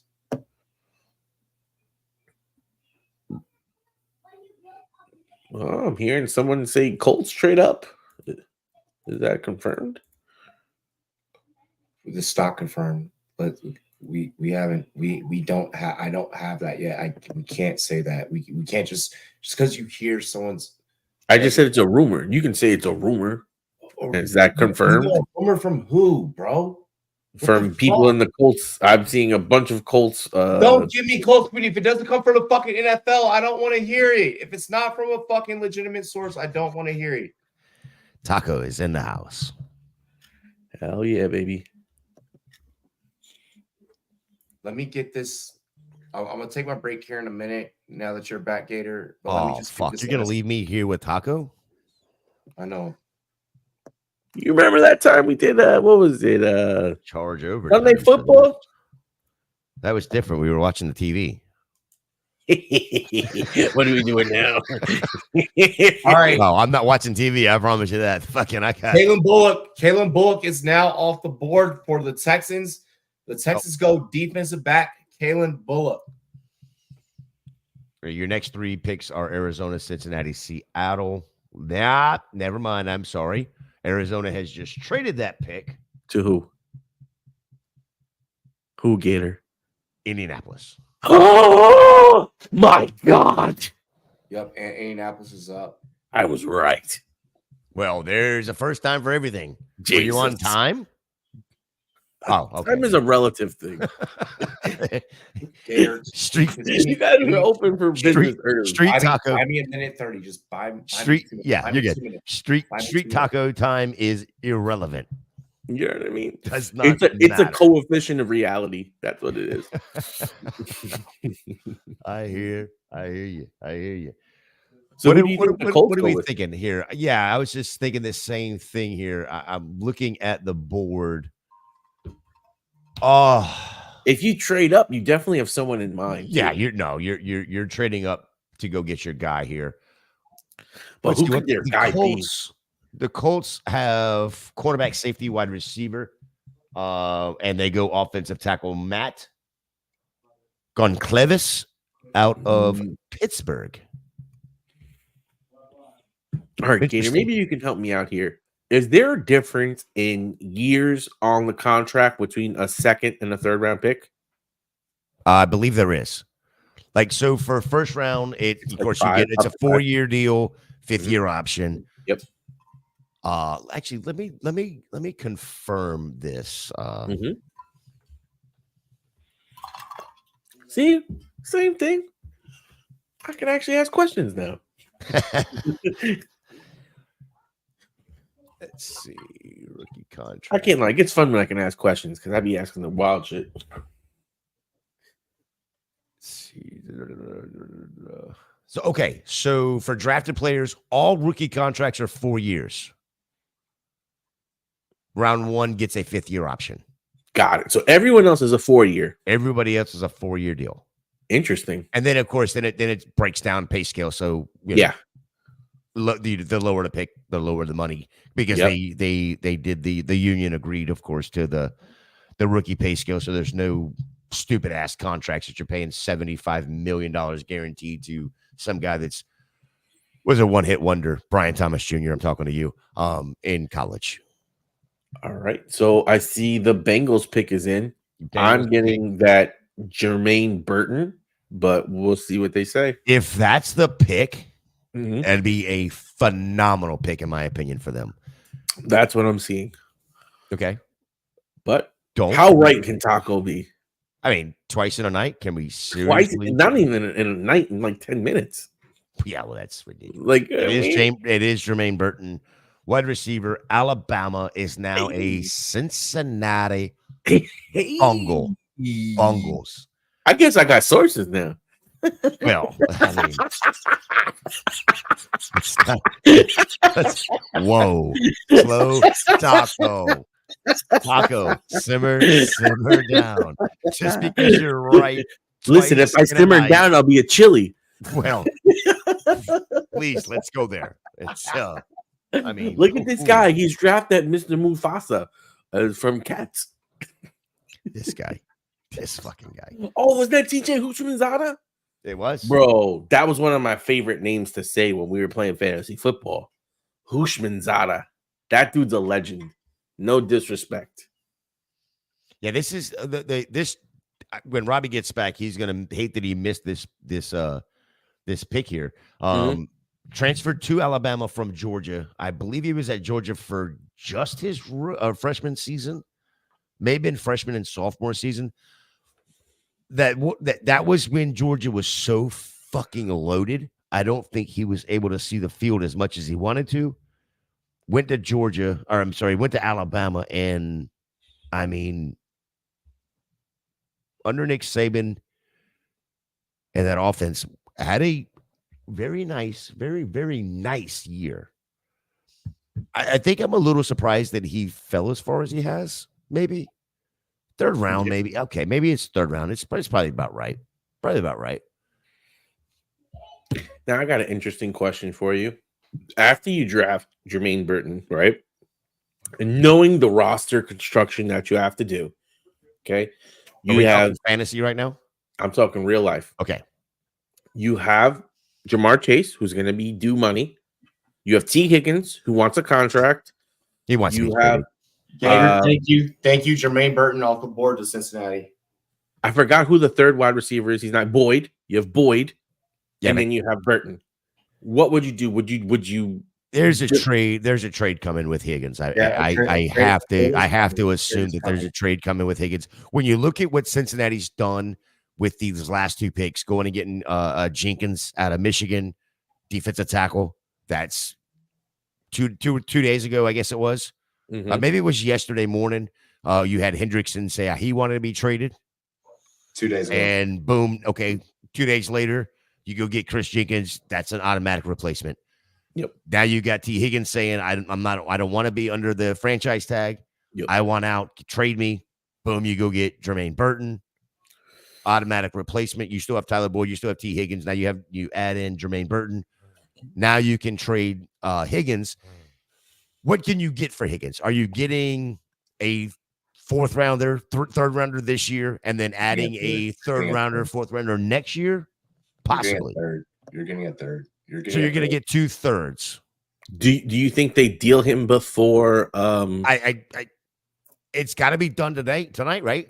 Otherwise you're getting straight garbage for him. But here's the other thing, though, is you also have to have, just like San Francisco does, if they were to trade Ayuk, you have to have a partner that is not only willing to make the trade, but willing to pay the player. Yeah.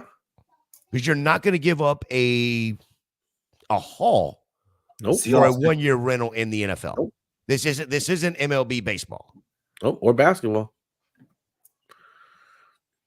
Give me a second. I gotta stretch. I gotta stand for a minute. We need to get you one of those Veridesks. I got to get one of those because after this weekend, I'm already feeling it. My ass is hurting. Oh yeah, bro. My back is killing me. I'm fucking dead. I'm fucking dead. And I gotta do this. And my beer fridge is too goddamn far away. Yep. Oh, trust me, I'm waiting to go. But I have liquor, so I should be fine. You would think I'd be fine. This is what I'm done. I brought the cheap shit.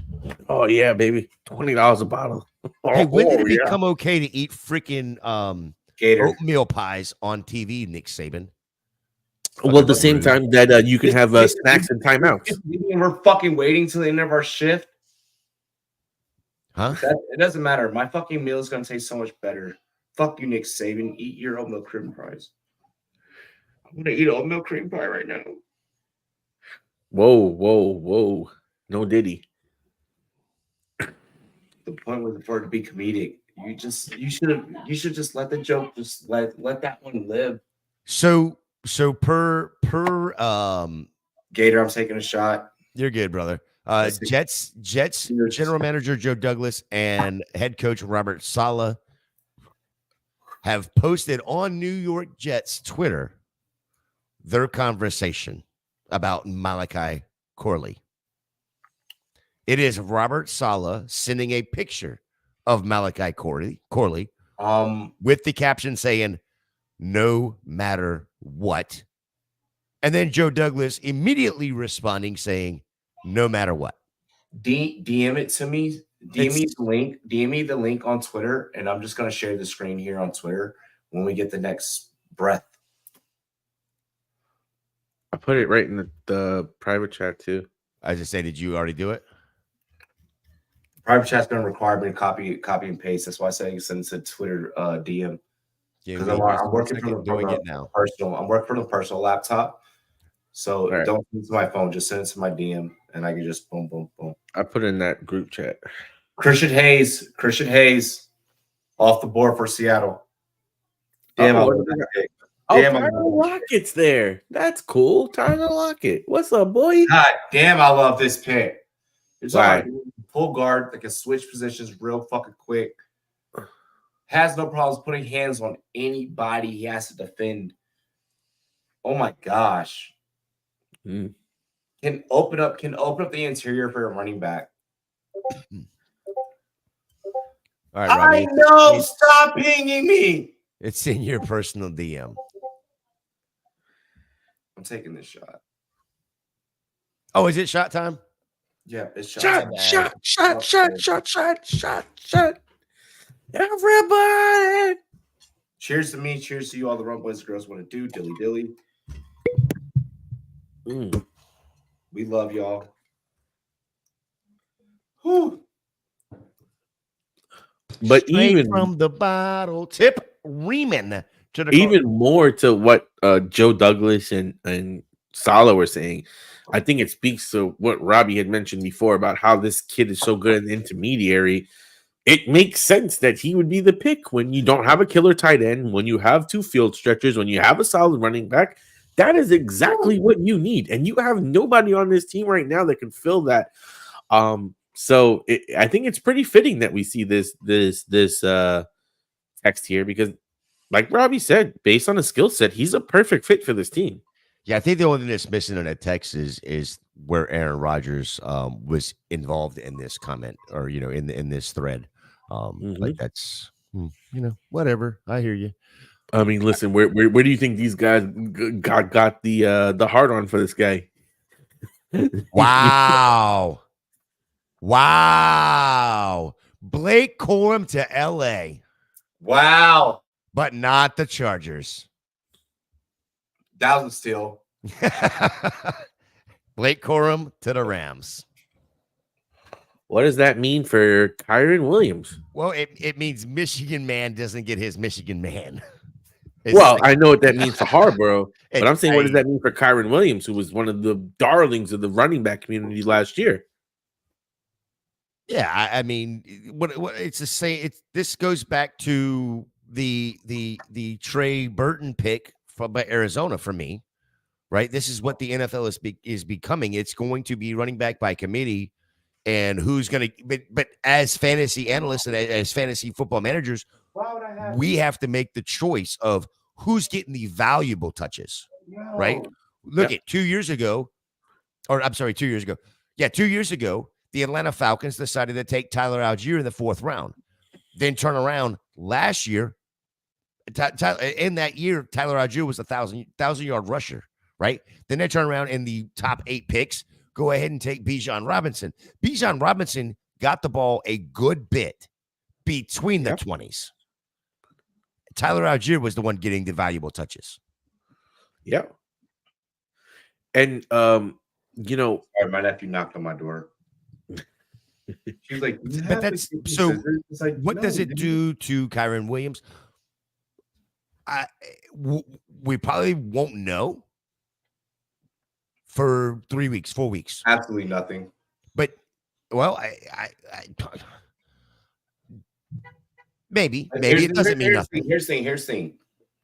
Blake Corum is going to be utilized for that 5.5 yards per carry that he can get you in an 8-man box situation. Blake Corum's got speed; he can break away too. So Blake Corum can put his shoulder through your motherfucking face and not care. Now, and still do what you just said. You're on the clock right now, and your choices are Blake Corum, Kyron Williams. Who you taking? Kyron Williams, just off of what we've seen, and he's we know he's the pass catcher. See, that's the thing. I don't know who the pass catcher is. I want the pass catcher. Like, it is fair, Robbie. I mean, that's the dilemma. It's fair because Kyron has that first to second down. I can break away. I can break it the fuck open. Blake Corum does not give a fuck. If you give him the ball on 3rd down and you load the box against him, he averages 5.5 yards per carry. You're screwed. And do not let that be in the red zone. You're screwed. But the other side of that coin is when you go and look at Blake Corum's tape, inside the 5, inside the 2, inside the 1, I want to say it was like a 70% that he got the touchdown. That's what I'm saying. It's ridiculous. He's about to be a sniper. But that's it. It's easy. But you can take that and translate that into the NFL. 3rd and 1, 3rd and 2. You can in the McVay system. In the McVay system, you can. But you don't see that with Kyron Williams. Kyron Williams is a soft stepper. He doesn't like to bust a hole. He wants a Mack truck to be able to drive through right before him. Now, that being said, if that Mack truck does drive through, he can go too. Bro, this is a... Give me Blake Corum over Kyron Williams. How about that? Ooh, Jesus Christ! I didn't mean to do it so early, Gator. Jesus. At this point, he's not fucking wrong. This is what happens when I ask questions. Like, he's not from a fantasy standpoint. If I'm talking about drafting within the same offense, Roman Wilson. Roman Wilson to Pittsburgh. That's what I saw as well. Two different players that do opposite things. I'm taking the guy that clearly the opposing quarterback, the opposing head coach, the opposing head coach in McVay saw something that Harbaugh saw and was like, yeah, that's fine. This means this motherfucker looked past Blake Corum's injury history and was like, all right, I have a dog. This is boy genius. Since when did we start looking at what McVay does in McVay's decision-making and start saying, oh, pause? When do we hold caution to pause for that? I'm with Gator. Here. Now, I'll say this. Gator did make it an also point. This is changing the fantasy landscape because Kyron Williams last year was a beast for everybody. And when you think about now having this other back there, I don't think you can even value him in the first 2 rounds. Honestly, with the small sample size and the new running back, I would rather take a wide receiver with more credibility, track record, and upside. Almost certainly. I have fucking Cooper Kupp for another year. So why would I want to do that? And then if I want to be really bold and I want to stretch it out, I have the wide receiver out of Colorado with the CU Buffs. That's probably going to be a top pick next year. What's the homeboy's name? I can't remember. Hammond? No, it's not Hammond. Hunter? Travis Hunter? No, Hunter's going to be drafted as a DB. Fuck, I can't remember homie's name. Well, I'll answer Taco's question real quickly with like one sentence. Taco, this is why you play Dynasty. Fuck Dynasty, bro. Everybody plays redraft for money. Yeah. What? I play Dynasty for money. What are you talking about? I play both for money. What do you... Bro, I don't know, man. Dynasty when you have teams that are selling off their whole Bolski in peace. Can I hit the I don't know. That's too much. There's too much collusion that can go on in these stupid trades that I see. I like keeper leagues better, where it's like if we're playing money. Oh, so you like free leagues? Okay, I got you. No, I play with the homies, but I don't like some of these dynasty leagues. I don't know because I see a lot of people like, oh, I built off my whole roster so I can have all the picks for next year. Let's remember he plays on Yahoo where they get their takes last. Whoa. Yeah, Yahoo is popping, bro. Hey, was that a shot? Hold on. Was that a shot thrown across the barrel? Like, you know what I mean, I'm hit you like this, bro. You know what I mean? Like, I'm not gonna lie, it's my favorite interface. I don't like Sleeper. I don't like ESPN. I don't like CBS. I have really good friends.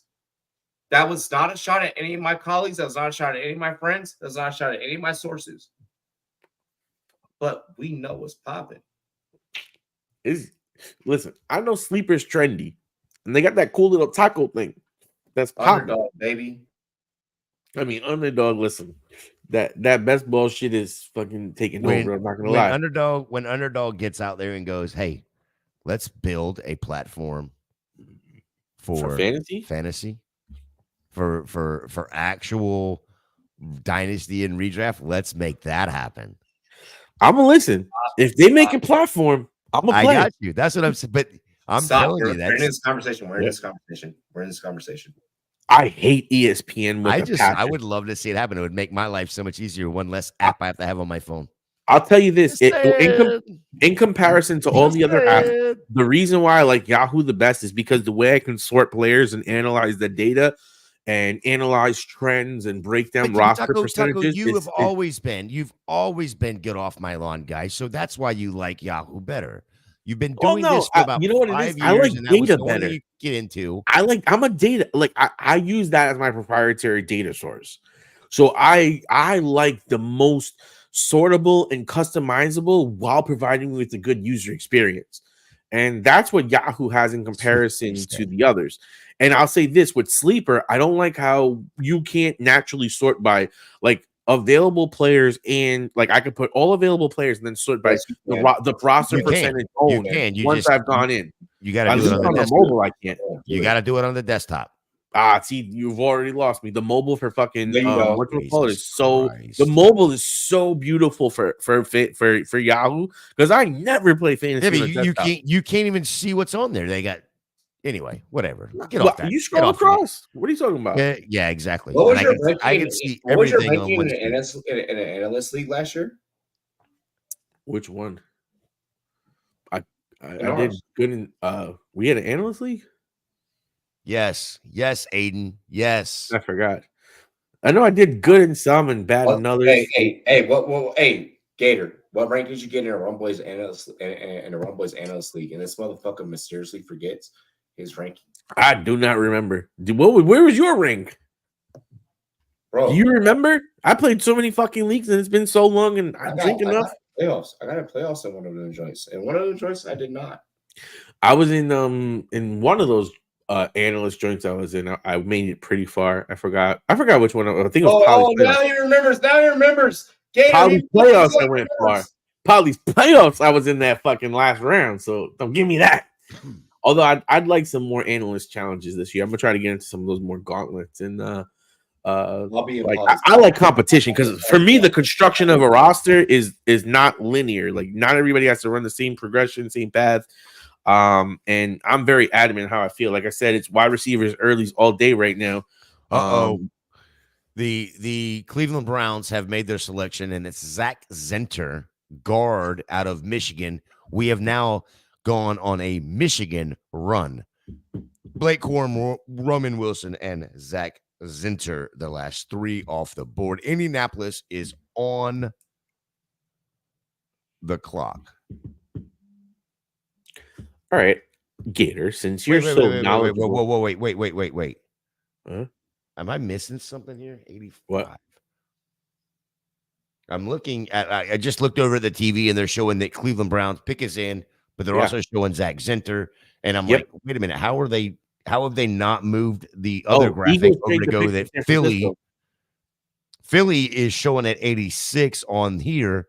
No, Philly traded Indianapolis going up over here. No, the Philadelphia just traded pick 86 to the 49ers. But it was Indianapolis is there for a minute. That may have been a glitch, I guess, because I'm seeing it. I'm looking at NFL Network. Aiden said there's levels of fantasy. Sleeper, ESPN, then Yahoo, CBS, then NFL last. I didn't even put NFL over CBS.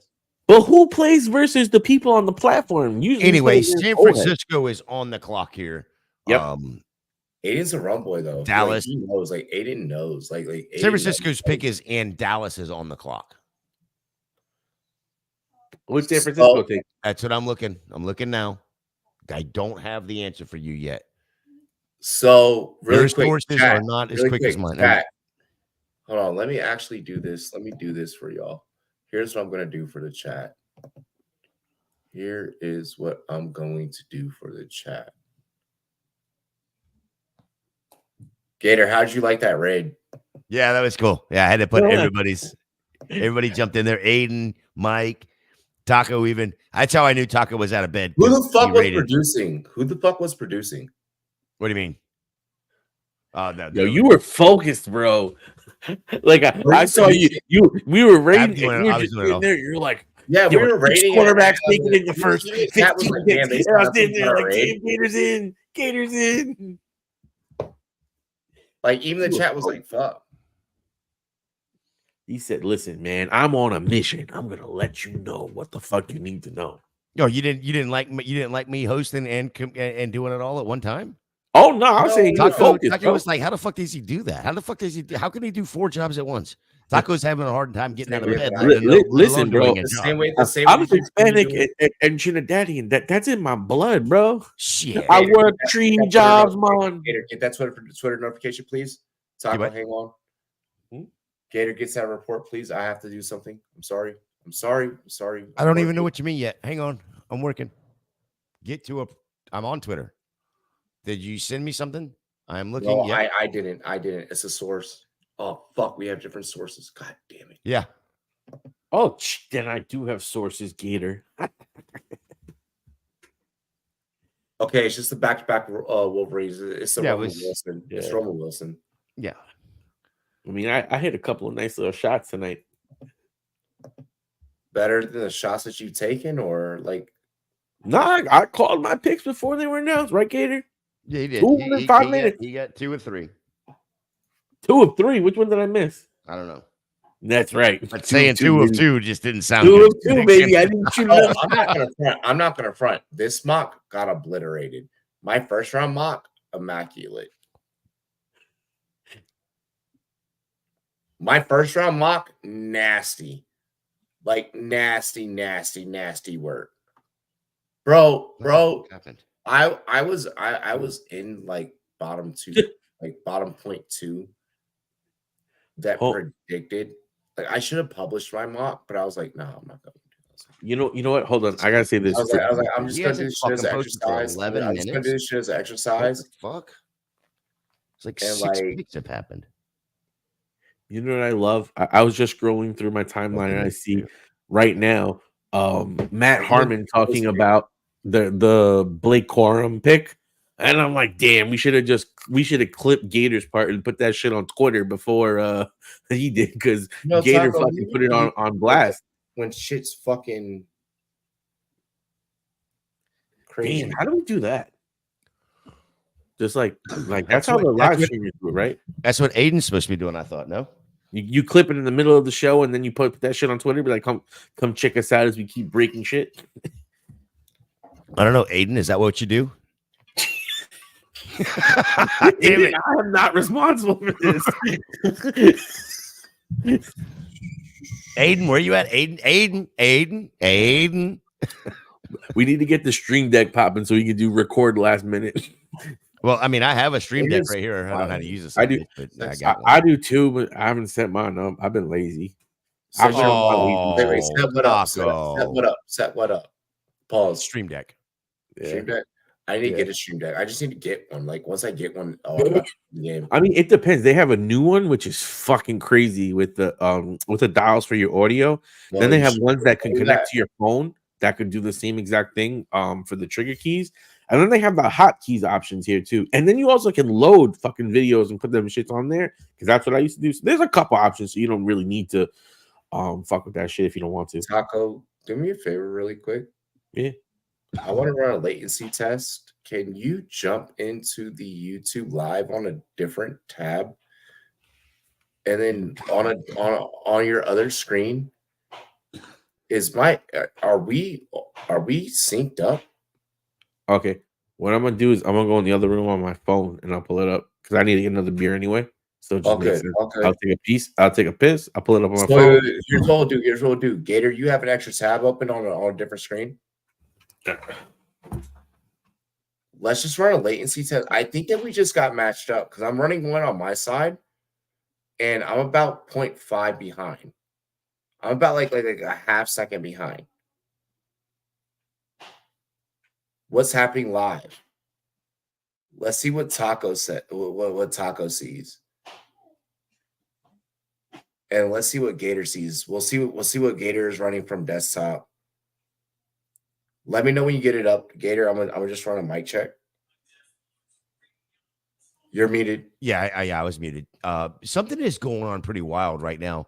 And I'm not sure what it is yet. But sources on Twitter have gone dark. Yeah, no, every one of my sources have gone dark. Wild.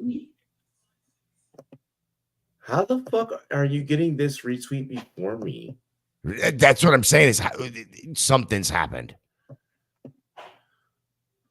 Well, that was a promotional tweet that I just retweeted from yours, and I'm just like, what the fuck?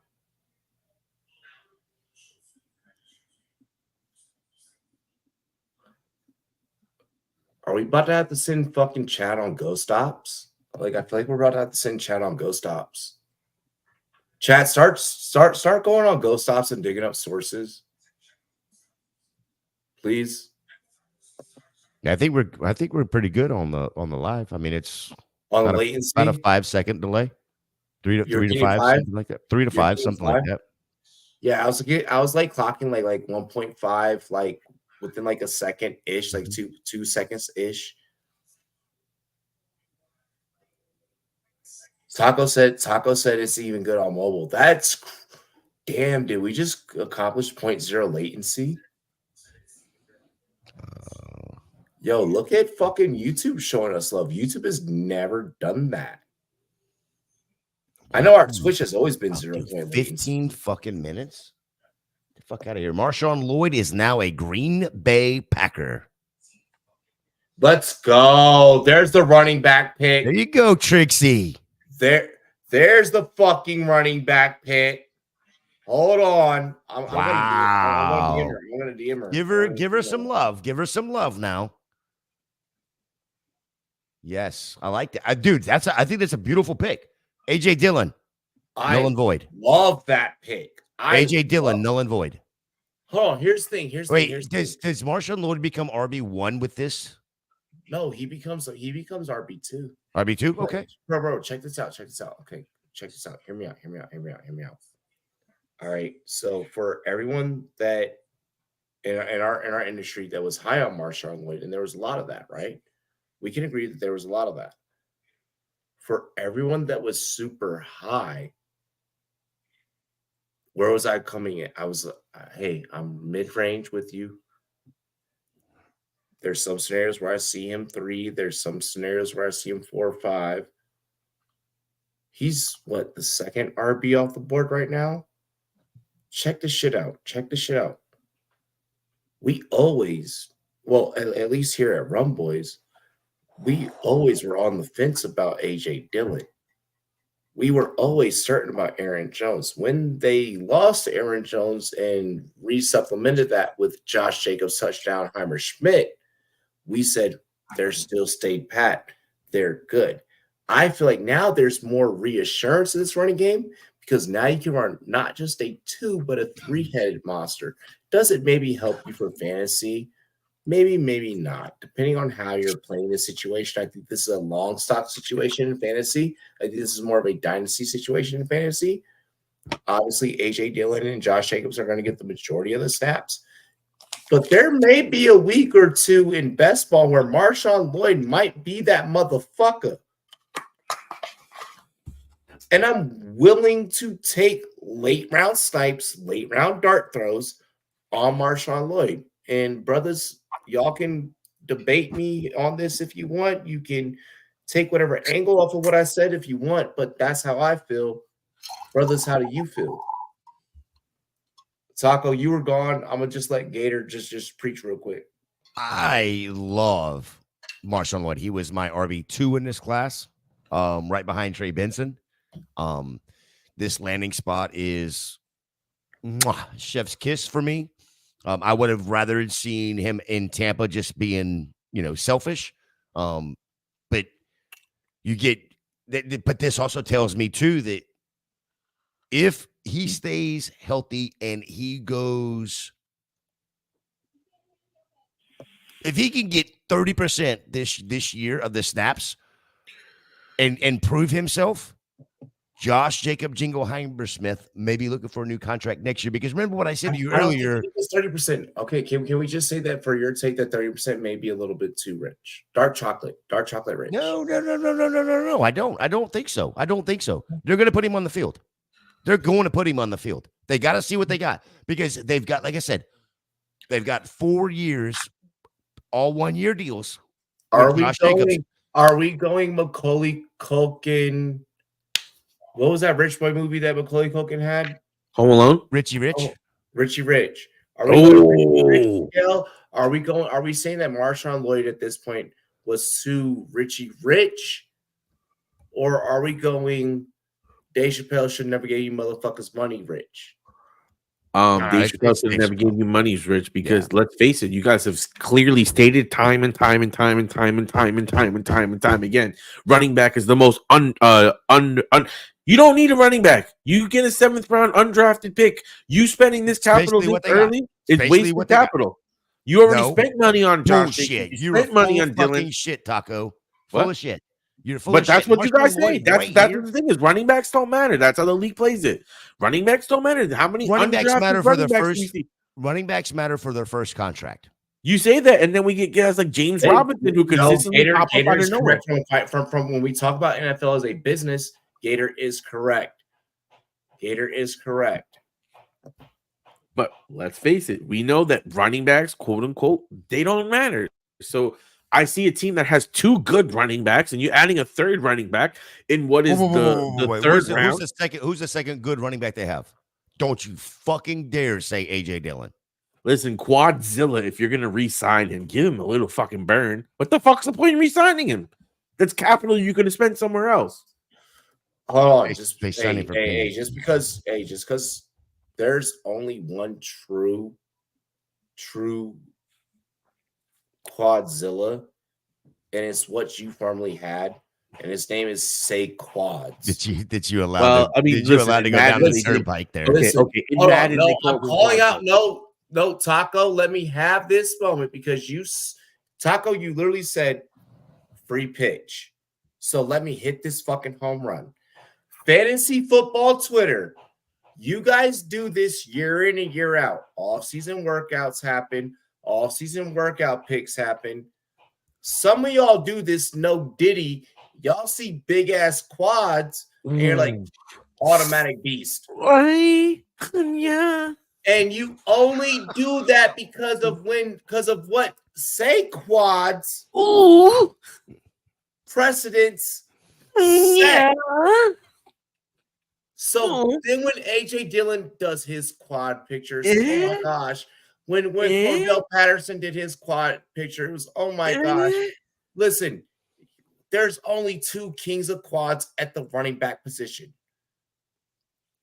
And unfortunately, they are on the older scale and the older spectrum of things.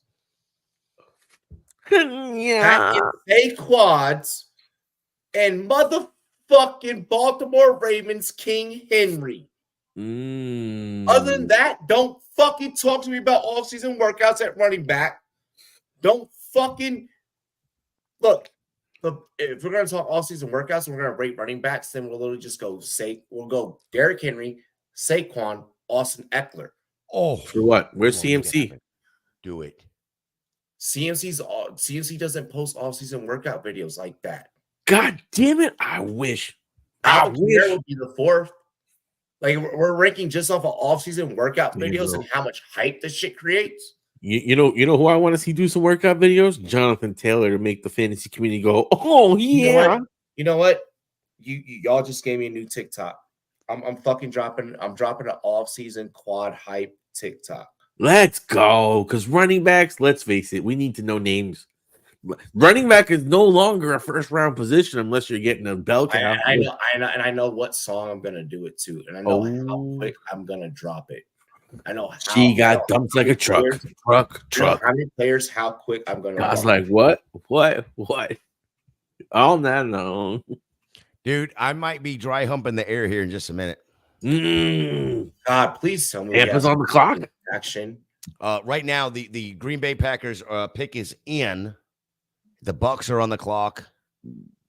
The Green Bay Packers selection is Spencer Rattler.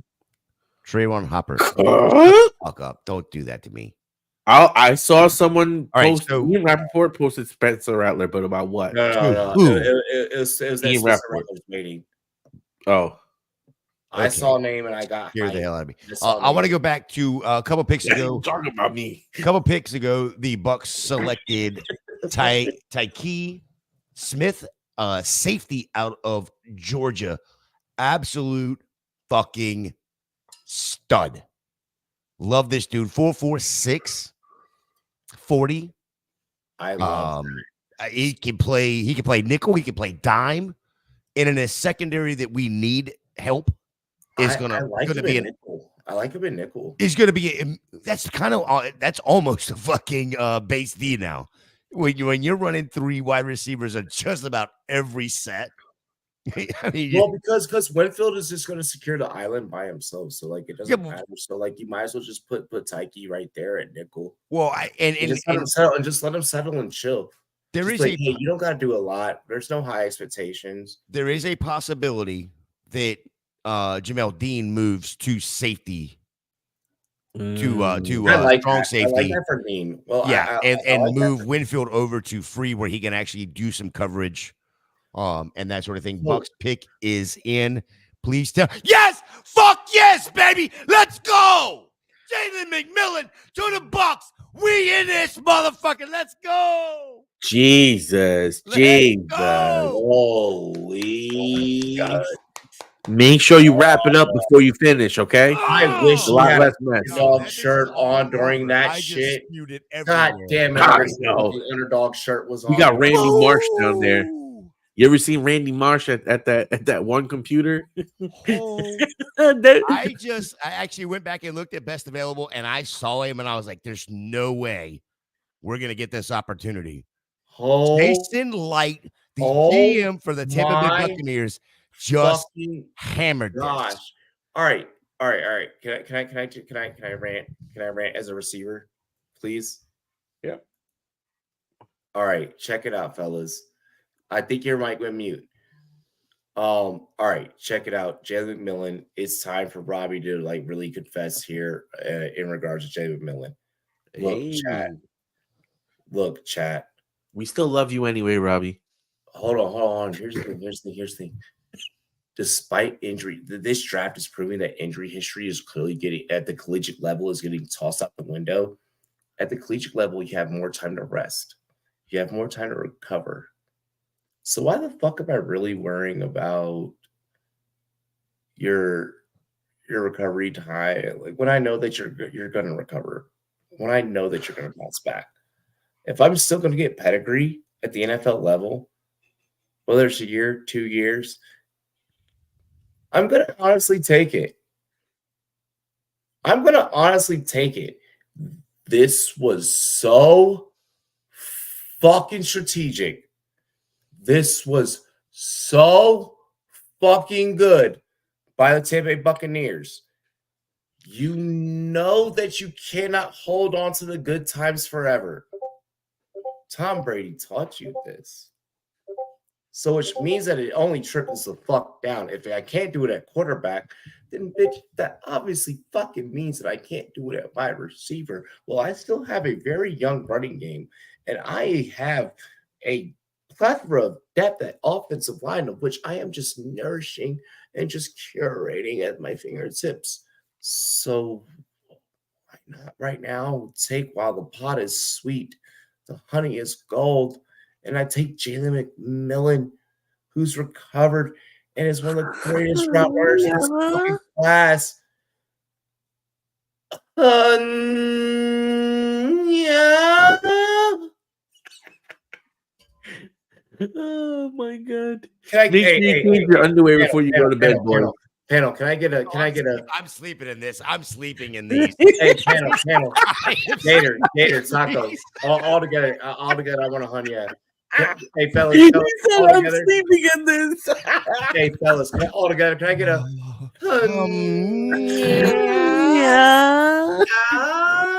Okay, but we do really have to talk about what the fuck happened to Troy Franklin because he's the number one receiver that was ranked on the board, and I keep seeing players go over him. What did I say during pregame show? Taco wasn't here for that. 6'2". Taco was late. He wasn't here for that. I wasn't here for that. Yeah. Well, But like third round. Combine. What happened? It's the combine. It was the combine. Like, dude. Okay, I just listen. My volume was high. Jalen McMillan is beautiful. Love the pick. Overall, going and getting Graham in the first, and now being able to be here in the third round, have the opportunity to go get Jalen McMillan. Look, yes, we re-signed Mike, but this is Chris Godwin's final year of his contract this year. We needed to secure that position. If you haven't seen in the past, I mean, I've been super hyped on Jalen McMillan. I'm even more hyped. That is a jersey that I am purchasing as soon as I can. Hey, yo, what's crazy is that when it comes to like, I'm gonna give look. Let's talk about special teams, special players, so on and so forth. Tuesday. Y'all still can use Jalen Darden as a fucking return man? Because you still have him on the practice squad. Yeah. And Oh my God. Trey Palmer. Bro, Trey Palmer's just gonna run is God. just gonna run flats. He's just gonna run flats, digs, ins, outs. Seven routes. Give me that short shit. Let's fucking go. Do you know how many different ways? Do you know how many different? Oh my God! Baker Mayfield has so here's many. The thing. There's a difference between having a overcrowded and a overly talented wide receiver room. There's a difference between. Bitch, we know what to do with this. Yeah. Listen, Pimpin', we ain't new to this. We grew to this. Have you guys seen Chris Ballard? So apparently he was going off the GM's coach. Gator, look at me. Gator, look at me. Michael Pinkston. Huh? Michael Pinkston. Michael Pinkston. It's Michael Pinkston all over. Jalen Mills, Michael Pinkston all over. Oh my God. Oh, hello, Ignata's announcing this pick for the Ravens. Oh, it's you don't even know what the fuck I just said right there, Taco. Isaac. Go back and watch Pinkston film. From the old Eagles receiver? No. Bucks. Oh. But the Chris Ballard apparently was going off on anonymous sources who tear up Adonai Mitchell on character. Adeline mentioned Mitchell about character. All right. Here's the thing. No. All right. I'm coming to AD. I'm coming to your defense right now. Motherfucker, everybody already knew your backstory. This is the NFL trying to paint you out to be the bad guy. Listen, I want you to fucking come out. Adonai Mitchell, listen to me. I want you to come out and I want you to be the NFL Joker. Do you hear me?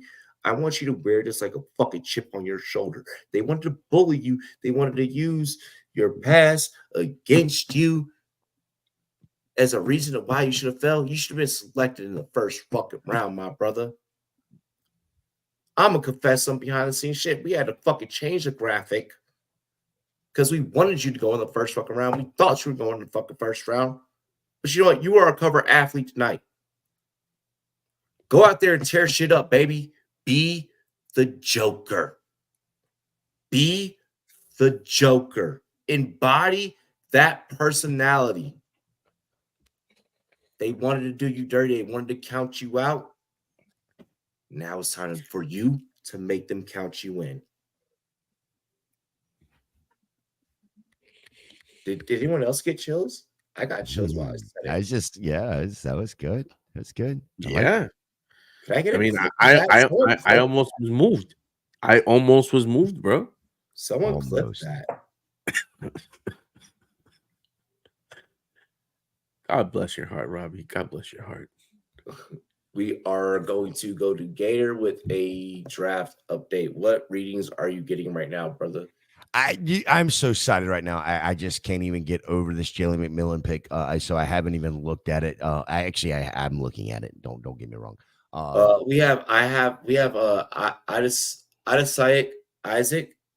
edge rusher. Edge out of Penn State to Baltimore. And then we have it's Jalix Hutt. Yep, Jalix Hunt. Jalix Hutt from the edge rusher from Christian University. Yep. All right. To the Eagles. And then Buffalo is on the clock. We've got 1, 2, 3, 4, 5, 6 more picks. Buffalo, Jacksonville, Cincinnati, Pittsburgh, the Rams, and then the Commanders. What was the receiver out of fucking Liberty that like would do backflips and could solve Rubik's cubes, but like this motherfucker never showed up and showed out like in camp or like preseason? Washington drafted him. The kid was wild. Wild. Like, I feel like anytime you get one of these kids that didn't go to like, damn, Cooper DeJean went 40. Like, go to the Houston Christian University. Kind of worries me about how you're going to adapt to an NFL locker room. There's a lot of debauchery you got to fucking deal with. Antonio Gandy Golden, yes, Antonio Gandy Golden. Yo, y'all remember that? Oh wow. My God, how many people do the Eagles have? Jesus Christ. They got 53. Depth. No, I'm talking about in their war room. Like they were like having a parade come in. They It was had a like, security guard on the sideline. yeah, that team rolls deep, bro. It's Philadelphia. You roll deep in Philadelphia. Have you been to Philadelphia? I mean, shit, they make New York look like. Look, you have to roll deep in Philly. I mean, there's a lot of shit that goes down there. Listen, I will go to New York without checking in. I ain't checking in with nobody when I fucking go to Listen, New York. bro. I got cousins in Queens that fucking run New York. I got cousins in fucking Brownsville that run New York. I ain't fucking checking in when I come to New York. I will check in when I go to Philadelphia. When I go to Philadelphia, well, I mean, listen, how many 3-pointers do you have out there? You know what I mean? You gotta have them. You gotta have some Steph Currys where you going. You know what I mean? Hey, no, New York, I ain't never having a Curry on me. No, you gotta have the boys with the Currys. Yeah, you gotta have the boys with the Currys because you gotta. If you got one with you in New York, oh, you done. Oh, hell no. Listen, that's why we get the Currys. You know what I mean? We ain't the Currys. Listen, I'm the Draymond Greens. Are you gonna come see me? Are you gonna come see me at the resort when I'm out there? So where you going? Crystal Springs. I doubt I'd be able to make it there. When are you going? July 29th. Interesting timing. She's gonna be pretty advanced. That'll be interesting. You're coming down for a day, nigga. Like, what the fuck? Whoa. Wayne Carter, defensive tackle out of Duke. Where? Who the hell was dancing on stage with the red jacket? I need a number. Bro. Nah. The fact that the Texans have Stingley Jr. and they locked down the locksmith is wild, bro. Fucking bloody wild. Where do you think Spencer Rattler ends up? Anywhere that's ready for some shit. Anywhere that wants to fucking shake shit up in their fucking locker room at quarterback. It's hilarious. I can see the Raiders doubling back and getting Spencer Rattler, and oh my gosh, that would scare. If I'm Gardner Minshew and I'm Aiden O'Connell and Spencer Rattler's the third stringer, I'm fucking scared. I'm scared. I'm scared as shit. I'm scared as shit because I already know this kid is pissed the fuck off after everything that he's been through. So I don't want to fuck with this guy. Do I even mentor and show this guy the ropes? Do I even look at him when I'm in the quarterback room? Here's the thing with quarterback rooms. So fuck, bro. You're making me want quarterback rooms are very not every quarterback room is syncopatical. Shit is not always cool in that, bro. Like the receiver room, we all know what we there for. Even the fucking bench receivers, they know what's good. But we're all chasing the same shit. We're just like, yo, whatever opportunities we get, just be the flyest motherfucker out there. Like receivers, we think like divas 100% all the time. We think that we are the flyest. We think that we are the coolest.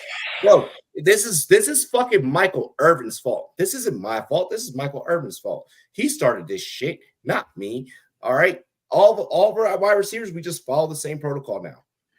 DBs, we're the same fucking way. Dion started this shit. Dion set that fucking precedence. I ain't trying to give the Cowboys credit or credit, but I'm gonna keep it real. I'm gonna keep it a buck. I'm gonna keep it what it is. So when we step on the field, when we walk in the locker room, we check out our equipment. Oh, I'm getting the freshest pads. Oh, my jersey's gonna be pressed first. Oh, my cleats better fucking be polished first. My cleats better be taped up the way that I like. Like where we just think different. Quarterbacks, they are the leaders. They are so focused. They better be the first one in, the last one out. There is so much. There's so many nuances of what a personality takes to mold a quarterback. The motherfuckers are a different breed. Like, come from someone that's played, I respect the hell out of quarterbacks.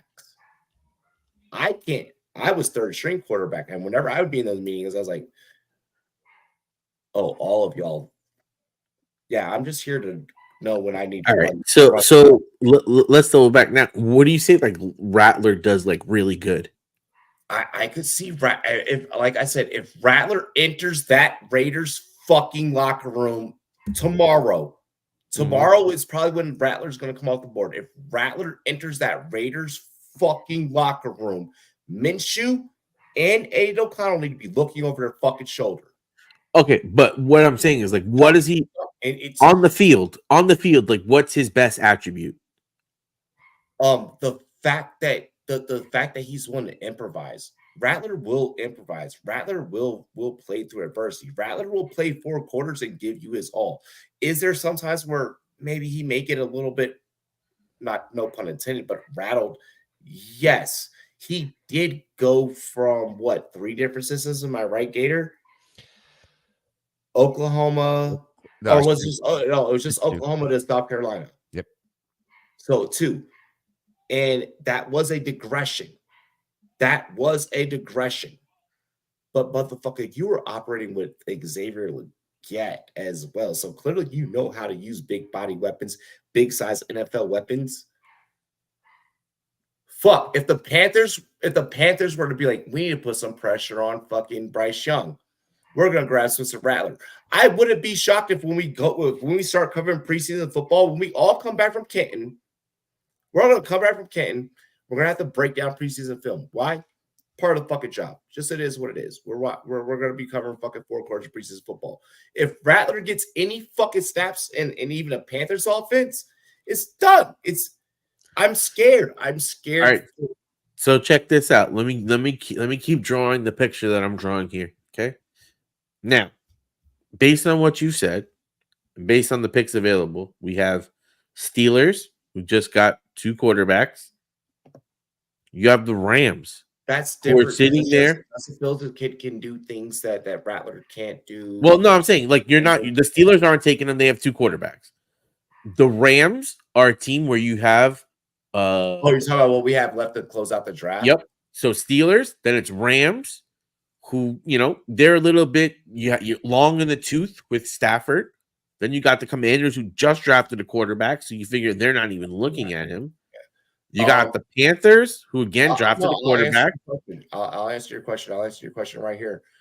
So with the Steelers, if I'm the Steelers right now, I'm probably gonna see if I can. I don't think the Steelers are gonna take it. If I can sure up some depth behind what was the Nepo baby? The Rams corner. Hold on, let me fucking do my tape.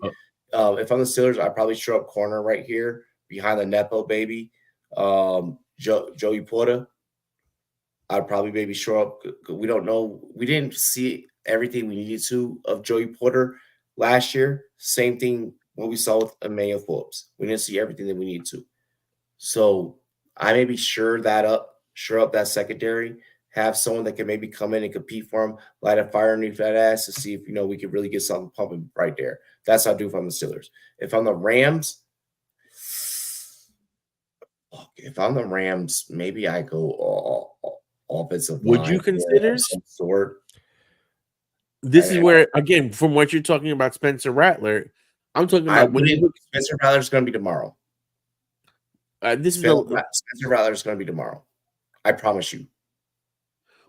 Well, what I'm saying is I'm basically, like I said, gaming it out here. You're gauging where you might have an opportunity, but then coming tomorrow in the first couple of picks, you have 2 teams that we know need quarterbacks, because most of the teams there, you have the Panthers, who just drafted a top quarterback, maybe the Seahawks.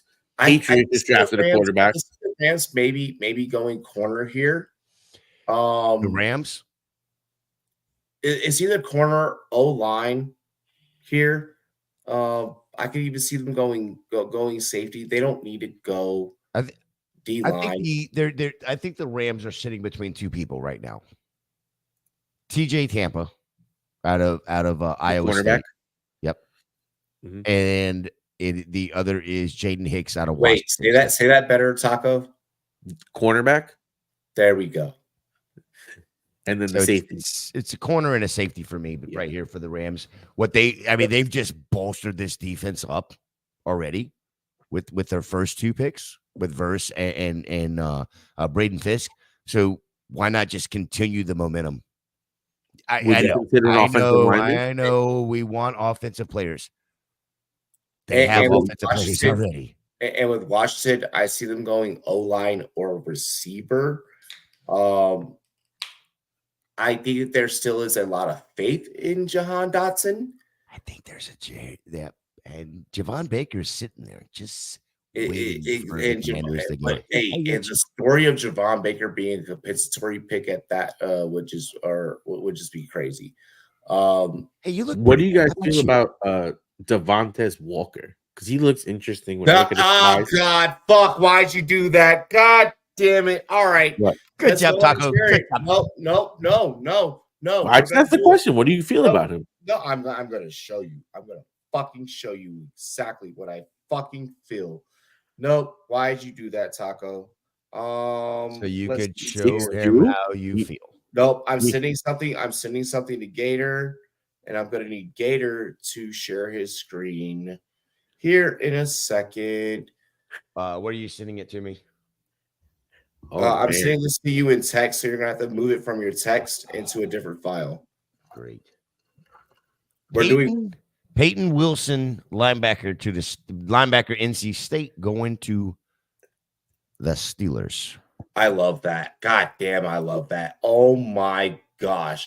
This is a man that I had projected in the first round. Why he fell to this really? point, I don't know. Yeah, yes. A first round grade. Wow.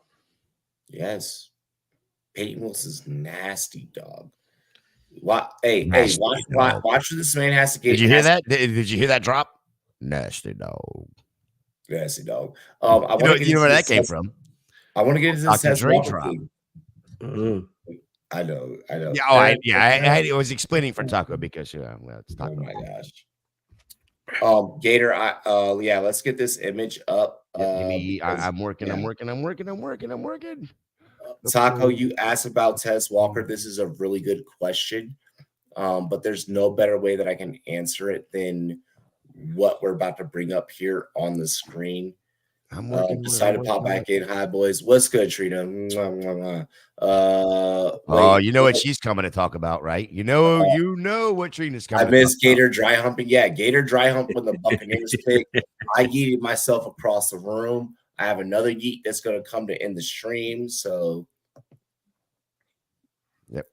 Well, it depends on the pick whether or not I yeet myself, honestly. All right, let's go to. How do I want to do this? I want to do this as. Give me just 1 second. I'm working. I'm doing it. Here, you know what? I'm going to do this. Talk about hitting the right note. You're going to pull it up, and I'm going to vent. You're going to pull it up, and I'm just about to cook. This shit's chat. I'm sorry to do this. I'm sorry to get super wide receiver like nerdy on y'all. Shouts to the homie Matt Harmon. Shout out to Recessive Perception. If you have not checked it out, please do.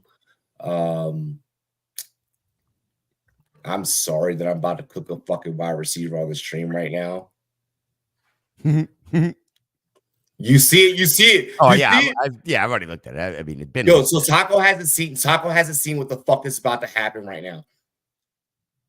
And I'm about to freestyle all this as soon as you bring it up. Like, I've been thinking about this. I've been thinking about how to use it. I didn't think that he was going to fucking bring it up. Man, I leave me all. This is what I do, man. Just wait. Y'all ready? All right. So, ladies and gentlemen.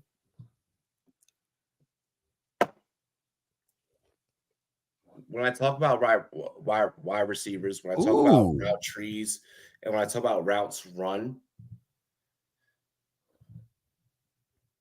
Kareem this Kitchen. is what I'm talking about. What I'm about to show you is an actual route Safety tree. Miami to the Rams.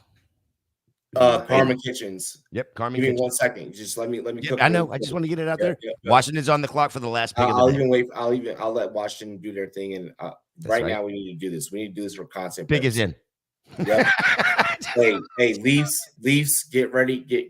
Get ready to chop this one up for the TikTok. For the TikTok, you don't stop. When I talk about wide receivers, when I talk about things that I see on film, when I talk about routes ran, when I talk about a route tree, I'm about to go through a whole route tree right now. If this is the first time that you're ever seeing this, we talking about trees? Trees. Trees? We talking about trees? Calm down, we talking about trees? When we talk about route trees, You're going to see me go through a lot of information here really fucking fast. Feel free to go back, rewind, stop, whatever. Let's get into it. So, Devontae Walker per perception. Shout out That's to a Matt lot of Harmon. red, my dude. That's a lot of red. I'm going to So start you're at the saying bottom there's of the tree. upside. I'm going to start at the bottom of the tree. Devontae Walker, recipient of Drake May, the main receiver that Drake May threw to last year in that University of North Carolina Tar Heels offense.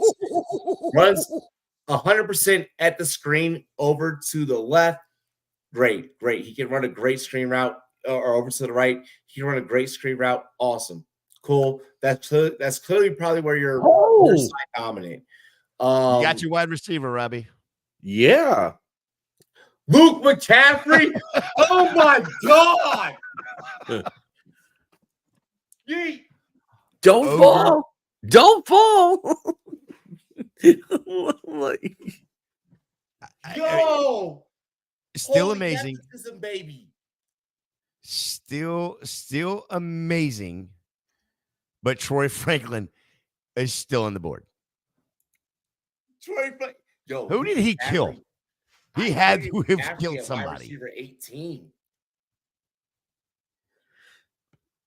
Now, I had Troy Franklin over McCaffrey.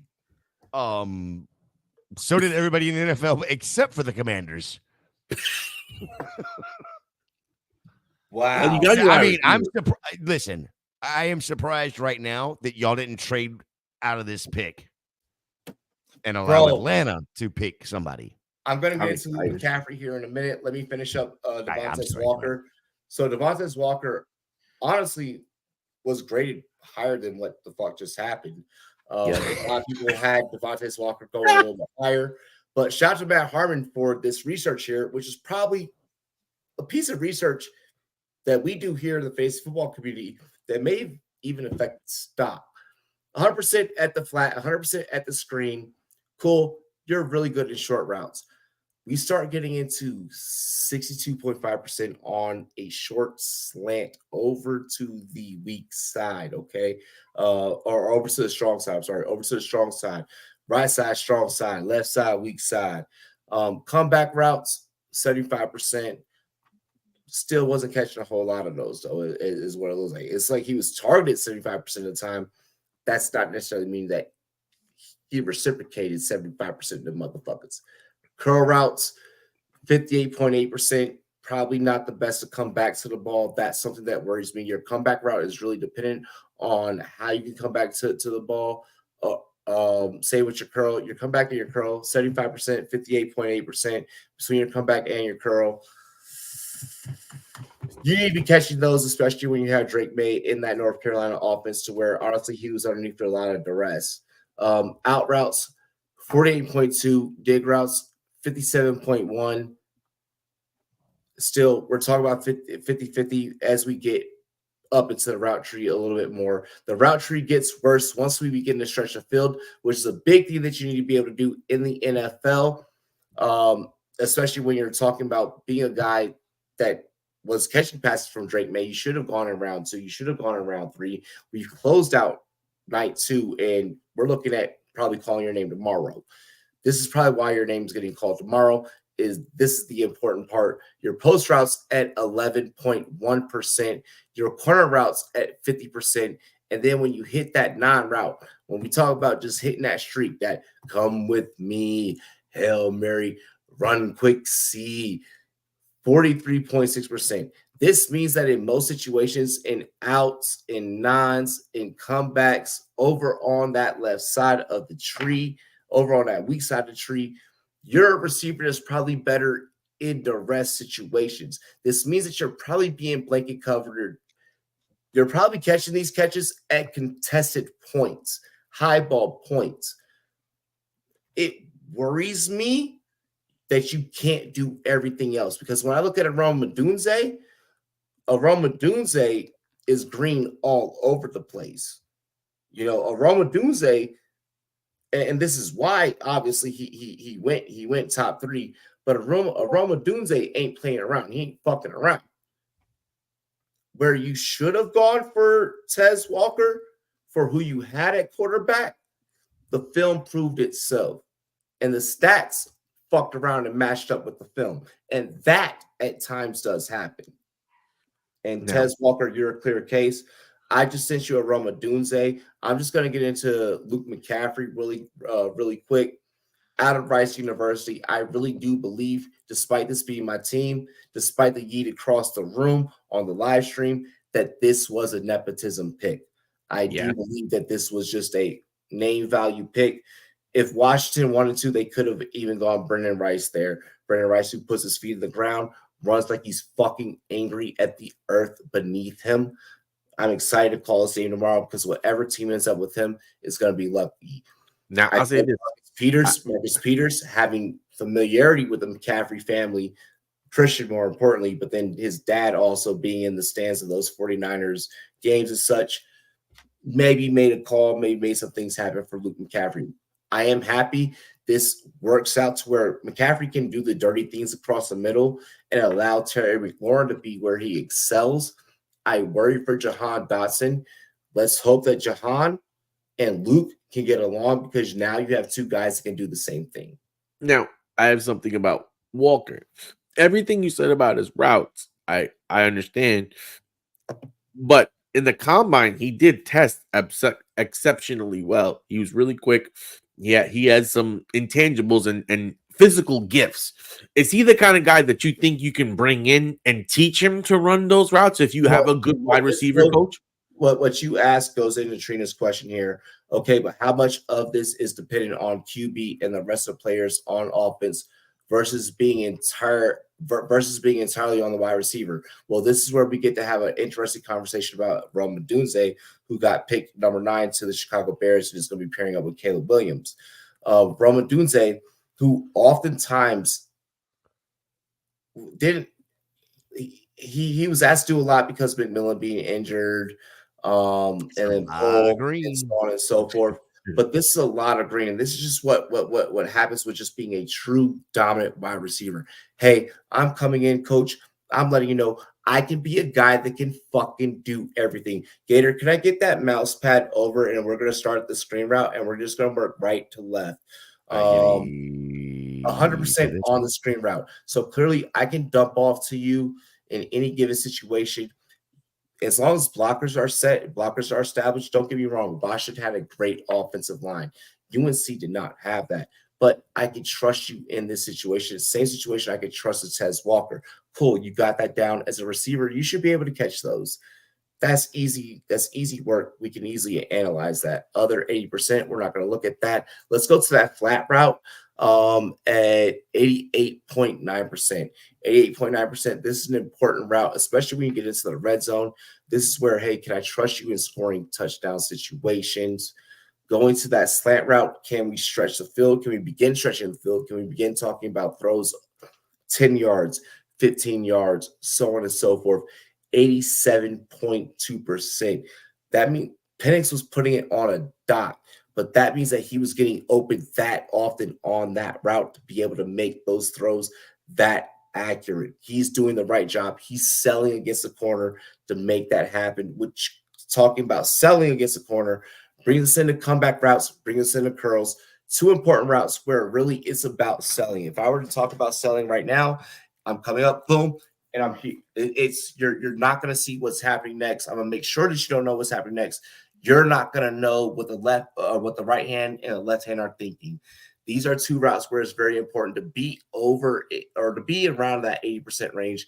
Come back, obviously, at the 86, above 85% range. We love to see that at the wide receiver position. But now you can stretch the field fucking as well. You can, on top of asking you to do, my coach always used to tell me it's the little things that makes the big picture.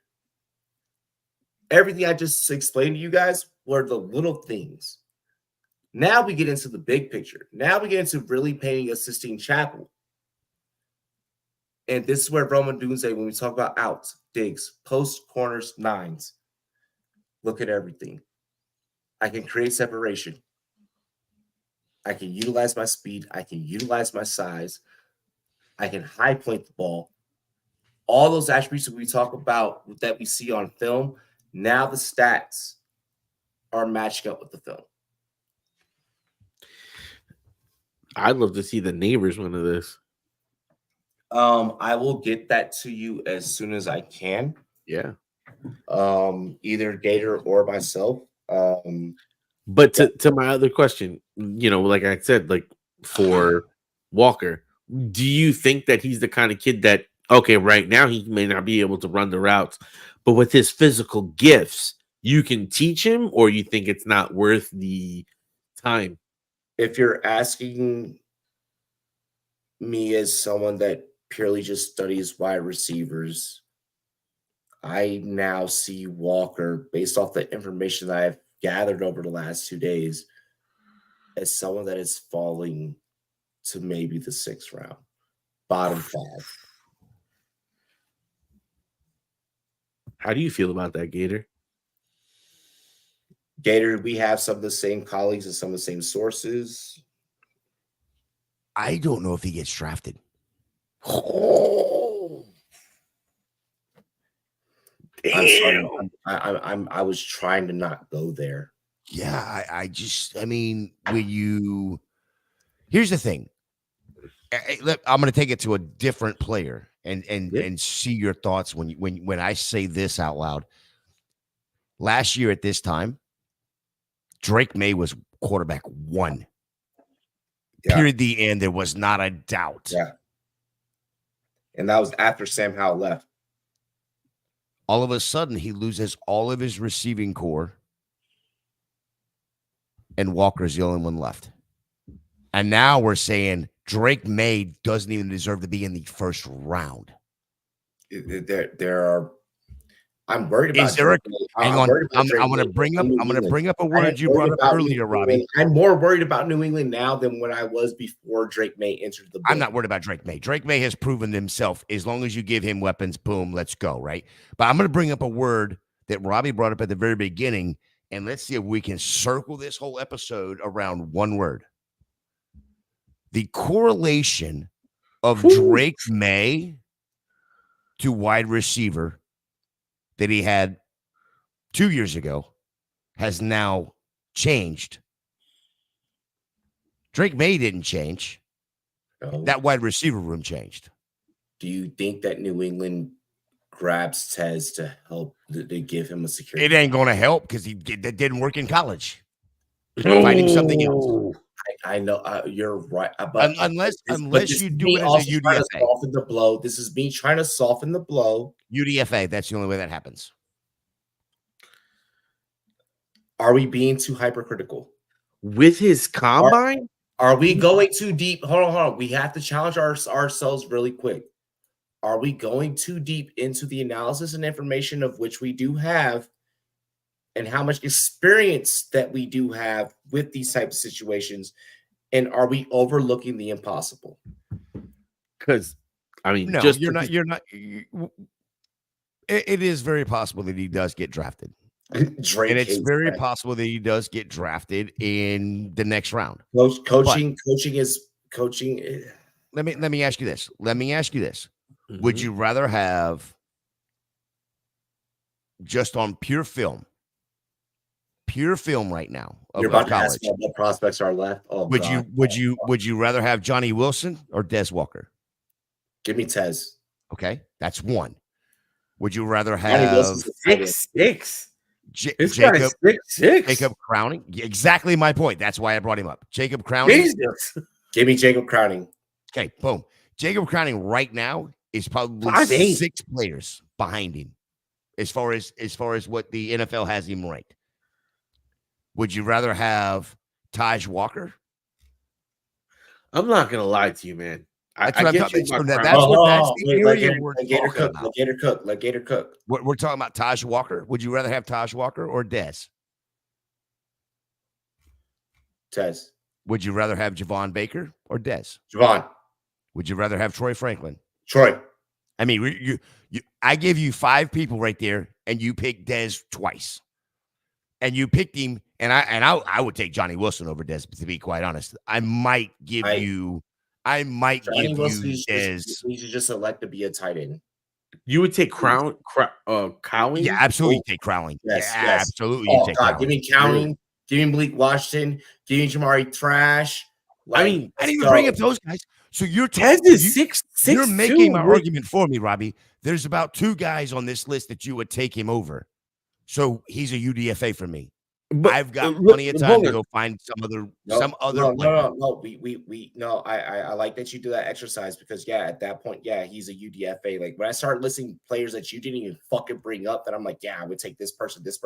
Really? Yeah. Yep. He had in the combine the 4th fastest 40, the 2nd best broad jump, and the 5th best vertical. John Ross, how you doing? Care How'd that about work out? combine. But I'm saying undrafted. You don't think someone would take Your ability to test has 6'2". put out the window. Your ability to test was to get you in the 1st and 2nd round, was to raise your stock. That's done. I don't care. Really? Raising stock is out the window. I mean, with It's those the NFL. physical attributes, He probably will get drafted. Who do you know? What do He you probably will know? get drafted, but it's not going to fucking No. matter. well, I'm just It's asking. not going to matter for.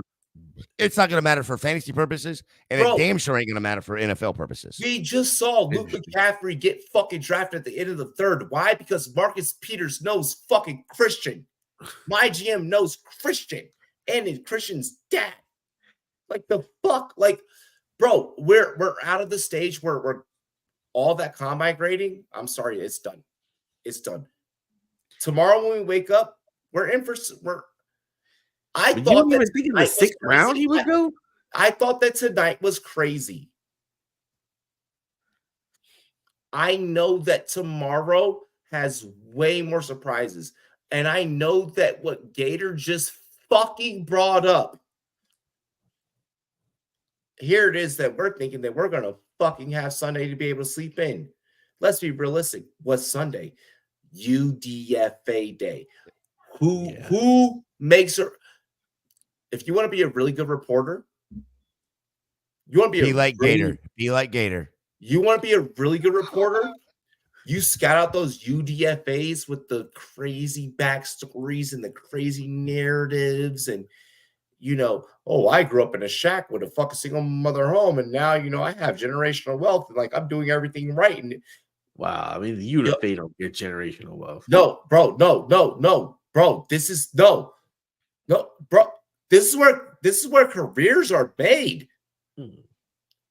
This is where, even on our side of the business, this is where fucking career.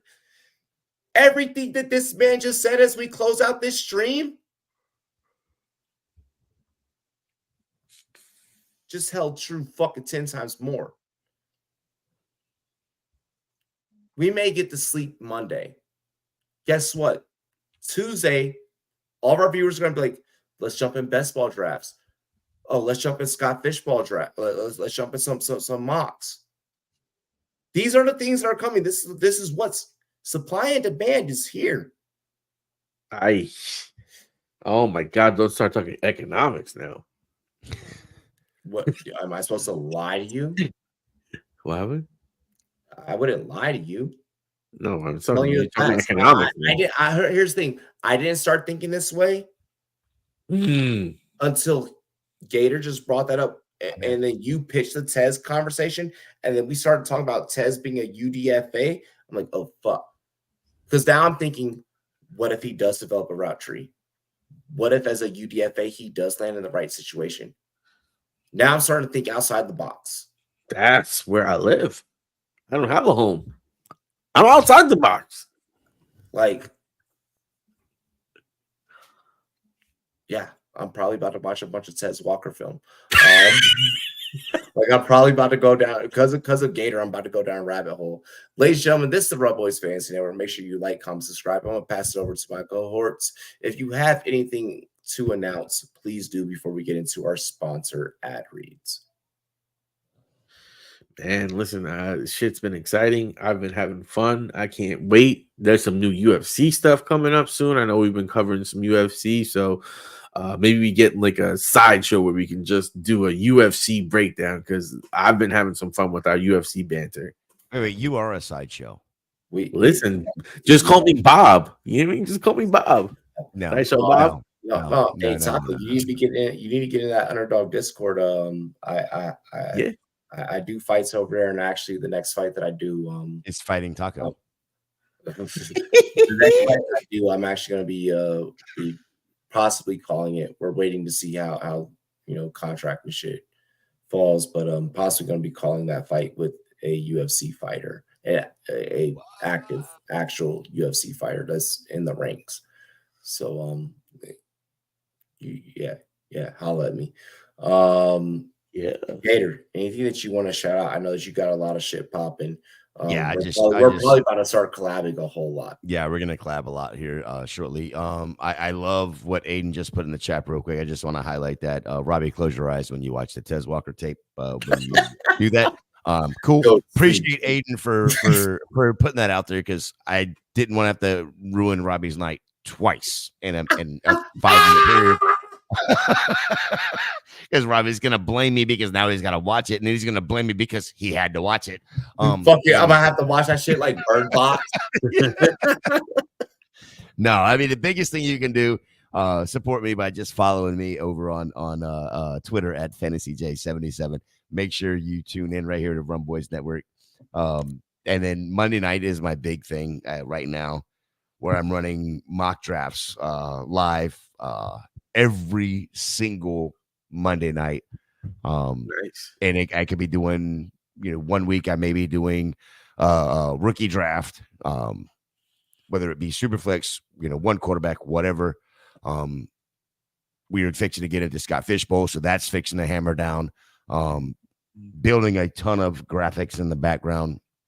Robbie is giving me a little bit of a platform to help with some graphics and get my my stakes in the ground, I guess, is the best way to say it, to try to build my portfolio, my French portfolio of graphic and designing and that sort of thing. I greatly appreciate Robbie for allowing me. But the most important news, Robbie, I may have told you this.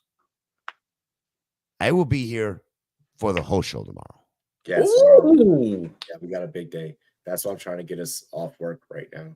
Lord knows tomorrow's not a good day for you. Yeah, baby day. Oh, hey, I'm trying to find in what realm any NFL analyst is like tomorrow's like anyone that's actually doing like the work. Listen, man, my boss is calling me. My boss is calling me, man. I gotta work. They call my son. My son does not take a day off. Oh my gosh! I'm glad you clarified that. Yo. No, really quick. Sunday will not be a content day. Monday will not be a content day. Tuesday we will be back. We're probably going to kick things off with the Scott Fishbowl draft. Ooh, nice. I don't want to hit you guys with a best ball draft yet. We need the playoffs. In order for us to do what we did last year in best ball, we need to make sure that we at least let the field play. We let them move first, and then we'll counteract, because this is a tournament. But we will start planning for Scott Fishbowl probably Tuesday. So Tuesday, look out for mock draft strategies, etc. All that good stuff. Damn, we had some crazy BBM content last year, because we got into some debates for players as we were on the clock. And we had some good teams. At the end of the day, we got shmoney. But we had runs. But look, no, really quick, just to close out, final announcements for the Rumboyz Fantasy Network. We will be live tomorrow. Look for that stream to go live. We will be getting that posted tonight, early tomorrow. We'll definitely have a notification out for you guys to be able to hit the notification bell, so you don't have to worry about that. Follow us on social media. Round 2 TikTok video will probably not come out until after tomorrow night's reaction, and then I'll post tomorrow night's reaction on Monday. I think that's all I have. download Underdog. Link is in the description. Cheers to me. Cheers to you. All the wrong boys and girls want to do. Dilly dilly. I love and appreciate all of you. Panel, thank you. I appreciate you. Love you, bros. Let's get it. Arrgh.